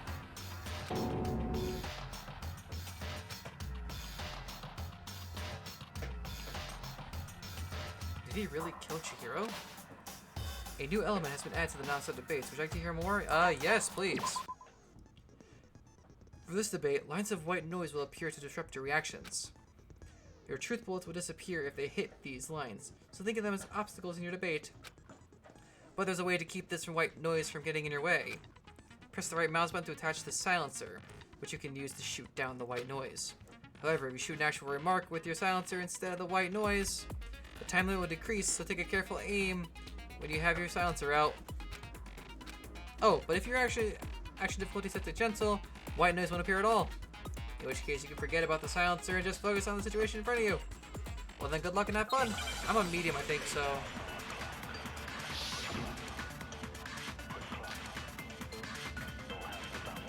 The culprit is Genocide Jack. I'm sure of it. Case closed, as far as I'm concerned. But that's impossible. Why? What makes it impossible? Well, I mean, come on. There's just no proof for it. Hey, so speaking of Genocide Jack, Dang it, I just I don't know who that is. The thing Byakuya showed me in the archive. One look at it that and anyone could be convinced. Sweet, awesome. Welcome. Yeah, there's two of you now. The culprit is Genocide Jack. I'm sure of it. Case closed, as far as I'm concerned. But that's impossible. Why? What makes it impossible? Well, I mean, come on. There's just no proof for it. No, that's wrong.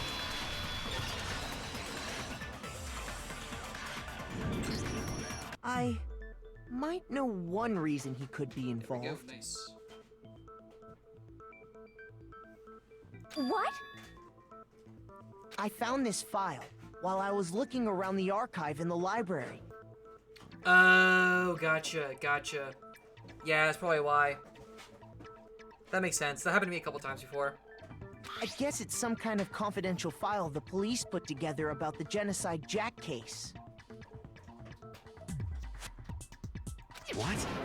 That's kind of weird as shit, isn't it? What was something like that doing in the library? The why of it is probably more trouble than it's worth. So let's forget about that for now.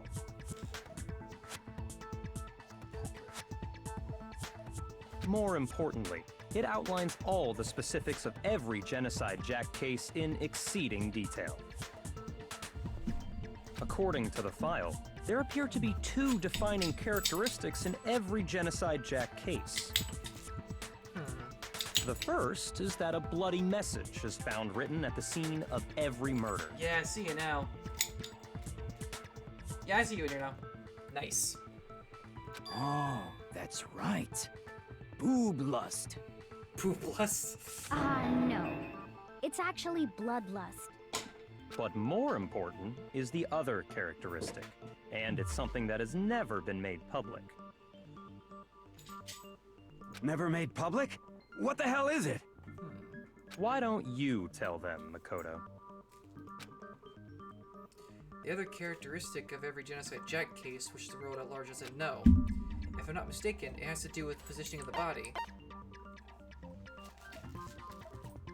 I got it! Apparently, in every Genocide Jack sorry, I case, hit up my mic. the My killer bad. suspends the body in a certain way. Other than the killer, the only people who know about this are the higher-ups in the police department. However, Chihiro was most definitely suspended in the same way. So, how did the culprit know about this when only high-level police officials were aware of it? Good question. There's only one logical answer I can think of. It's because the culprit in this case is the real Genocide Jack. No fucking way! You're saying Genocide Jack is one of us? Ugh. Sorry about that. Yes. In fact, it's Toko. Whoa! Whoa! Whoa! Whoa! Whoa! Whoa! Whoa! What? Genocide Jack's true identity is Toko Fukawa. You lie! What? Hey, okay, wait, hold on a sec. Toko has like bloodophobia or whatever, remember? What kind of serial killer is afraid of blood? Is Toko Genocide Jack? The answer is yes and no. Another riddle? Man, why is this gotta be so complicated? That's a riddle for sure, but I feel like I understand it. But it means for Genocide Jack to be Toko, but also not Toko. The answer is that she's not just one person, but multiple people, right?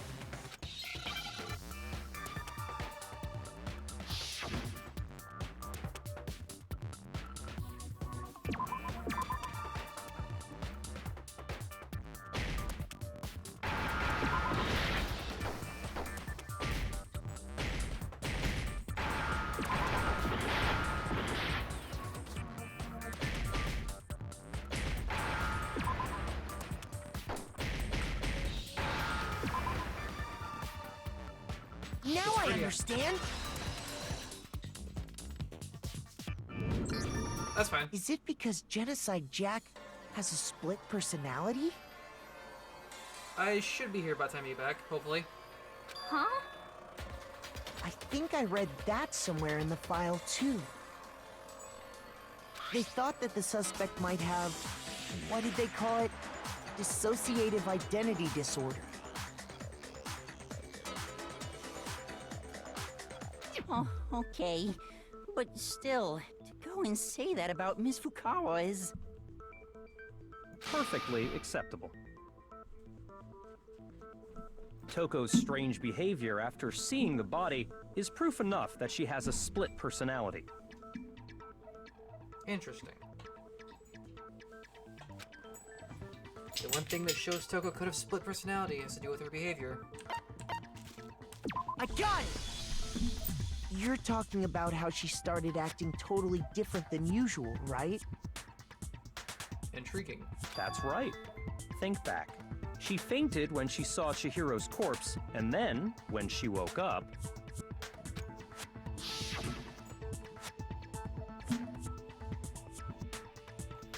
I'm fine, I'm fine. Whoa, is that a dead body? Hey, are you dead? She must have hit her head real hard when she fainted. The roll was a front and a back, a top, inning, and a bottom. A sea of truth and a web of lies. This is quite concerning. I mean, she sounds completely different. She was acting funny, that's for sure. That melancholy tone of hers completely disappeared. Don't go assigning adjectives to my tone without permission. Not to mention, once she regained consciousness and saw Chihiro's body again, she was utterly calm.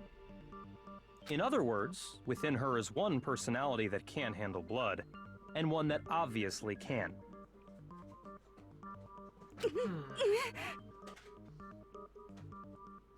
So when Toko trapped herself in her room, it's because she was scared of Genocide Jack? That makes sense.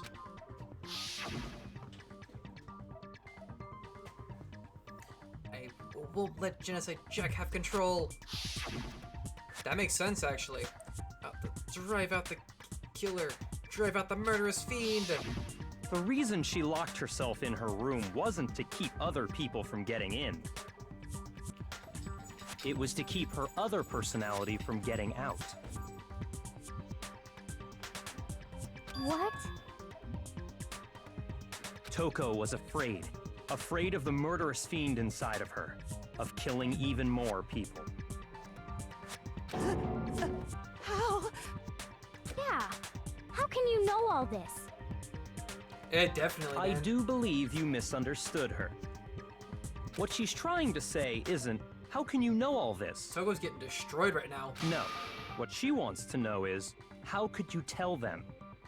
Huh? Last night, just before Monokuma gave his motive speech, Toko and I had a strange conversation. She told me a most interesting story. Of course, the Pocky doesn't cooperate.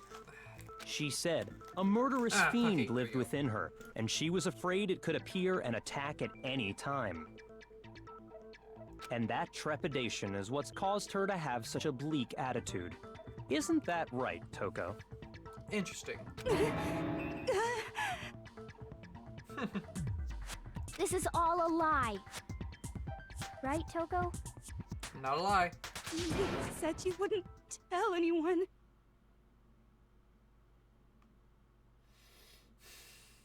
Oof. What?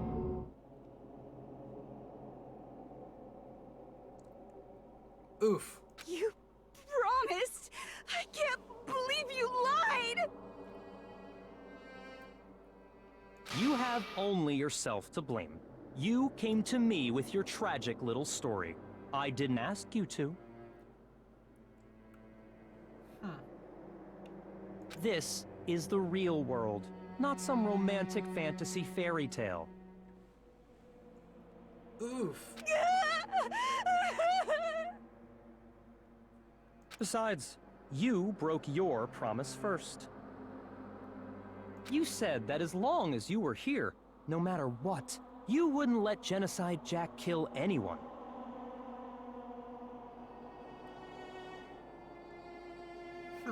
But in spite of that promise,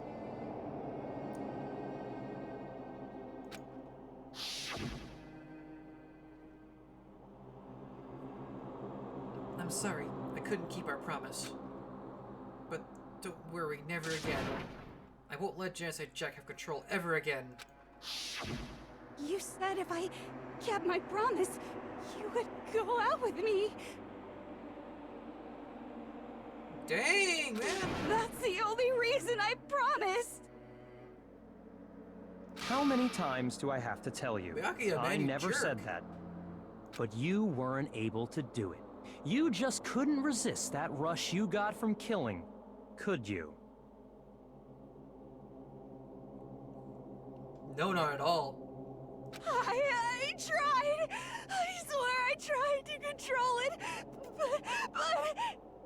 Homeboy's... Yeah, he's not taking any prisoners, man. He's going all in. But your efforts were useless. What a disappointment. That was an easy trial. I hate you. That was a very easy trial. Well, the opening act is nearly finished. All that's left is to hear from the person in question directly. The person? You don't mean...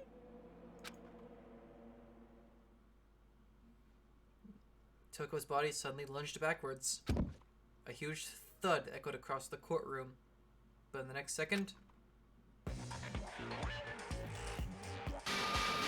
What the heck? Oh, hello there! Is it me you were hoping to see? Tongue! What the heck? What the Gene Simmons is going on here? So you figured it out, huh? Well, whatever. What are you gonna do? I'm the ultimate murderous fiend, Genocide Jack! Or better yet, let's go with Genocide Jill! What the fuck is this? I'm with Mondo in this one. Toko, what happened to you? Not Toko. That's a loser name. And what happened is a textbook split personality. So what if one of them happens to be a serial killer, you should turn a blind eye to one's faults.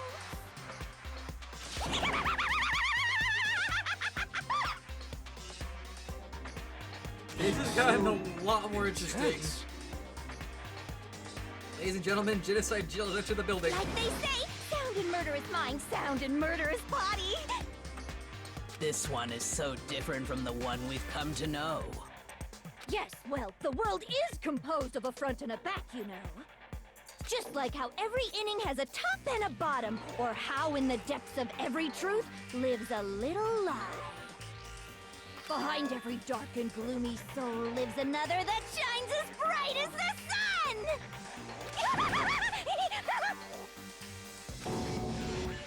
This is the murderous fiend, Genocide Jack.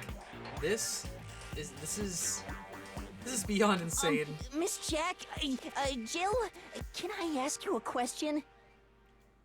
What's up? Some of us think you might be the mastermind behind our entire situation.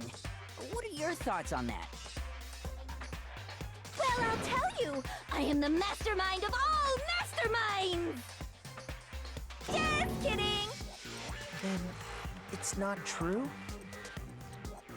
Of course it's not true! How dare you try to link me to that creepazoid? And another thing, the police and government and society in the outside world are totally powerless!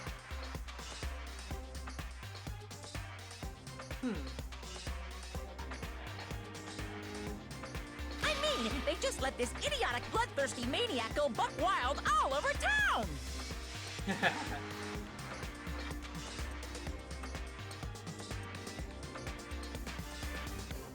Sure, I'm a bloodthirsty maniac, but life is pain, right? To live is to hurt other people. It's a necessary evil if you want to survive. The act of living itself causes pain for everyone. Just kidding again! This should be enough to convince you. This murderous fiend is responsible for Chihiro's death. There's clearly a motive, so there should be no doubt. A motive? Remember what Monokuma told us? If someone didn't murder and graduate within 24 hours, an embarrassing memory or secret would be revealed. Well, let's assume that Toko's secret was about Genocide Jack. If a secret like that came to light, Toko's life would have undoubtedly been Celeste forever is just like, ruined. what the hell? So she had a very clear motive to never have that side of herself exposed. Interesting. Very, very, very interesting. Interesting, indeed. But sorry, as much as I hate to admit it, I'm not the culprit. But I cannot imagine anyone other than you could murder someone in such a bizarre fashion. Maybe so, but nevertheless, it's the truth. Do you really expect any of us to believe you? Yeah, I could never believe a word you say, you monster. Maybe she's totally right about that, but something's still bothering me. What she said, I need to get some more details about all of this.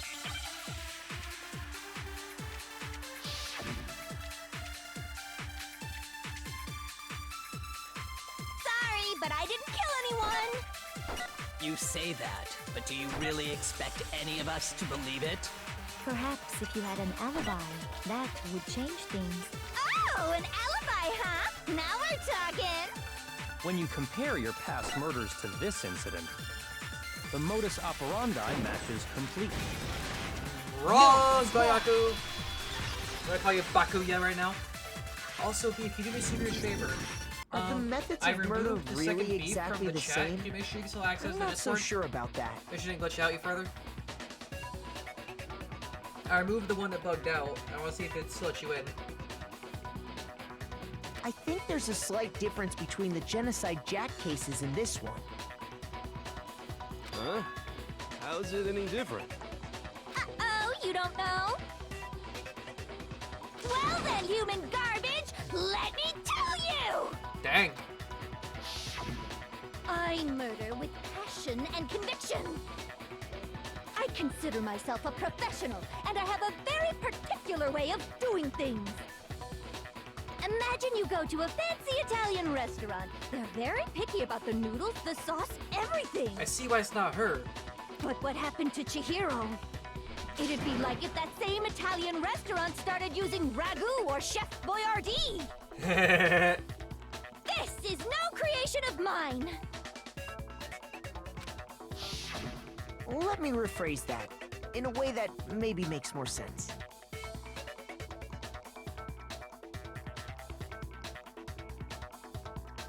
There are two clear differences between the Genocide Jack cases and this one.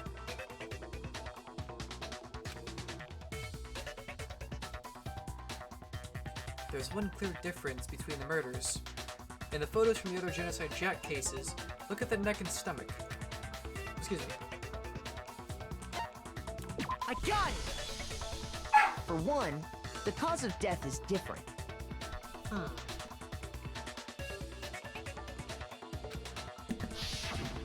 In the Genocide Jack murders, all the victims were killed the same way. Stabbed in the torso, then throat cut, and pierced the wall. According to the case file, they were all apparently killed with a pair of scissors. Pair of skizzers. But Chihiro died from a blow to the head, right? Ah, yes. That is remarkably different from the other murders. Wouldn't it be strange for someone who kills the same way without fail to suddenly change their method? And there's more. One more conflicting detail. Sweet Beef, how you doing? Hey, could you do me a super huge favor? I removed the other Beef Brandon, the one that was like bugged out. Hey, awesome. Could you make sure it still lets you into the Discord, please? And make sure it still lets you access and type stuff in. That's right. In my recipe I'll of make sure to murder, bug you up if the further by bloody doing that. message is the tortellini, then the arrangement of the body would be the pesto sauce. Could you please stop comparing killing people to cooking? So, are you saying the other difference has to do with how the body was arranged? Yeah, bodies arranged differently. That's right, the second difference relates to how she was suspended.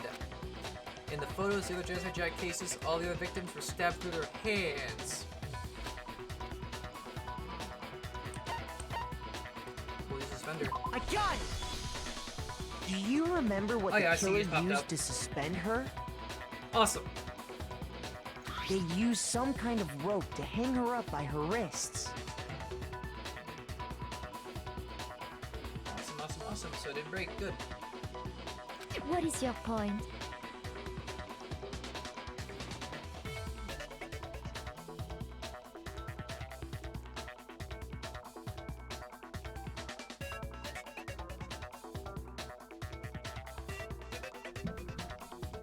Well, in all the previous Genocide Jack cases, something else was used to suspend them.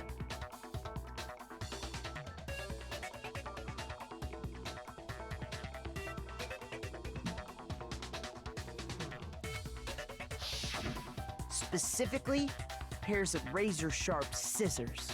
Skizzers. And guess what?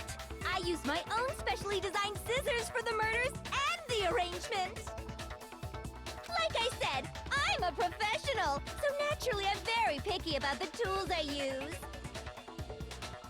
Awesome. And Very awesome. You know what else? Big Mac said there's two differences, but he's wrong. Big Mac? Are you referring to Big me? Mac. Listen up, Big Mac. There's actually one more difference. Huh? My word, you really didn't notice? Take a look at who the victims were in each Genocide Jack case. They were guys. There's a pattern there, just waiting to be discovered. A pattern? Figure that out, and it'll be plain as death why I couldn't have possibly killed that little lolly girl. Let's see. There was a pattern surrounding the Genocide Jack victims, and Chihiro didn't fit in. If you look at the names of every victim, what you'll notice is, I think I figured it out. I know why she couldn't have killed Chihiro. Because Chihiro was a female. I got it! Is it because Chihiro was a girl? Bingo! Bullseye! Right on the money! What are you talking about? In all the Genocide Jack cases, all the victims had something in common.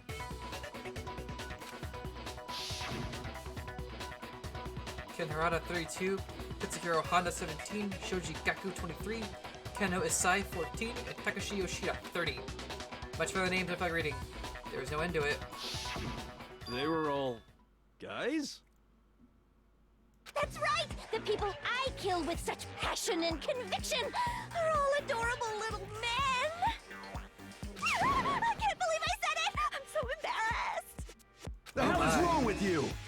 Yeah, she's very crazy. I can't help it! I kinda like I'm it. just a full-throttle boy-on-boy fangirl, and the mopey side of me just hates it. But now I'm on the fast track to becoming a full-fledged fan madam! So, since Chihiro was a girl and not an adorable little man, you wouldn't kill her? Would an Italian chef suddenly start making ramen just because they're both noodles? Don't be stupid. I have too much passion and conviction to cross that line. That's the absolute reality of the one and only. We get it. You've clearly explained your hobby and your philosophy. But that's not all there is to it. It's a different matter entirely, when you're forced to kill in order to survive. Quiet, lowly cur! Lowly? Cur? I would never kill for a reason as petty as mere survival. And if by some fluke I did kill to survive, why would I bother with the message and arrangement? It'd make me the obvious suspect! That makes sense. Does make some amount of sense. Plus, whatever reason I have for killing, I would never leave out my prized scissors. Who would go out of their way to use a big, stupid, heavy dumbbell? Maybe you used the dumbbell because you couldn't find any scissors in the school? Low liquor, I know, right? Byakuya got Any wrecked. scissors? I don't just use any scissors. I only use my own set of high-class envy of the entire world scissors! Okay, whatever. There still aren't any in the school. Are you sure about that? Oh, she's armed! Okay, who let her have those? She's fully equipped! Who let her have That's those? right, so I can kill anywhere, anytime. Who let her have the scissors? Can somebody explain this to me, please? Why would I resort to dumbbells or rope when I have my trusty scissors by my side? Go ahead, tell me I'm wrong. You can't, can you, gutter dogs, all of you. Not to mention, I have no clue how to tie a good knot. So rope's totally out of the question anyway. I have no idea what's going on anymore! Could such a heinous villain really be innocent? Yep. But the body really was suspended, right? And nobody but the police knew about that. Yeah. That's why we figured it had to be the real deal and not some copycat killer or whatever. Actually, hold on. There is one person. One person who could have copied the Genocide Jack cases.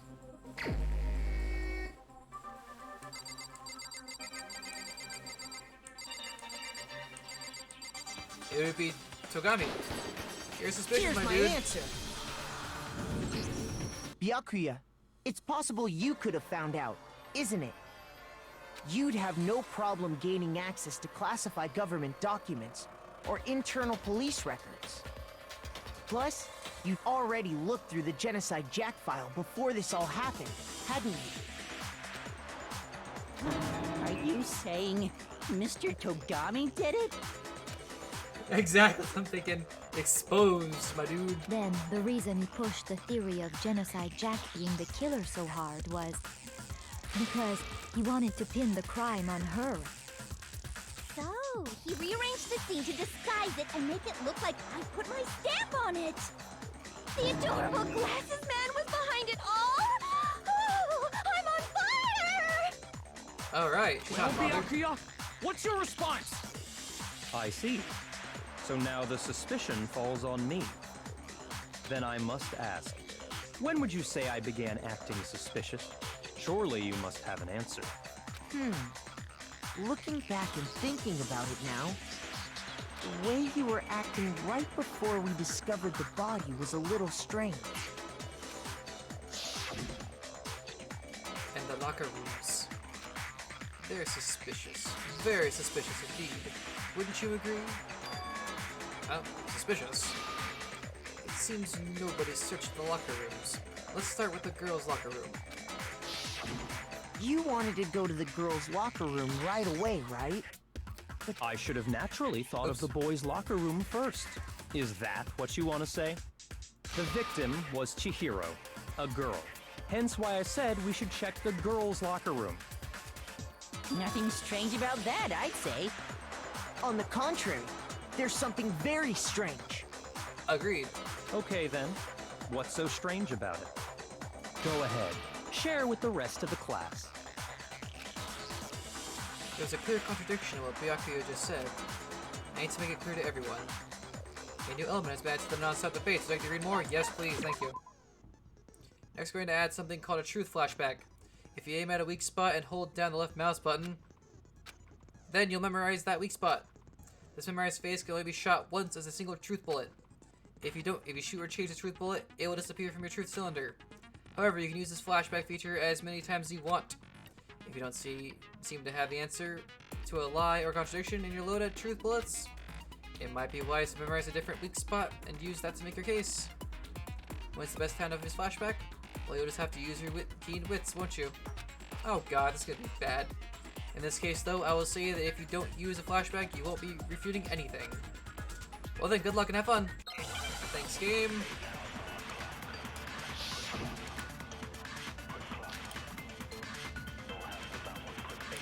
So, you said Byakuya was acting kind of weird before we found the body. But he was acting weird... how? If you're presented with the opportunity to check out the girls' locker room, You absolutely take it! That's a natural reaction for any guy! The victim was Chihiro, who was a girl.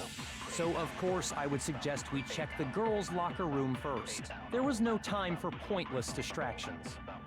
What's so strange about that? I wish you'd taken me with you. I'm not sure. Preposition there. Doesn't make sense how he could have known before we found out. I got it. I think, possibly. So, you said Byakuya was acting kind of weird before we found the body. But he was acting weird... how? If you're presented with it the out, I think. opportunity to check out the girls' locker room, You absolutely take it! That's a natural reaction for any guy! The victim was Chihiro, who was a... Got it. No, that's wrong. I see what to do now. I'll tell you what's so strange about that. It's gonna bring all these together and I'm gonna die horribly. Because up until we actually discovered the body, we couldn't have known who the victim was. So your claim that you went to the girls' locker room first because Chihiro was the victim doesn't hold up. I see. Huzzah. That's a good answer, I must admit. Interesting. Very interesting indeed. But your reasoning is still too weak. Huh? What's wrong? Is that it? Surely you've got more than that. Go ahead. Show us. What's with Byakuya's attitude? It's like he doesn't even care. I've got him cornered, but he's acting like it has nothing to do with him. What's the matter? You're not finished already, are you? There must be more to it. There is. I think. There is more to it. Think about it. We just talked about the differences between this case and past Genocide Jack incidents. The proof you're looking for is hidden in there. Oh? Proof that I'm the culprit, you mean? The differences between this case and the other Genocide Jack murders. The evidence that proves Byakuya is responsible is hidden in there? What could it be?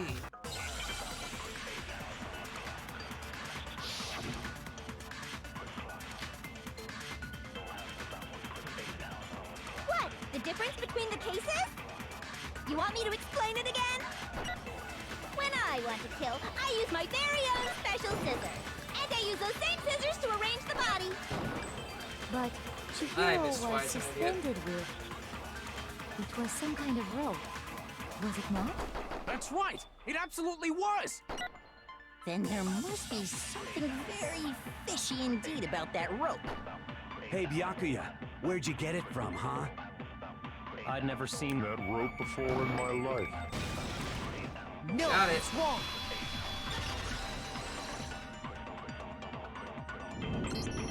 Actually, I'm pretty sure you have seen it before. Because, you see, that rope, or should I say, that extension cord? What? An extension cord? Byakuya, you've used the extension cord in the library more than once, haven't you? And the same extension cord that was in the library all this time went missing after the murder. And there's no way someone who uses that extension cord as much as you do wouldn't discover that fact. Then Byakuya must be the one who took the extension cord. I can't imagine any other possibility. That's really what you think? Then your conclusion is something like this? I killed Chihiro in the girls' locker room, then hung her up and wrote that bloody message. I intentionally made it look like Genocide Jack was behind it. Is that about right? He's doing it again. He's totally calm, totally unconcerned. As if he's not even involved. Wait, not even involved. What's wrong? I asked you if you think that's what happened. Hell yes, that's what happened. So that's it, right? Byakuya's the killer. I don't disagree with not disagreeing. He kept calling this a game, right? So he'd be totally willing to do something like this to win. Sorry, but could we hold on just a second? I think we need to talk about this a little more. Huh? Do we really need to? We've already decided who did it. I know, but still. There's something that's still bothering me. Is that right? And what, pray tell, is still bothering you? I killed her in the girls' locker room, then disguised my crime. Specifically, I dressed it up to make it look like it was the work of a homicidal psychopath. What about all that bothers you? The men's restroom, or the women's room. Wait. What was that just now? Something's not right.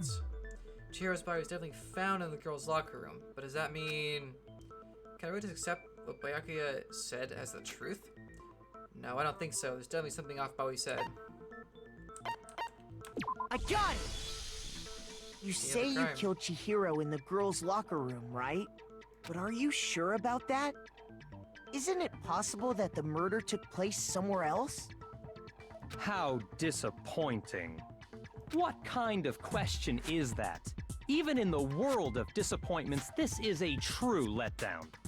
She was found dead in the girls' locker room. There is absolutely no question about that. How could the scene of the crime have been anywhere else?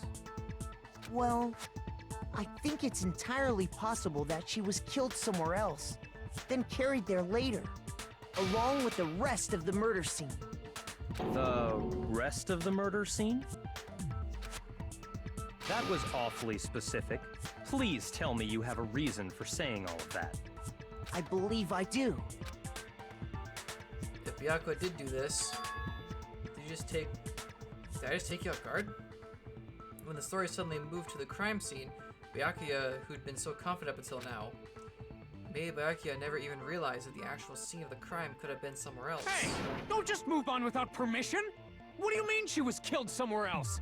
Come on, Makoto. If there's any chance the murder took place somewhere else, let's see the proof. Evidence that shows the murders took place somewhere else. There was something that was switched between the boys' and girls' locker rooms. Posters. I got it! The proof that she was killed somewhere else is the poster that's hanging in each locker room. Your proof is some posters? The poster in the girls' locker room was a picture of a big boobed supermodel. But don't you think that's kind of strange? Why would the girls' locker room have a poster like that? I bet those massive jugs of hers were totally fake! Okay, I like Jill. Meanwhile, I like Jill the now. That was boys' funny. locker room had Just that random outburst was funny. a poster of the super popular boy band Tornado. Again, that doesn't really seem to belong in a boys' locker room. Makes sense. So you're saying that maybe the posters were switched? I can see it. And there's one other thing I noticed about the locker rooms. You know what I'm talking about, right, Sakura? You're referring to my protein coffee, aren't you? Protein coffee?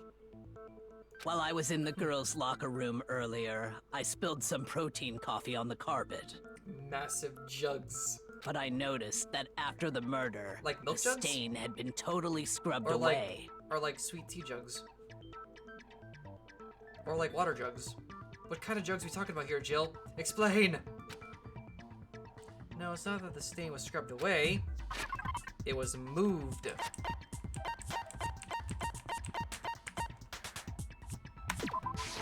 I got it!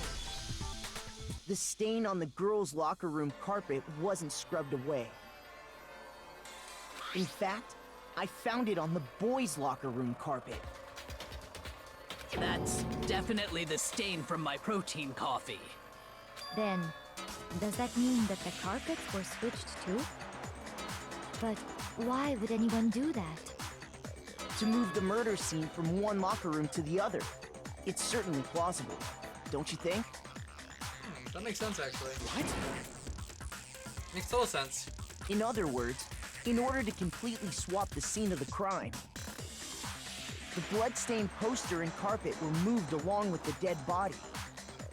By doing this, the killer was able to change the entire room where the murder took place.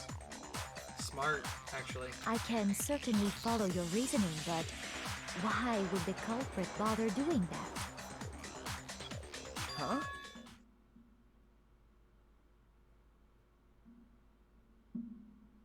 Why would they go through all that trouble of switching the scene of the crime? Actually, an even bigger question. If the murder did take place in the boys' locker room, then how did Chihiro get in the boys' locker room in the first place? Chihiro was a dude! To get into the locker rooms, you have to swipe your e-handbook across the card reader device. But Chihiro's handbook should have only allowed her access to the girls' locker room. She had no way to get into the boys' locker room to begin with. No, she did have a way, and I can tell you what it was. I highly doubt that. Shut up! I'm telling you, I know how she could have done it. Is he right? Could Chihiro really have gotten into the boys' locker room somehow? There we go. Time to set up for this. Alright, let's go. Broken e-handbook. Is it really possible? Could Chihiro really have gotten into the boys' locker room somehow? I've got it! She must have hacked her e-handbook. Oh. Shoot! I wrote that wrong. Is it really possible? Could Chihiro really have gotten into the boys' locker room somehow? I've got it! She must have hacked her e-handbook. She was the ultimate programmer, after all.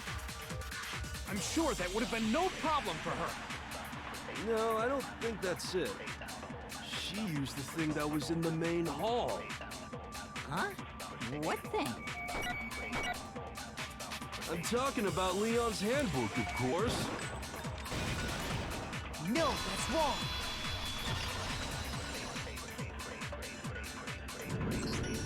No, I don't think Chihiro used Leon's handbook.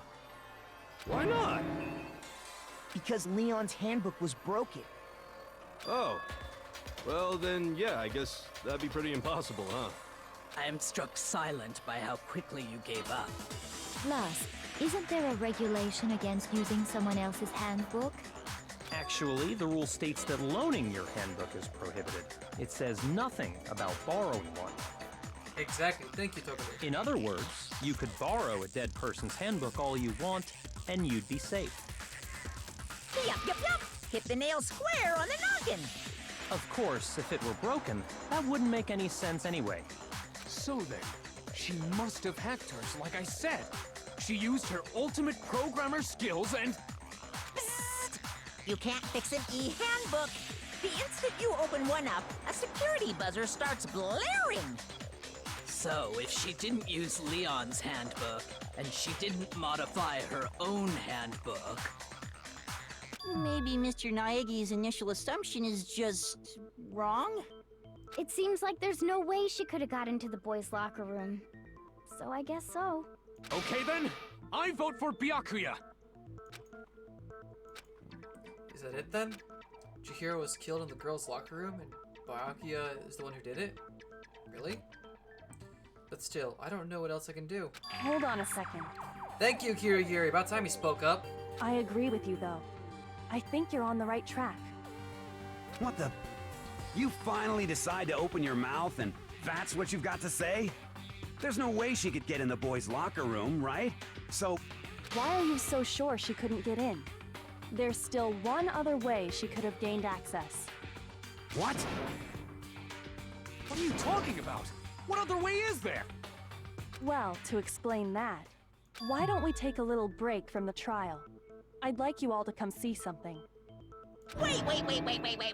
Just what do you think you're doing? Don't worry. This'll make the whole trial more exciting. I'm sure that thought must please you. Huh? It'll make things more exciting? Well, all right then. I declare an official class trial recess. Huh? For real? Now then, what is it you want to show us? It better not be boring or I'll be very unhappy. Oh, I have no doubt it'll meet your lofty expectations. So, shall we go?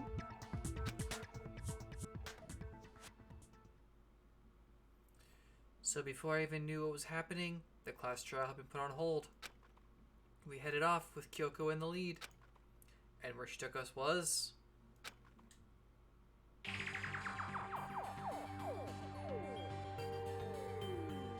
The girls' locker room? We've already searched this place top to bottom! What are you trying to pull, Missy? I'd like you to examine the victim's body one more time. You want to check it again? Be sure to examine the entire body very carefully. Take your time. Examine her carefully? Like using our hands? Ifumi's a lolicon! No way! Oh, never mind. It's probably best if I don't run my hands all over a girl's dead body. It's not that I'm creeped out or anything, it's just... based on religious grounds, you know? Very well. I'll do it. But you're a girl. You shouldn't have to touch a dead body. Just let one of the boys do it. No, it's okay. I think Chihiro would rather have a girl examine her. So just leave this to me. Sakura.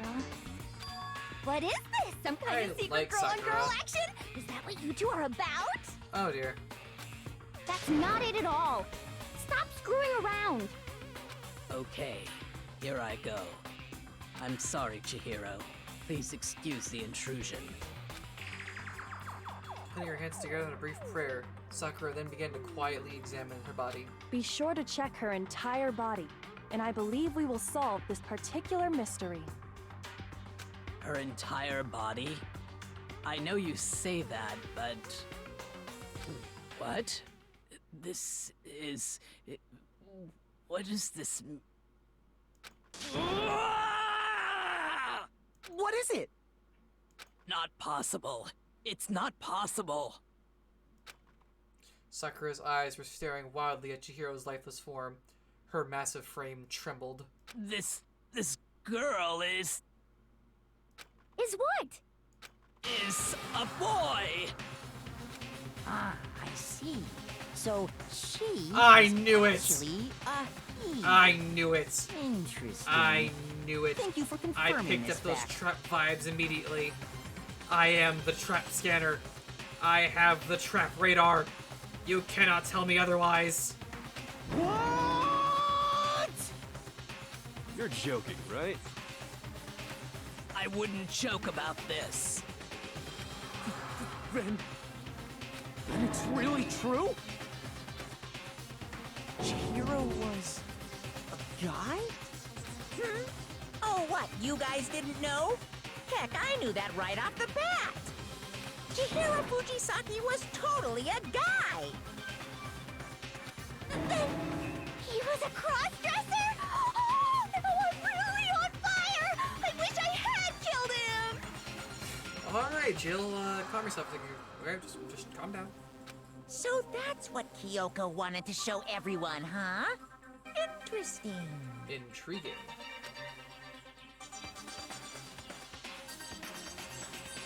But at the same time, disturbing. Yes, that certainly does make things much more exciting. Now let's ride this wave of excitement back to the courtroom and get back to the trial. Ahem. I do apologize for keeping you waiting. Now then, let's resume the class trial. We've all just learned of the shocking revelation that Chihiro was actually a boy. Let's pick up from there. Yes, well, I don't know his reason for hiding it, but the fact is, Chihiro was not a girl, but a boy. To think that Chihiro was actually a guy, the thought had never even crossed my mind. And because the victim was male, he would have had no problem gaining access to the boys' locker room. Assuming his handbook did, in fact, list his gender as male, then yes, that would be true. Of course his handbook said he was a boy. He dressed like a girl, but he was a boy through and through. So then, there should be no issue with Makoto's initial assertion. The victim was killed in the boys' locker room, and was then later moved to the girls' locker room. And the killer could have easily used Sayaka or Junko's handbook to get into the girls' locker room. That makes sense, actually. So Chihiro really was killed in the boys' locker room?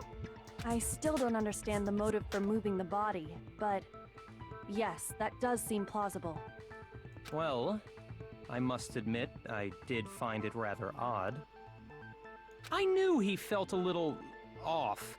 There was a certain incongruity to his female body. This is the most titillating situation! So now everything has been connected. Okay, well, connected or clear or whatever. We still think you're the killer, remember? Very interesting. This has become very interesting indeed. Ah, he's off in his own little world. What about you, Makoto? After everything we've learned, do you still think Byakuya's the killer? Well, without a doubt, Byakuya is the one that made Chihiro's death look like Genocide Jack did it. But I think he might not actually be the killer after all. What?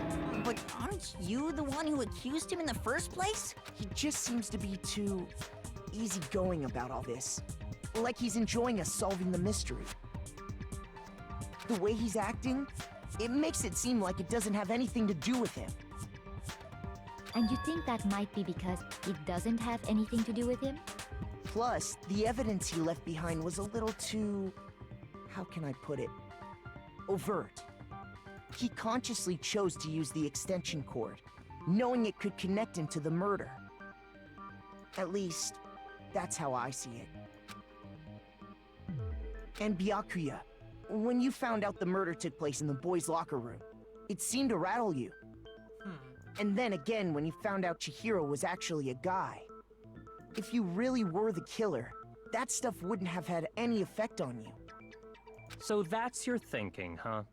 Well, it bothers me that you don't have more concrete reasons, but it's fine. I guess I'll mark it as correct for the time being. mark it as correct? He's right. I am not the culprit. I just happened to come across the corpse in the girls' locker room and decided to alter it. Are you fucking with us right now? No, I am not effing with you right now. I'm telling you the truth. Well, I find it very hard to believe. Go ahead, find it very hard to believe. You're free to be executed along with the rest of us. If you're really telling the truth, then why? Why do you do that to his body? My reasons hardly matter right now. Uncovering the culprit is much more important, wouldn't you say? Now then, if it wasn't me, who was it? Byakuya, you jerk.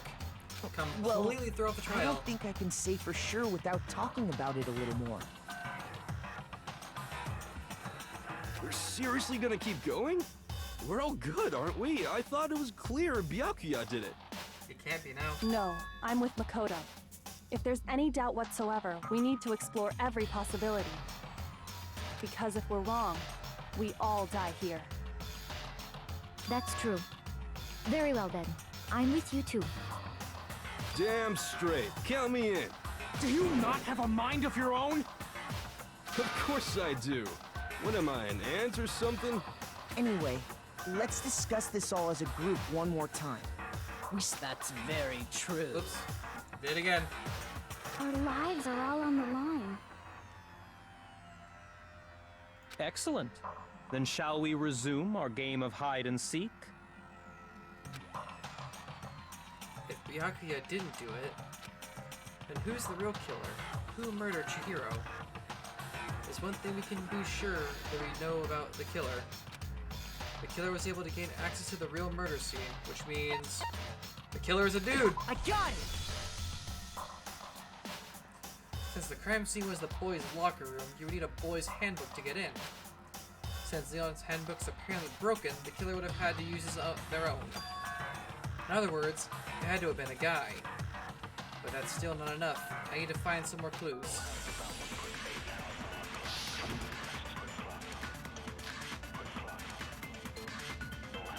Isn't there a single clue that might lead us to who did it? Well, clues are one thing, but did nobody get a look at the killer? I'm sure if someone saw the killer, they would have said something by now. Perhaps someone saw the victim at some point. Even that might be enough for now. Yeah. All we need right now is any kind of new info. Ah, come on. I don't know. Shoot! I'm actually not sure now. I thought for sure it was Isn't there him. a single clue that might lead us to who did it? Really? No? Shoot! I thought for sure there would have been Celestic Count. Isn't there a single clue that might lead us to who did it? Crap.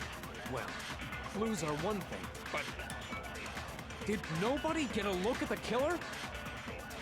I'm sure if someone saw the killer, they would have said something by now. Perhaps someone saw the victim at some point. Even that might be enough for now. Yeah. All we need right now is any kind of new info. It's over. It's all over. You want to know who saw the victim? The killer.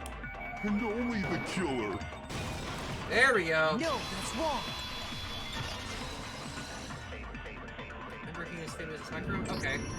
I believe someone else did see the victim before he was murdered. Okay, What let's do you see, though. think, Celeste?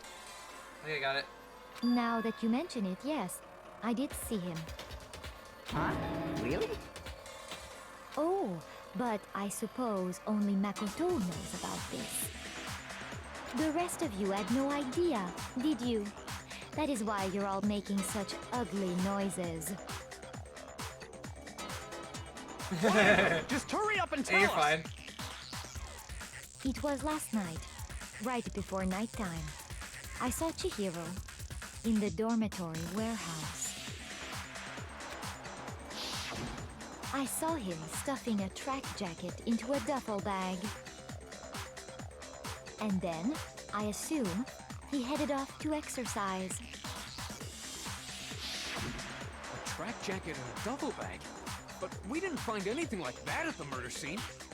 It seems likely that the culprit destroyed them to get rid of any evidence. And that is when he said something that struck me as rather odd.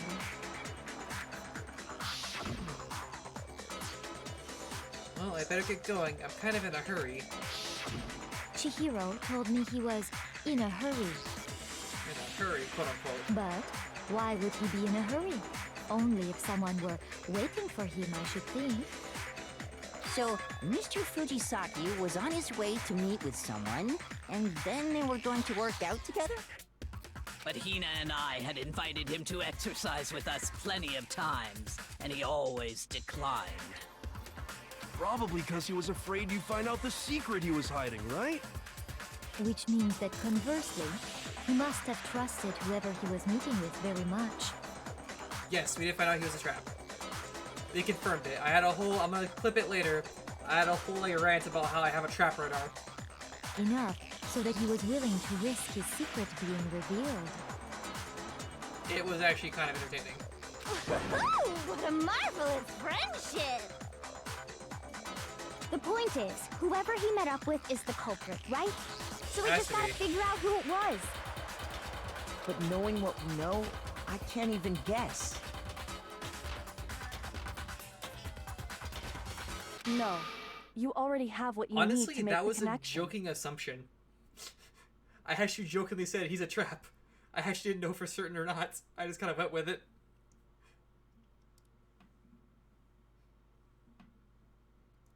Alright. Huh? You know who the killer is. Seriously? Who is it? Who's the killer? Think back to the track jacket and duffel bag the killer disposed of. Focus on the details of these items, and it should become obvious who was waiting for him. Are you sure about that?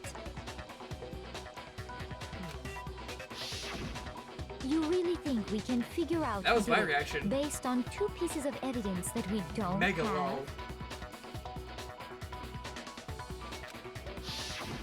What?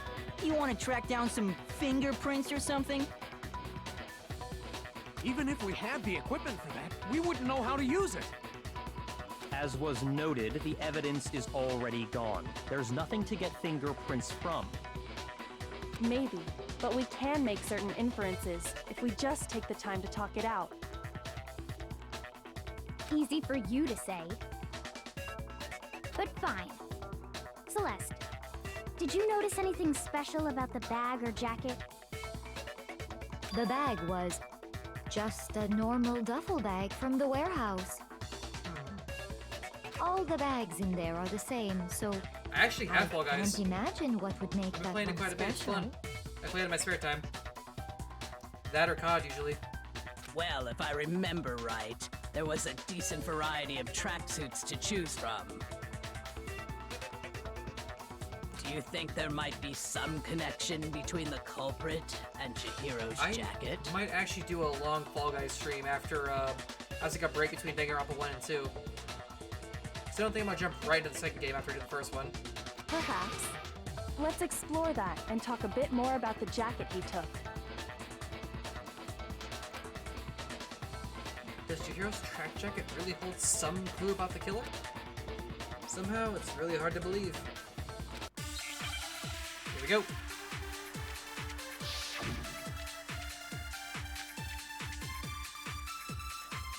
First of all, we know where Chihiro was headed. He was on his way to go exercise. So next we have to ask, why did he choose the specific tracksuit that he did? What do you mean, the specific tracksuit? I got it! He picks that tracksuit because it matched the one the culprit was wearing. So, what you're saying is, the killer was wearing the same blue tracksuit as him? No, that's wrong. No one said the tracksuit color, Mondo. Hold on a second, Mondo. What did you just say? Huh? What'd I say? When Celeste testified a few minutes ago, she said...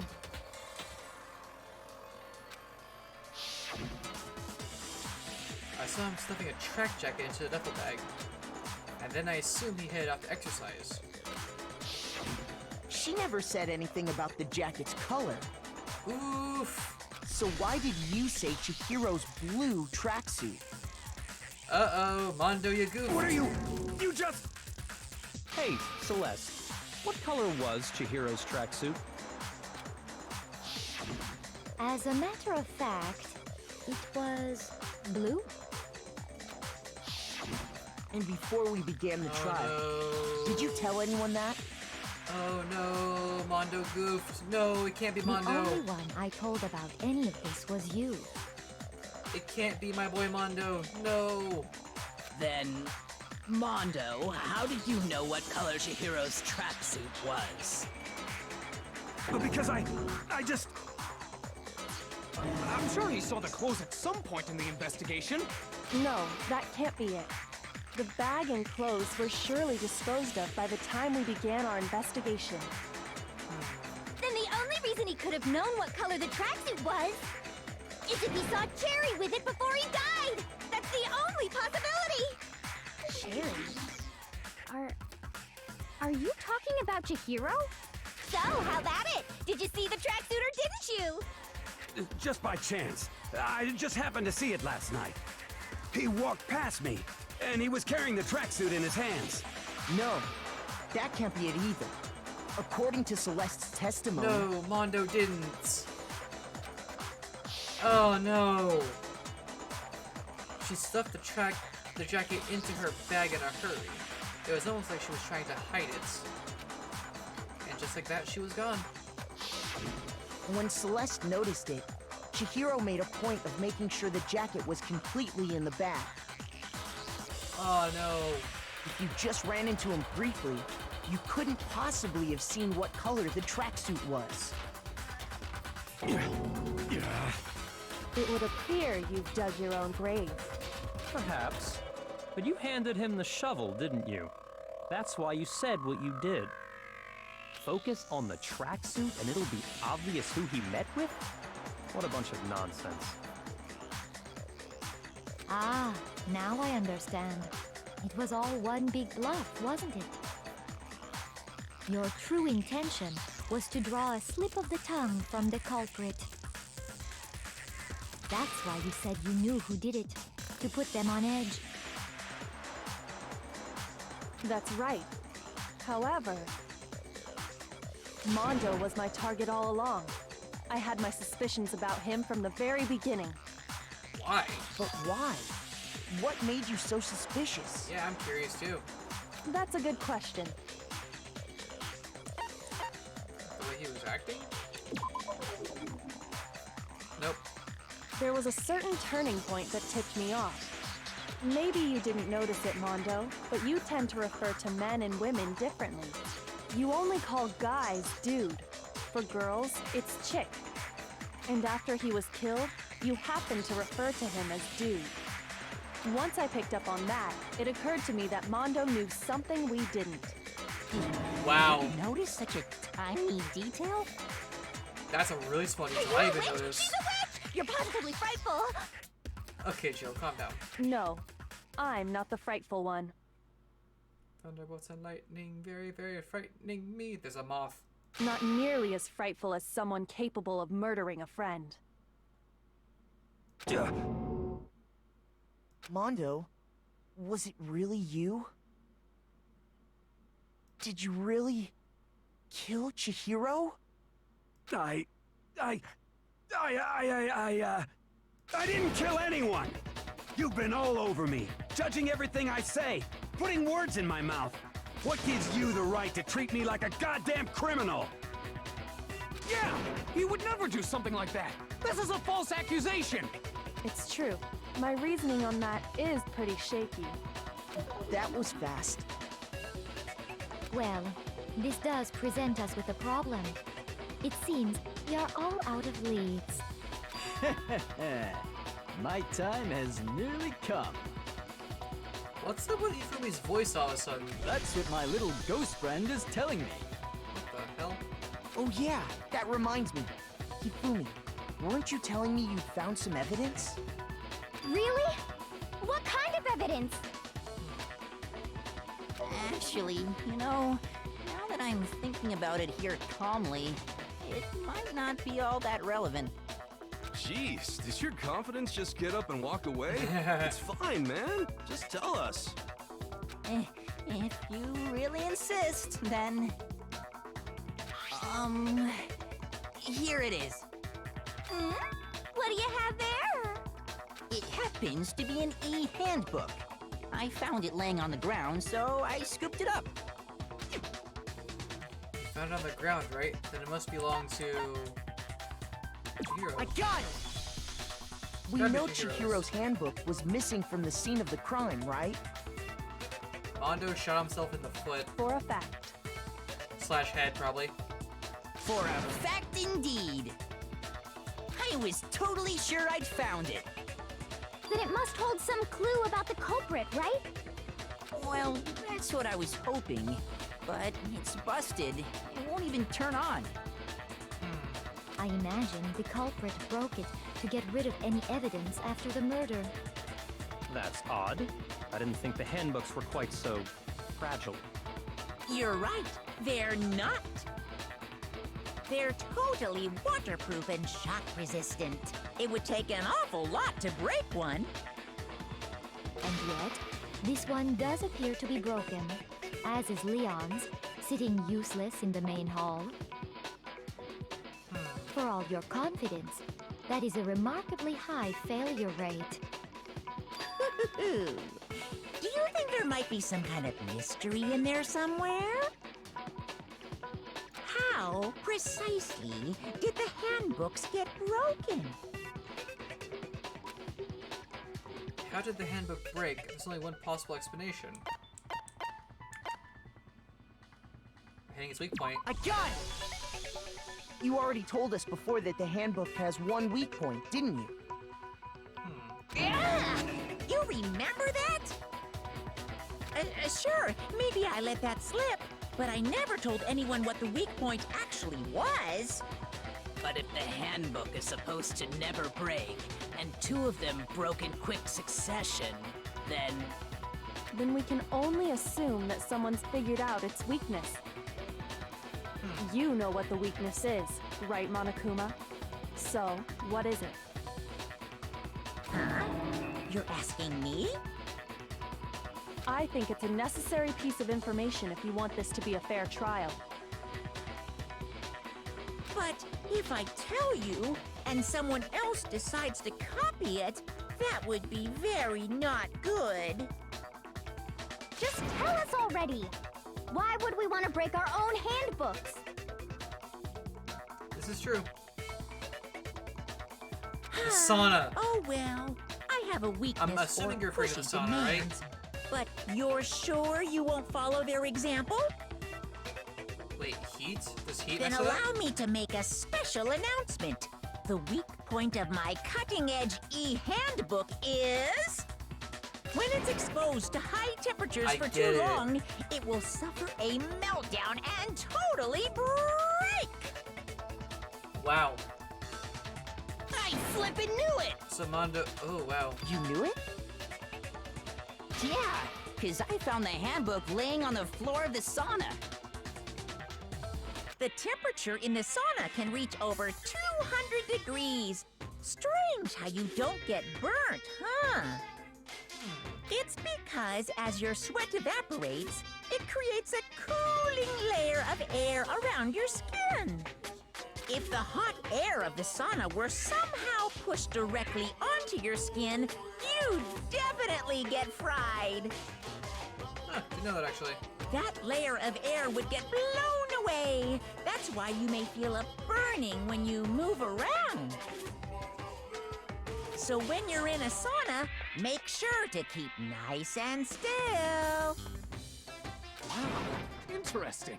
I learned one new fact today. That is a mere trifling speck of knowledge. Anyway, if you found the victim's handbook in the sauna, then the killer must have been purposely trying to raise its temperature in order to break it. Meaning the culprit somehow knew its weakness. But how'd they find out? Monokuma said he didn't tell anyone, right? When Mondo stayed clothed in the thing, he broke it on accident.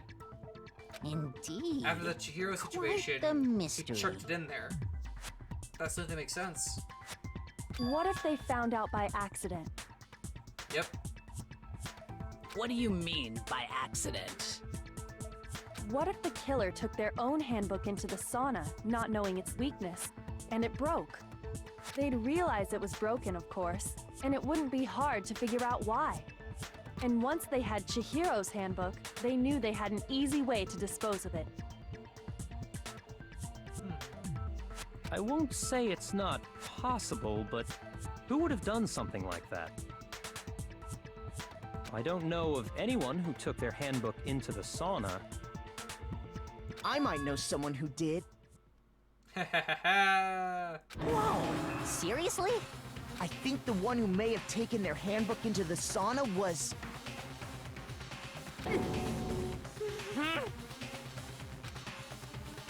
Who might have brought their handbook into the sauna?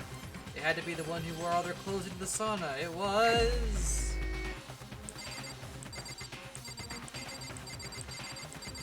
Mondo, bro. I'm sorry, man. Here's my answer. Mondo, your handbook got broken in the sauna, didn't it? What? Mondo, man. Why'd you do it, buddy? Why do you keep accusing him? Mondo and Taka had an endurance contest in the sauna not too long ago, remember?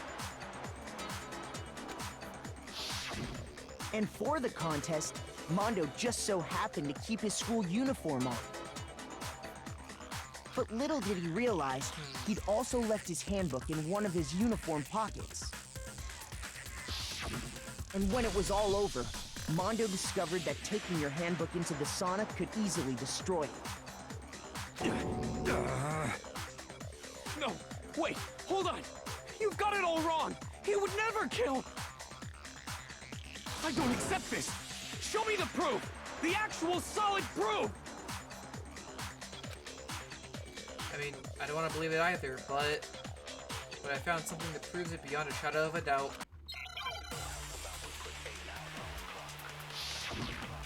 Argument time, let's do this. Let's test Makoto's assertion. If what he says is correct, then Mondo, you broke your own handbook. In other words, if Mondo's handbook is actually broken, then that proves that what Makoto said is right. Well, my goddamn handbook works just fine! See? Look! Makoto was wrong after all! Mondo wouldn't hurt a fly!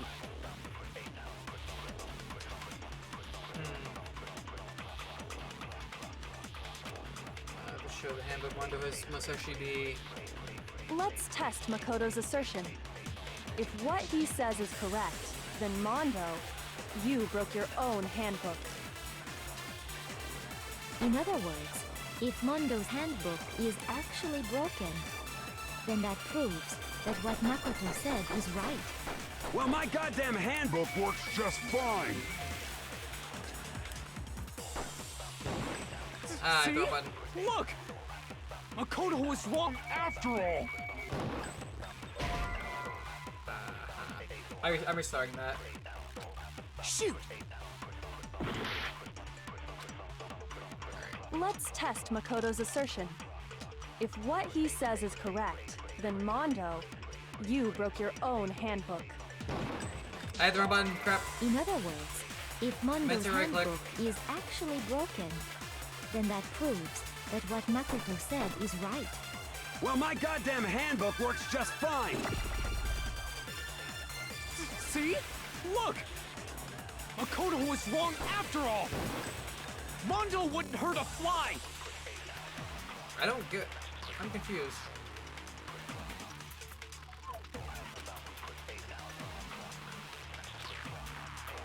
Let's test Makoto's assertion. Gotta be Chihiro's. If what he says is correct, then Mondo, you broke your own handbook.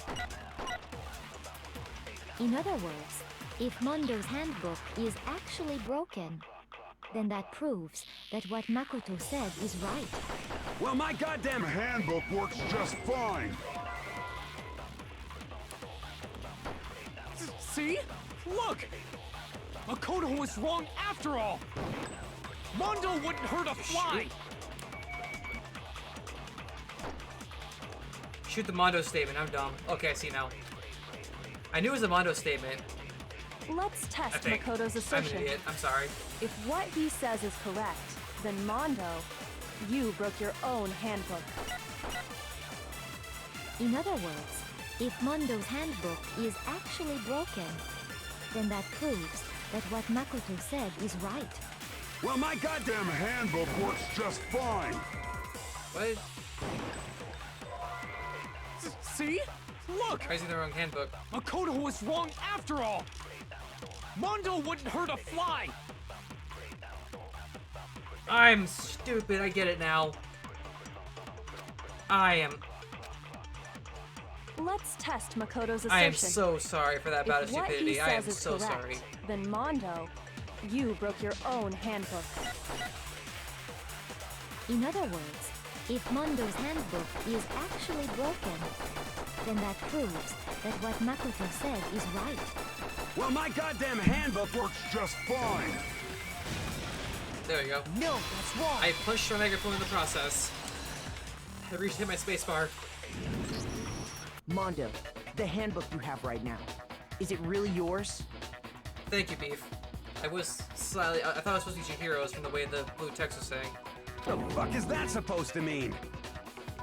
The broken handbook that was in the main hall. Isn't that one actually yours? What the heck are you talking about? What I mean is, I think Mondo swapped his handbook out for one that actually works. I think he took Leon's handbook and replaced it with his own. After all, Monokuma said himself that Leon's handbook never should have broken. That's right! The punishment it suffered wasn't nearly enough to destroy it. So then, the broken handbook in the main hall is actually Mondo's, which would mean that the handbook Mondo has right now is actually Leon's, yes? But doesn't that violate the school regulation that says loaning out your handbook is prohibited? Well, here's how I look at it. There is a rule about loaning your handbook to another student, but if they're dead, they're not a student. Ah, loophole. It's kind of a gray area, I admit. But no worries. If anything, it just makes things more interesting. As Indeed. such, I decree that exchanging handbooks with a corpse is not a violation of the rules. Well, Mondo, if I'm wrong about this, you're welcome to say so. I'm happy to admit. Son of a Whoops. bitch. Did it again. What's wrong, bro? Come on! Tell him he's wrong! You are wrong! You have to be wrong! Everything you just said is wrong! You made it all up! Talker man protecting his new bro. Okay, then why don't we look back on this case one more time, from the beginning? That way, everything will become clear, and we'll all see if I was right or wrong.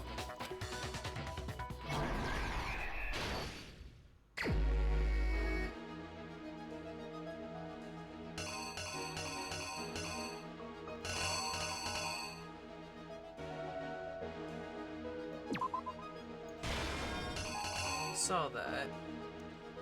Put the bag in there.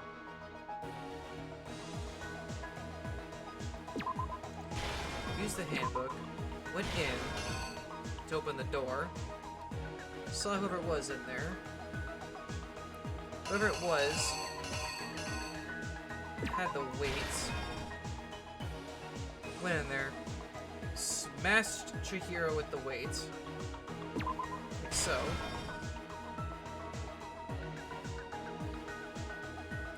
Rolled up the carpet. Took down the poster.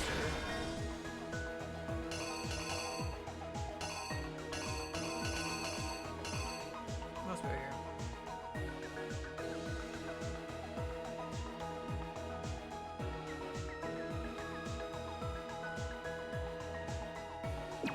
Tokiyami came into this stuff.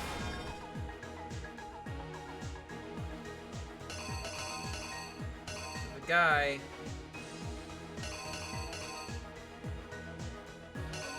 I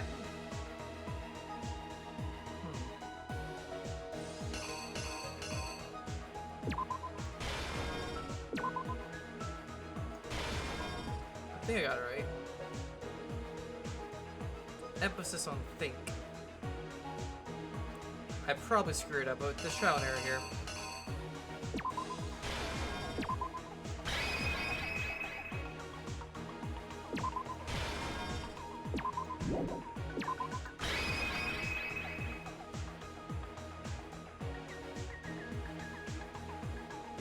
Maybe? Here's exactly what happened. It's hard to tell some of these logos. First, let's take a look back to before the incident. Last night, Celeste saw Chihiro in the warehouse, correct? At the time, she was apparently stuffing something into a duffel bag. That something was a blue tracksuit. You can confirm this, right, Celeste?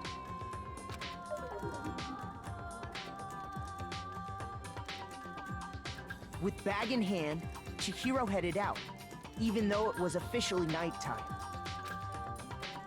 She made her way to the locker room, specifically the boys' locker room. But how could the victim, who was apparently a girl, access the boys' locker room? Ah, crap. That.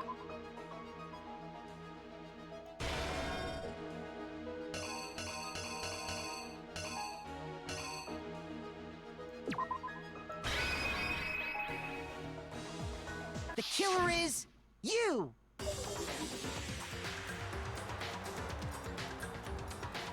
With bag in hand, Chihiro headed out, even though it was officially nighttime. She made her way to the locker room, specifically the boys' locker room. But how could the victim, who was apparently a girl, access the boys' locker room? There we go. Huh? Wait, what? I'm confused.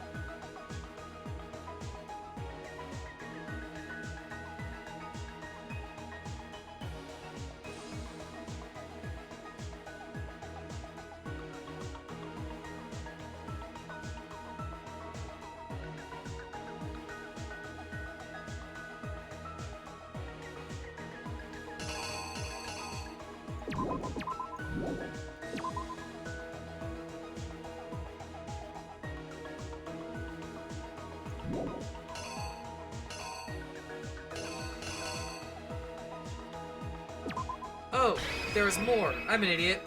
The killer is you! There was more. I didn't realize that. I'm stupid. I'm so stupid. Oh my god. With bag in hand, Chihiro headed out, even though it was officially nighttime. I didn't scroll the way through. I didn't realize there was more things. Okay, I'm dumb. She made her way to the locker room, specifically the boys' locker room. But how could the victim, who was apparently a girl, access the boys' locker room? Alright. There we go. Simple, because she was really a he. Which is why he was able to use his own e-handbook to gain entrance to the boys' locker room. Once inside, he met with someone there. And the person he met was the one who killed him.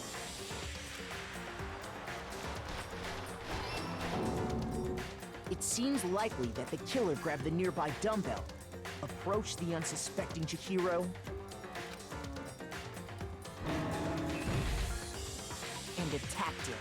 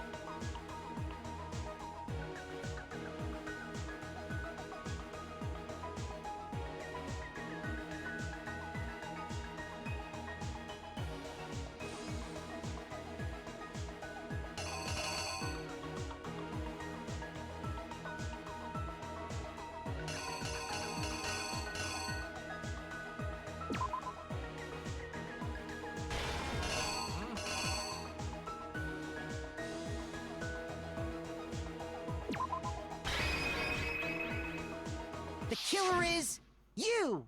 Probably just died. And attacked him.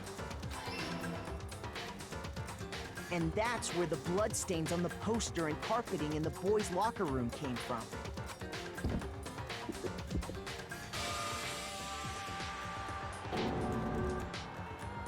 It was likely in the heat of the moment.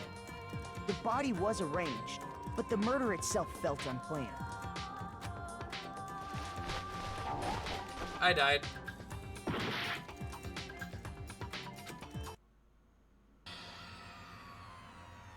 Nobody believes me. No one wants to hear what I have to say. Ah, crap.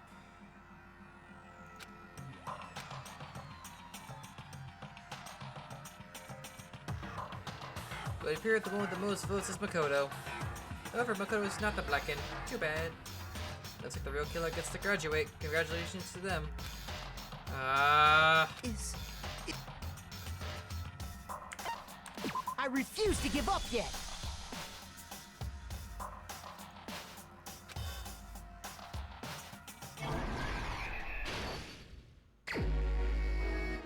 Okay, so bag.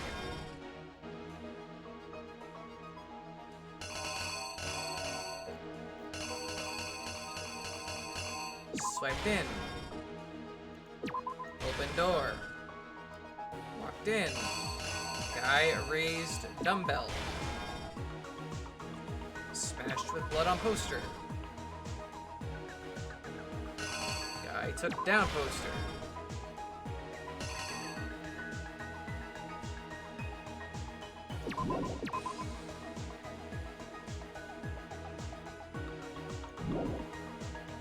I'll go back to that in a second.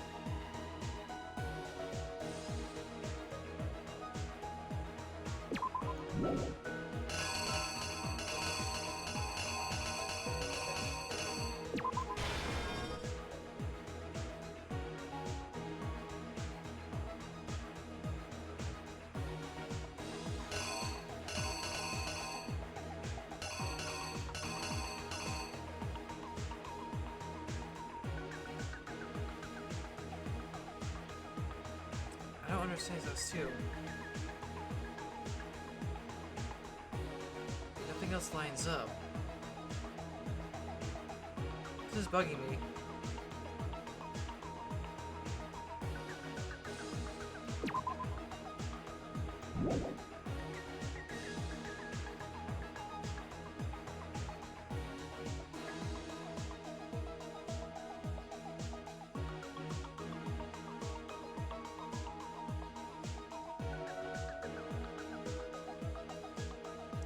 That's what I'm thinking, but where? Here or here?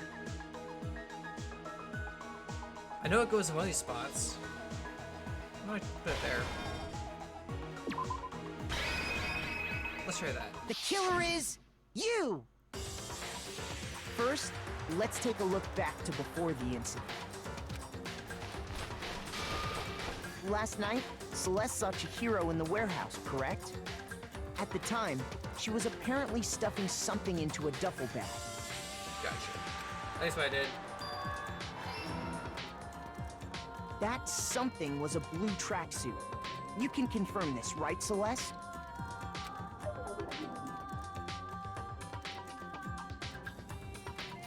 With bag in hand, Chihiro headed out, even though it was officially nighttime. She made her way to the locker room, specifically the boys' locker room. But how could the victim, who was apparently a girl, access the boys' locker room?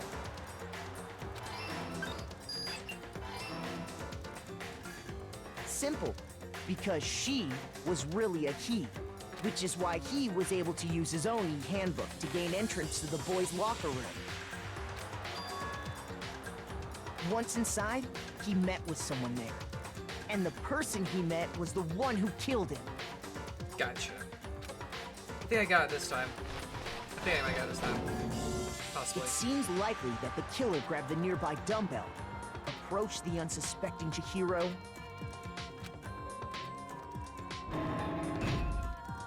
and attacked him. And that's where the bloodstains on the poster and carpeting in the boys' locker room came from.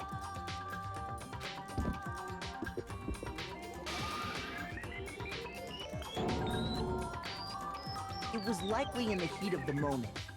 The body was arranged, but the murder itself felt unplanned. Which is why the killer hurried to try and hide the act. First, pulling up the bloodstained carpet. Then, removing the bloody poster. I see.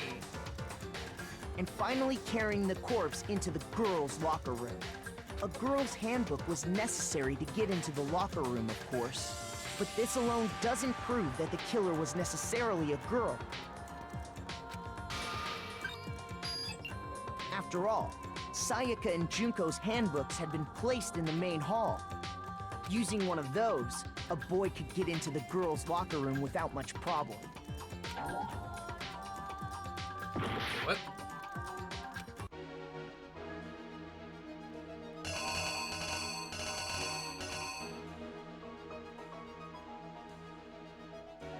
Oh, I see, I think. I see. He put this there. The killer is you! After all, Sayaka using one of those, a boy could get into the girls' locker. There we go.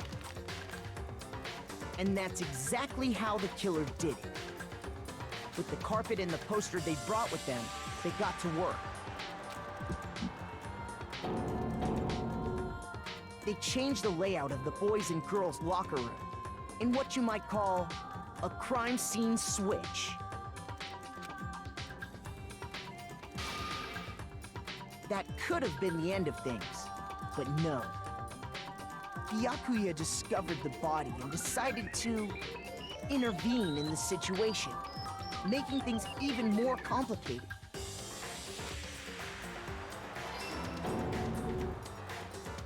So, after stumbling on the crime scene, he went and grabbed the extension cord from the library, and then he got to work. He used the cord to string up Chihiro's lifeless body.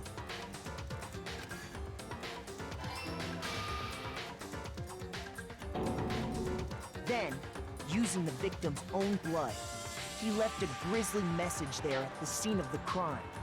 Why did he do that, though? I don't know. He wanted to create the illusion that Genocide Jack was responsible for the slaughter.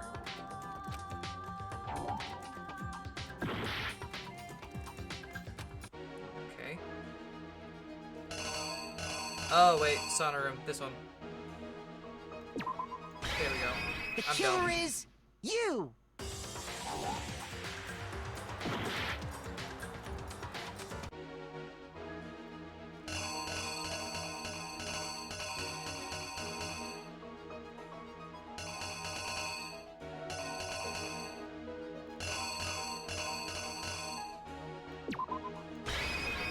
Here's exactly what happened. There we go. And around the same time that Byakuya was putting together this facade, the killer, having already disposed of Chihiro's bag and other belongings, arrived at the sauna. There, they planned to destroy the last piece of evidence, Chihiro's handbook.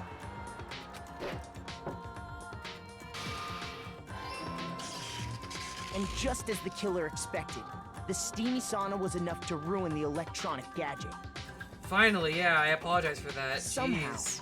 the killer knew that the handbook couldn't stand up to the heat God. of the sauna. I goofed that up horribly. I am so sorry. And the reason they knew that is because the sauna had already wrecked their own handbook. And that's how it all played out. Isn't that right, Mondo Arata? Well, that was irritating. Wait! No! This can't be right! Where's your evidence? Yeah! Where's your evidence? You need evidence! You need proof! Without any proof, you can't pin any of this on him! Evidence that Mondo is the killer. That already revealed itself earlier in the trial. If I can somehow show where Mondo's handbook is right now. Once I do that, everything will become clear. Now that full-time battles, yes. Let's talk a little bit about fever time and not nega time. Nega time, what the heck? During a full-time battle, if you press the space key, fever time will activate and the tempo will be forced to its max. At this point, even if you push the buttons at random, you won't miss. So you can push right most, however you want to destroy the opponent's verbal assaults. This only lasts until your focus gauge runs out, so make the best possible use of your time. Of course, it wouldn't be fair if only you got to access the special time, right? So you've also prepared something called nega time that your opponent can use. If your opponent activates nega time during the bullet time battle, your tempo marker will disappear, making it quite a bit tougher to hit the buttons in the rhythm. If you were to activate fever time at this point, no, never mind, I'm sure nothing would happen. I don't know what I was worried about. Unsurprisingly, if your action difficulty is set to gentle, the opponent won't use nega time. Well then, good luck and have fun. Alright, let's do this.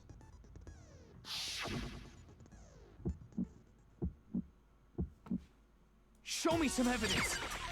You're wrong! I won't listen! I refute you! False! Show me some evidence! I won't listen! False! I refuse to vote! Show me some evidence! You're wrong! I won't listen! I refute you!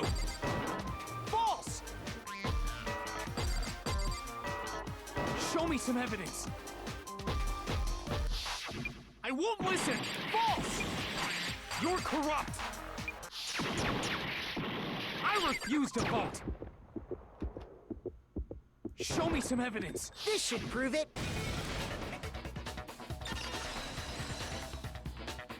Yay. Is that If press? my thinking so far is right, I was pressing the button, but nothing was happening for the tempo down, for the tempo up. That was weird. Oh, whatever. Mondo must have replaced his broken handbook with Leon's. In which case, we can just check each of our handbooks right now. Once we do that, we'll... We don't gotta do that. Huh? Yeah. I did it. I killed him. The guilt got to him. I did terrible near the end there. I did horrible near the end there.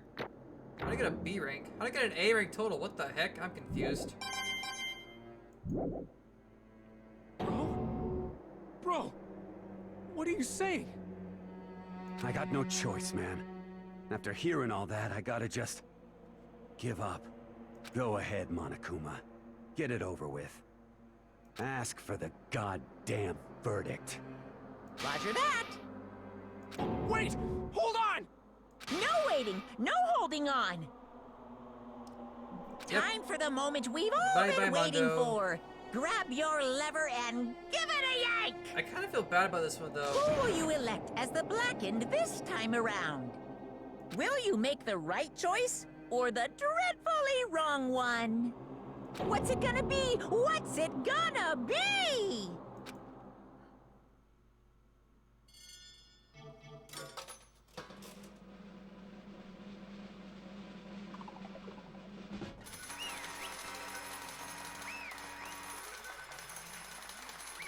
That's oddly morbid. Like, that's extremely morbid, actually. What? Uh-oh, this time it looks like you got it right again! Yes, it is so. The Blackened that killed Chihiro Fujisaki was... Mondo Owada!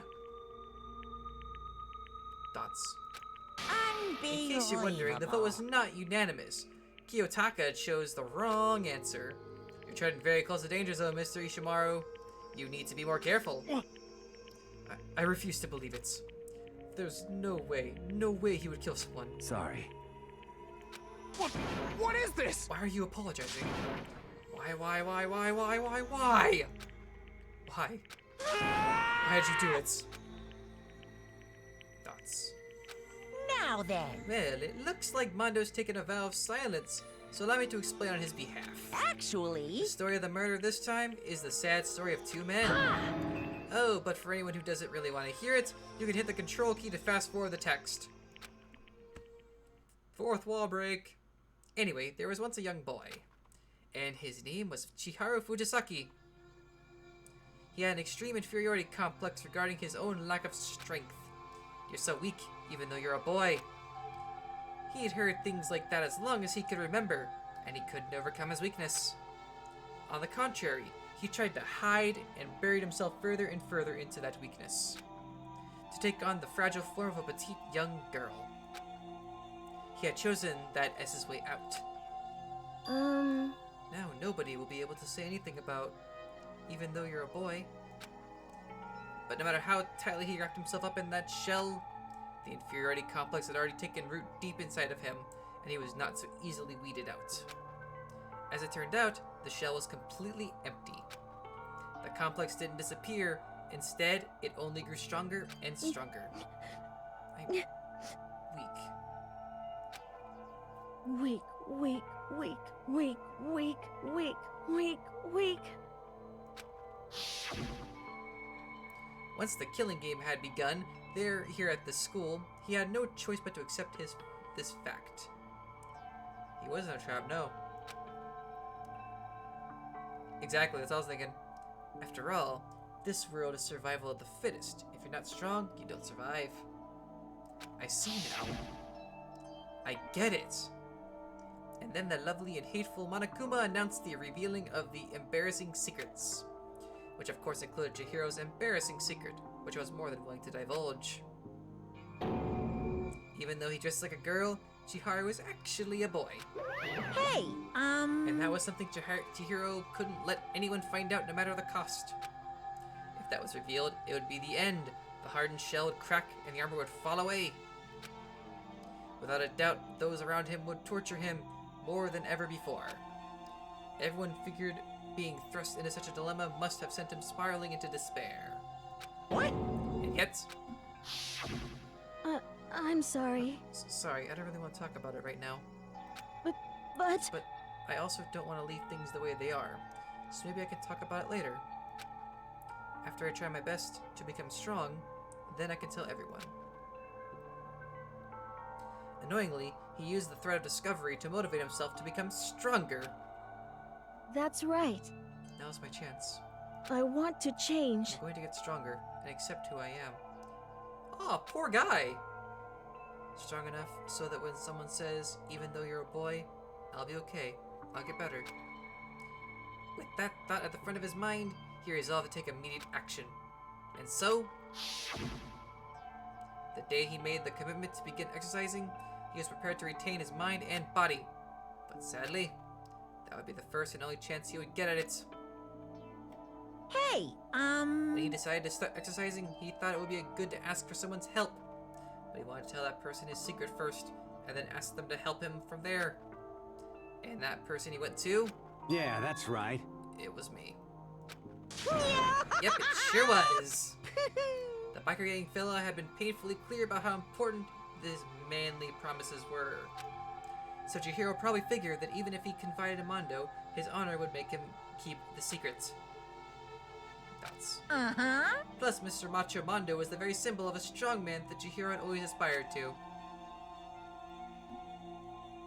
Maybe talking to Mondo about it will help give some courage. So he went and asked Mondo for help to help him become strong. That was his aspiration.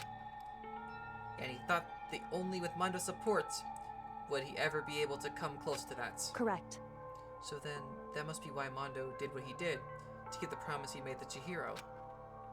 Huh. Did what he did? You mean that's why Mondo carried Chihiro from the boys' locker room into the girls' locker room? Indeed. Yes, that's exactly what I mean. Mondo didn't mean to do it. Wasn't that a cover-up that he done? What he done? Certainly. That could have been part of it, but I don't think it was the main reason. The real purpose was to keep the promise between men he'd made to Chihiro. But how does moving the body keep his secret? Because if everyone knew he'd been killed in the boys' locker room, then everyone would have been arguing about how she got to the boys' locker room, right? Once that started up, at least a few of us would have immediately begun suspecting his identity. So, he tried to protect Chihiro's secret by putting him in the girls' locker room and stealing his handbook. See? Then Mondo did all that to keep the promise he'd made to Chihiro, who he'd also killed. Why would he do that? The more I hear he talk, the more I don't understand. I mean, you guys trusted each other, right? So why did you... That's... Because no matter what, I didn't want anyone to know. I knew it. So that's what triggered it after all. The possibility of having your embarrassing memories and secrets exposed. What is this? That's impossible. Nothing could have been that bad. Something he didn't want anyone to know, even if it meant killing someone. You're wrong! It's impossible. Don't make me repeat myself. How many times must I repeat myself? To judge others by your own standard is the height of folly. Even if you can't comprehend it, he obviously can. That's all there is to it. Well, while we're on the subject, why don't I tell you? The embarrassing memory that secret he didn't want anyone to know. Hey, You know what Mondo did? He killed his own brother.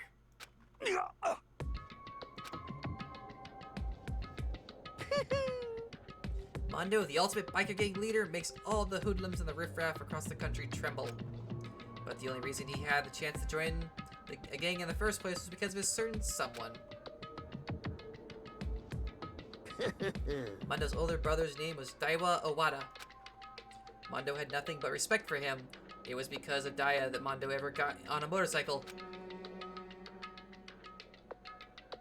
Mondo's brother was his only family growing up. He was the only one Mondo could trust or respect. He wanted to measure up to his big brother, so he imitated him and everything he did. I read that wrong. I'm an idiot. Mondo was the epitome of the starry-eyed kid brother. Meanwhile, the charismatic older brother had put together a local motorcycle gang. And before anyone knew it, had grown into the biggest biker gang in the country. Daya, the older brother, number 1 in the gang, and his number 2 is younger brother, Mondo. In the beginning, everything was peaches and gravy. But then, when Mondo started to think about how he would have to take over the gang from his brother someday, his brother's greatness, his reputation, began to gnaw on Mondo's very soul. The kid's gonna take over for Daya, huh? Daya created this gang with his bare hands. Mondo's just along for the ride. Can someone like that really be our leader? All that'll do is make the gang look bad. Almost every day, Mondo heard the gossip and whispers of the other members of the gang. Which is why... I just... Gotta get stronger. Stronger than Daya. Once. Just one time. No matter what, I gotta win. Don't fuck with me. I don't care what it takes. I gotta come out on top. And on that night of his amazing brother's retirement ceremony, Mondo challenged him to a street race. But during the race, tragedy struck. The kid brother pushed ahead with reckless abandon, eager for victory, and dashed into oncoming traffic. But suddenly...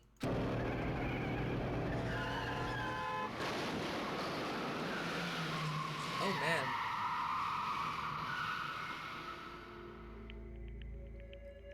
Lying in his kid brother's arms, the older brother delivered his final words.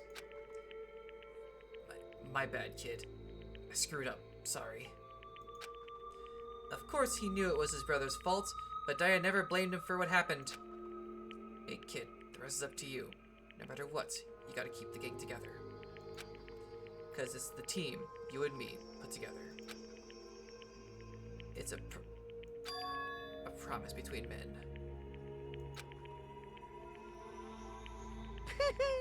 He decided to hide the truth of what happened from everyone else in the gang. In order to keep the gang together and keep the promise to his brother, he could never admit to anyone that it was his own weakness that had caused the accidents. And as a result, the team was made even stronger under the banner of the kid who'd bested his big brother. Daya was gonna lose to his kid brother, so he got stupid and got himself killed. That became the explanation for what happened. Mondo's lie became the truth. He wanted to lead the team so bad, he was willing to tell all kinds of lies about his brother. I just... I'm strong. Yeah. And yet...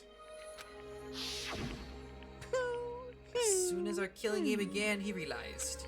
No matter how tough he pretended to be, he was just another weakling that could die in an instant.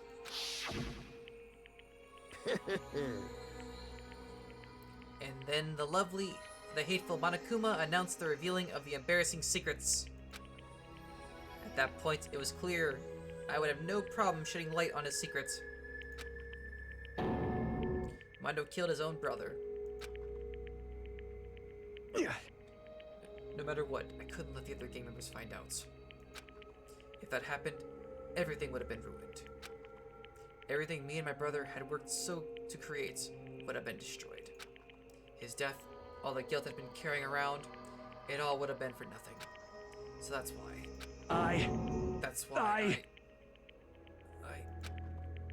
Mondo. After I saw what Monokuma had on me, my head filled up with a kind of fuzzy uneasiness, and just started swirling around. No, he didn't. He made a dumb move. His brother got in the way. He indirectly caused the death, but that was it. It wasn't his fault. Exactly. Daya came in for the save. Daya sacrificed himself to save Mondo. So technically it was indirectly caused, if anything. I never felt anything like it before. I just... I didn't know what to do about it. Mondo, man. I wasn't sure what to think or say. But after a while, that fuzzy uneasiness turned itself into a rock-hard lump of anxiety, way down in my stomach. And it was right around then that Chihiro asked me to start working out with him. And right there, he told me a secret. Seriously? Jesus. I'm sorry. Yeah, I'm sorry I lied to you. But why? Why now? Why are you telling me this all of a sudden?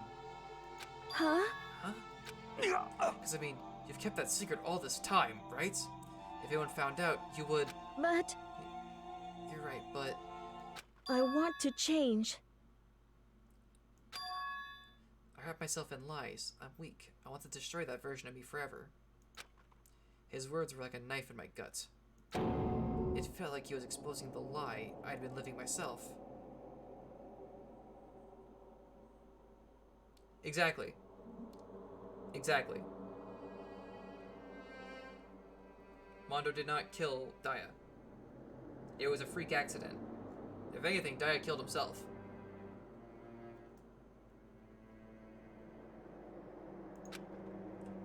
I have to change. I don't want to be weak anymore. You're so strong, it can't hurt you, right? Whatever secret Monokuma might tell us. You piece of... So what? You're saying I should just say it? What? You're saying if I really am, What? I should just be able to tell everyone my secrets? Huh? Huh? I was jealous. I was jealous of Chihiro's strength. He had the strength to face his own weakness, to try to overcome it. It was the kind of strength I've never had.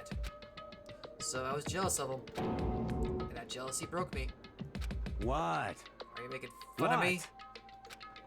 I'm strong. Are you freaking with me right now? Or screwing me right now? No!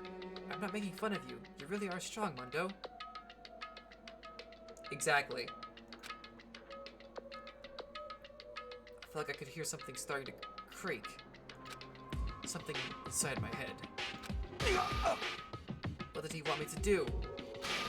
What was I supposed to do? I was supposed to just sit back, let my secret get revealed, and ruin everything? What's wrong? Damn You have you! to tell me all that. Are you trying to rub my failure in my face? I just wanted to... No, I just really admire you. I admire your strength. Yeah, that's right. That's right, I am strong. Strong. I'm strong.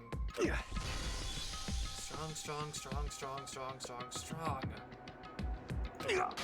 Stronger than you. You son of a bitch! I'm stronger than Daya!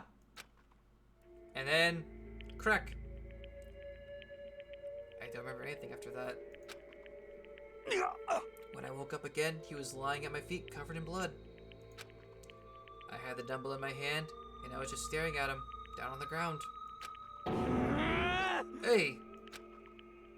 I killed him. Mondo, man. I killed Chihiro. Even after all this time, I'm still just as weak as I've always been. And thanks to that, I did something I can never take back. Mondo. He was normally so aggressive, so angry. He hid that weak side away from everyone. That was the secret. A weakness like that lived in a heart like his, and it turned him cold-blooded.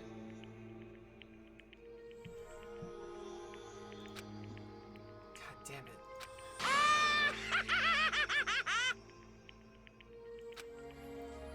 it. Look at him, you see, you're all just like him. For a secret from the past, for a memory. For that, he killed another living human in cold blood. He couldn't cut free of his regrets from the outside world. He doesn't know what true strength is. Do you see hope anywhere in there? Because I sure don't. You bastard.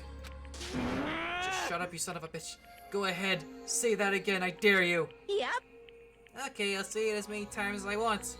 So what I want to say is what I want to say, but unfortunately I can't do that right now because the time for punishing is fast approaching. Punishing? It can't be. You mean execution? Well now, That's what I promised you, right? The black and the deserve the peace will be punished. Ridiculous. Hold on. Now then, I prepared a very special punishment. From Mondo Awada, the ultimate biker gang leader. No, wait. Let's give it everything we've got. It's punishment time! I said wait! Sorry, man. I couldn't keep the promise we made. From one man to another. That's actually genuinely depressing.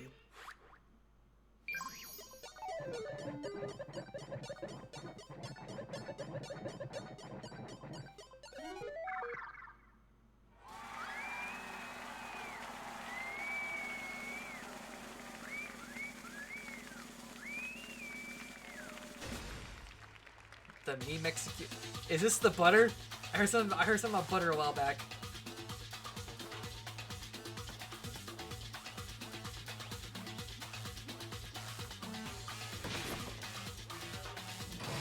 I can respect the bike too. It's a nice bike. Or a decent bike. I need to get a motorcycle. I need to do that. I've wanted one for a while.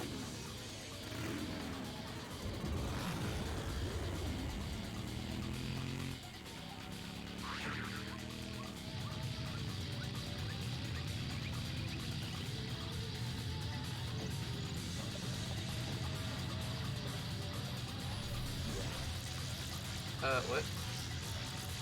He's right.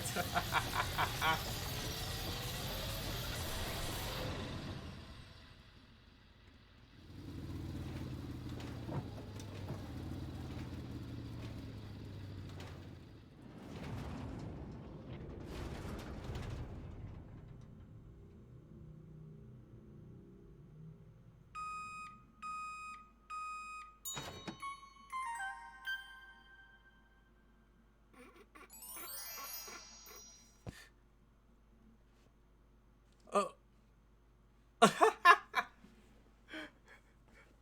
What the hell? Oh crap, I guess my soul is at peace. Laugh at death and your soul will forever be at peace. It can't be. My brother. Another murder. And another execution. I want to feel again. Everyone's lives are taken so lightly here. Mondo Butter. I feel like I might be going mad. Maybe I'll just let it happen. Butter in the chat. Everyone, butter in the chat. If anyone's in chat, we need some butter here. You know, hold on 1 second.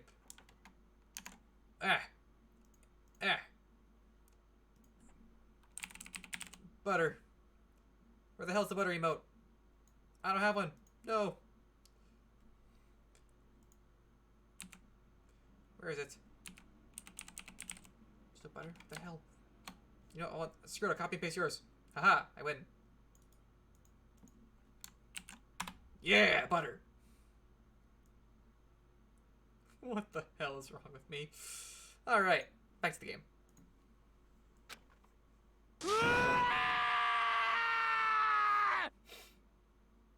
Damn. Aristarchus' sad screams invaded our skulls. We were each forced to realize once again. But he, of course, he had to. Wow, Byakuya, oh my god. I jump between liking and hating this man. What a disappointment. This is the end of our game? Byakuya. I jump between liking this guy and just hating him with a passion. What is this? You're completely insane, you know that? A game? One of our friends is dead. Do you realize that? Naturally. Of course I do. Because this game is life or death. Hey. I don't have anything to say to you. I don't have a response except that. However... I just don't understand why. Why did you go out of your way to disguise Mondo's crime? I want to know that too, actually. What? Why? Isn't it obvious? Because it made things more interesting. Ah, screw this guy. His voice was calm, emotionless, like the voice of death. It chilled me to the bone. Last night when the murder took place, I was in the library as usual. Honestly. So you ignore the nighttime rule too? That rule never mattered to me. I don't recall agreeing to it. There is nothing to be done. Well, I don't particularly care. Please continue. The night grew late, and I decided to return to my room, which is when I stumbled upon him. I spotted Mondo coming out of the girls' locker room. After he'd gone, I looked inside and saw the corpse. What? You actually witnessed the murder? He was such a fool. He didn't have the slightest idea I had seen him. Well... So you're saying you knew the culprit was from the very beginning? That's right. Indeed. But if that had been the end of it, how boring would that have been? I mean, what a waste of time to have the answer revealed right at the beginning. Which is why I decided to lend a little helping hand. I thought it would liven things up. Wow! You all did that too, liven things up.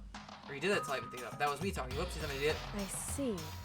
So after hearing about Genocide Jack from Toko, we decided to use that to create the fake murder scene? But damn, man, if we hadn't figured out who'd really done it, you would have been dead too, right?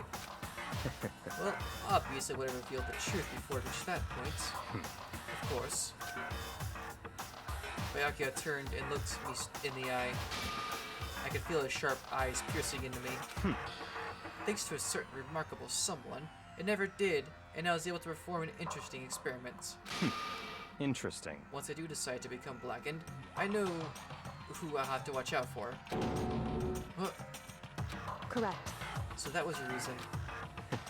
Are you satisfied? Indeed. Yes, we're done listening to your story. Yep, Mondo died. He turned to butter. Mondo got buttered. Moving on. Hey. There's something I'd like to ask Monokuma. What's this? What's up next? Or I'm up next. I can't read. I'm getting tired. You like to perform these elaborate executions each time, correct? My question is, why? Do you like them? But you know, these punishments, this despair, it's not just for you. All this punishment, all this despair, is my gift to mankind itself. What? You're over-exaggerating. I am not over-exaggerating. These punishments are meant to transform all hope to despair. Damn. What do you mean? Huh? Mean? Mean? Mean? What the heck? Mean. Damn it! Good grief, I don't understand why you have to pick apart every little stupid thing. Whatever, it doesn't matter. In the end, I'm going to stand alone as the victor, and then everything will be revealed to me. Ooh, that how noble son of a noble family. exciting. Truly you understand me. I think this is the start of a terrifying friendship. That's enough. Shut up. I would never stoop to the level of a childish criminal like you. Let me just say this. After I have achieved complete victory, you're up next. I'm going to find you and kill you. Understand? In the name of my family. In the name of the Togami family, for which victory is a foregone conclusion. You're getting all riled up! Oh, so cool. It's like you're the main character of a video game or something. No trash mob for you. I swear, whatever it takes, I will kill you. Temper, temper, temper. Sounds like someone needs a nap.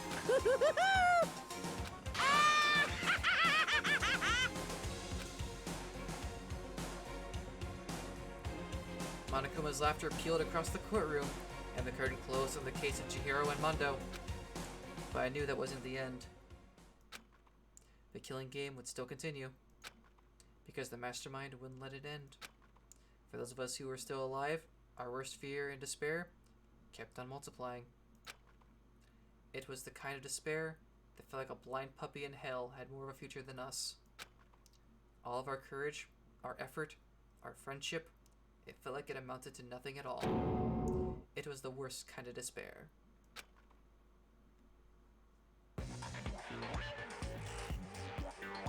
Well, anyway, like I was saying, this is a pretty good spot. Yeah, a really good spot. Anyway, isn't it amazing how that girl went and killed someone before things even had a chance to get boring? Once things really get moving, it'll be like a roller coaster. There won't be any stopping it. Fear and despair charge forward at a speed nothing can hope to match. That's a traitor amongst But us, I eh? must admit, I'm disappointed. Oh my god. I went to all the pain and effort of making you part of the group, and you couldn't play your part. You do remember you were supposed to make the first move, right? Well, no biggie. Nothing we can do about it now, so just do your best to make things more exciting from now on, okay? After all, that's what everyone wants to see. So there's a traitor among us, someone working with Monokuma. Interesting. There's one thing I'd like to ask you. As long as you don't want to know my measurements, fire away. Oh my god. Who is it? The 16th high school student, I mean. Ooh-hoo. My, you really took me by surprise there. I know I said you could ask anything, but... Super denied, ultra denied, demonic denied! Because you see, that's my ace in the hole. And nobody be dumb enough to reveal that, right? No matter how close they were to their friends.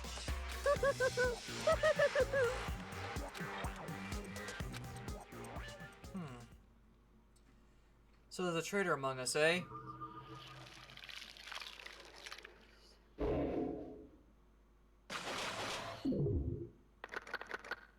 Ten remain. Dang.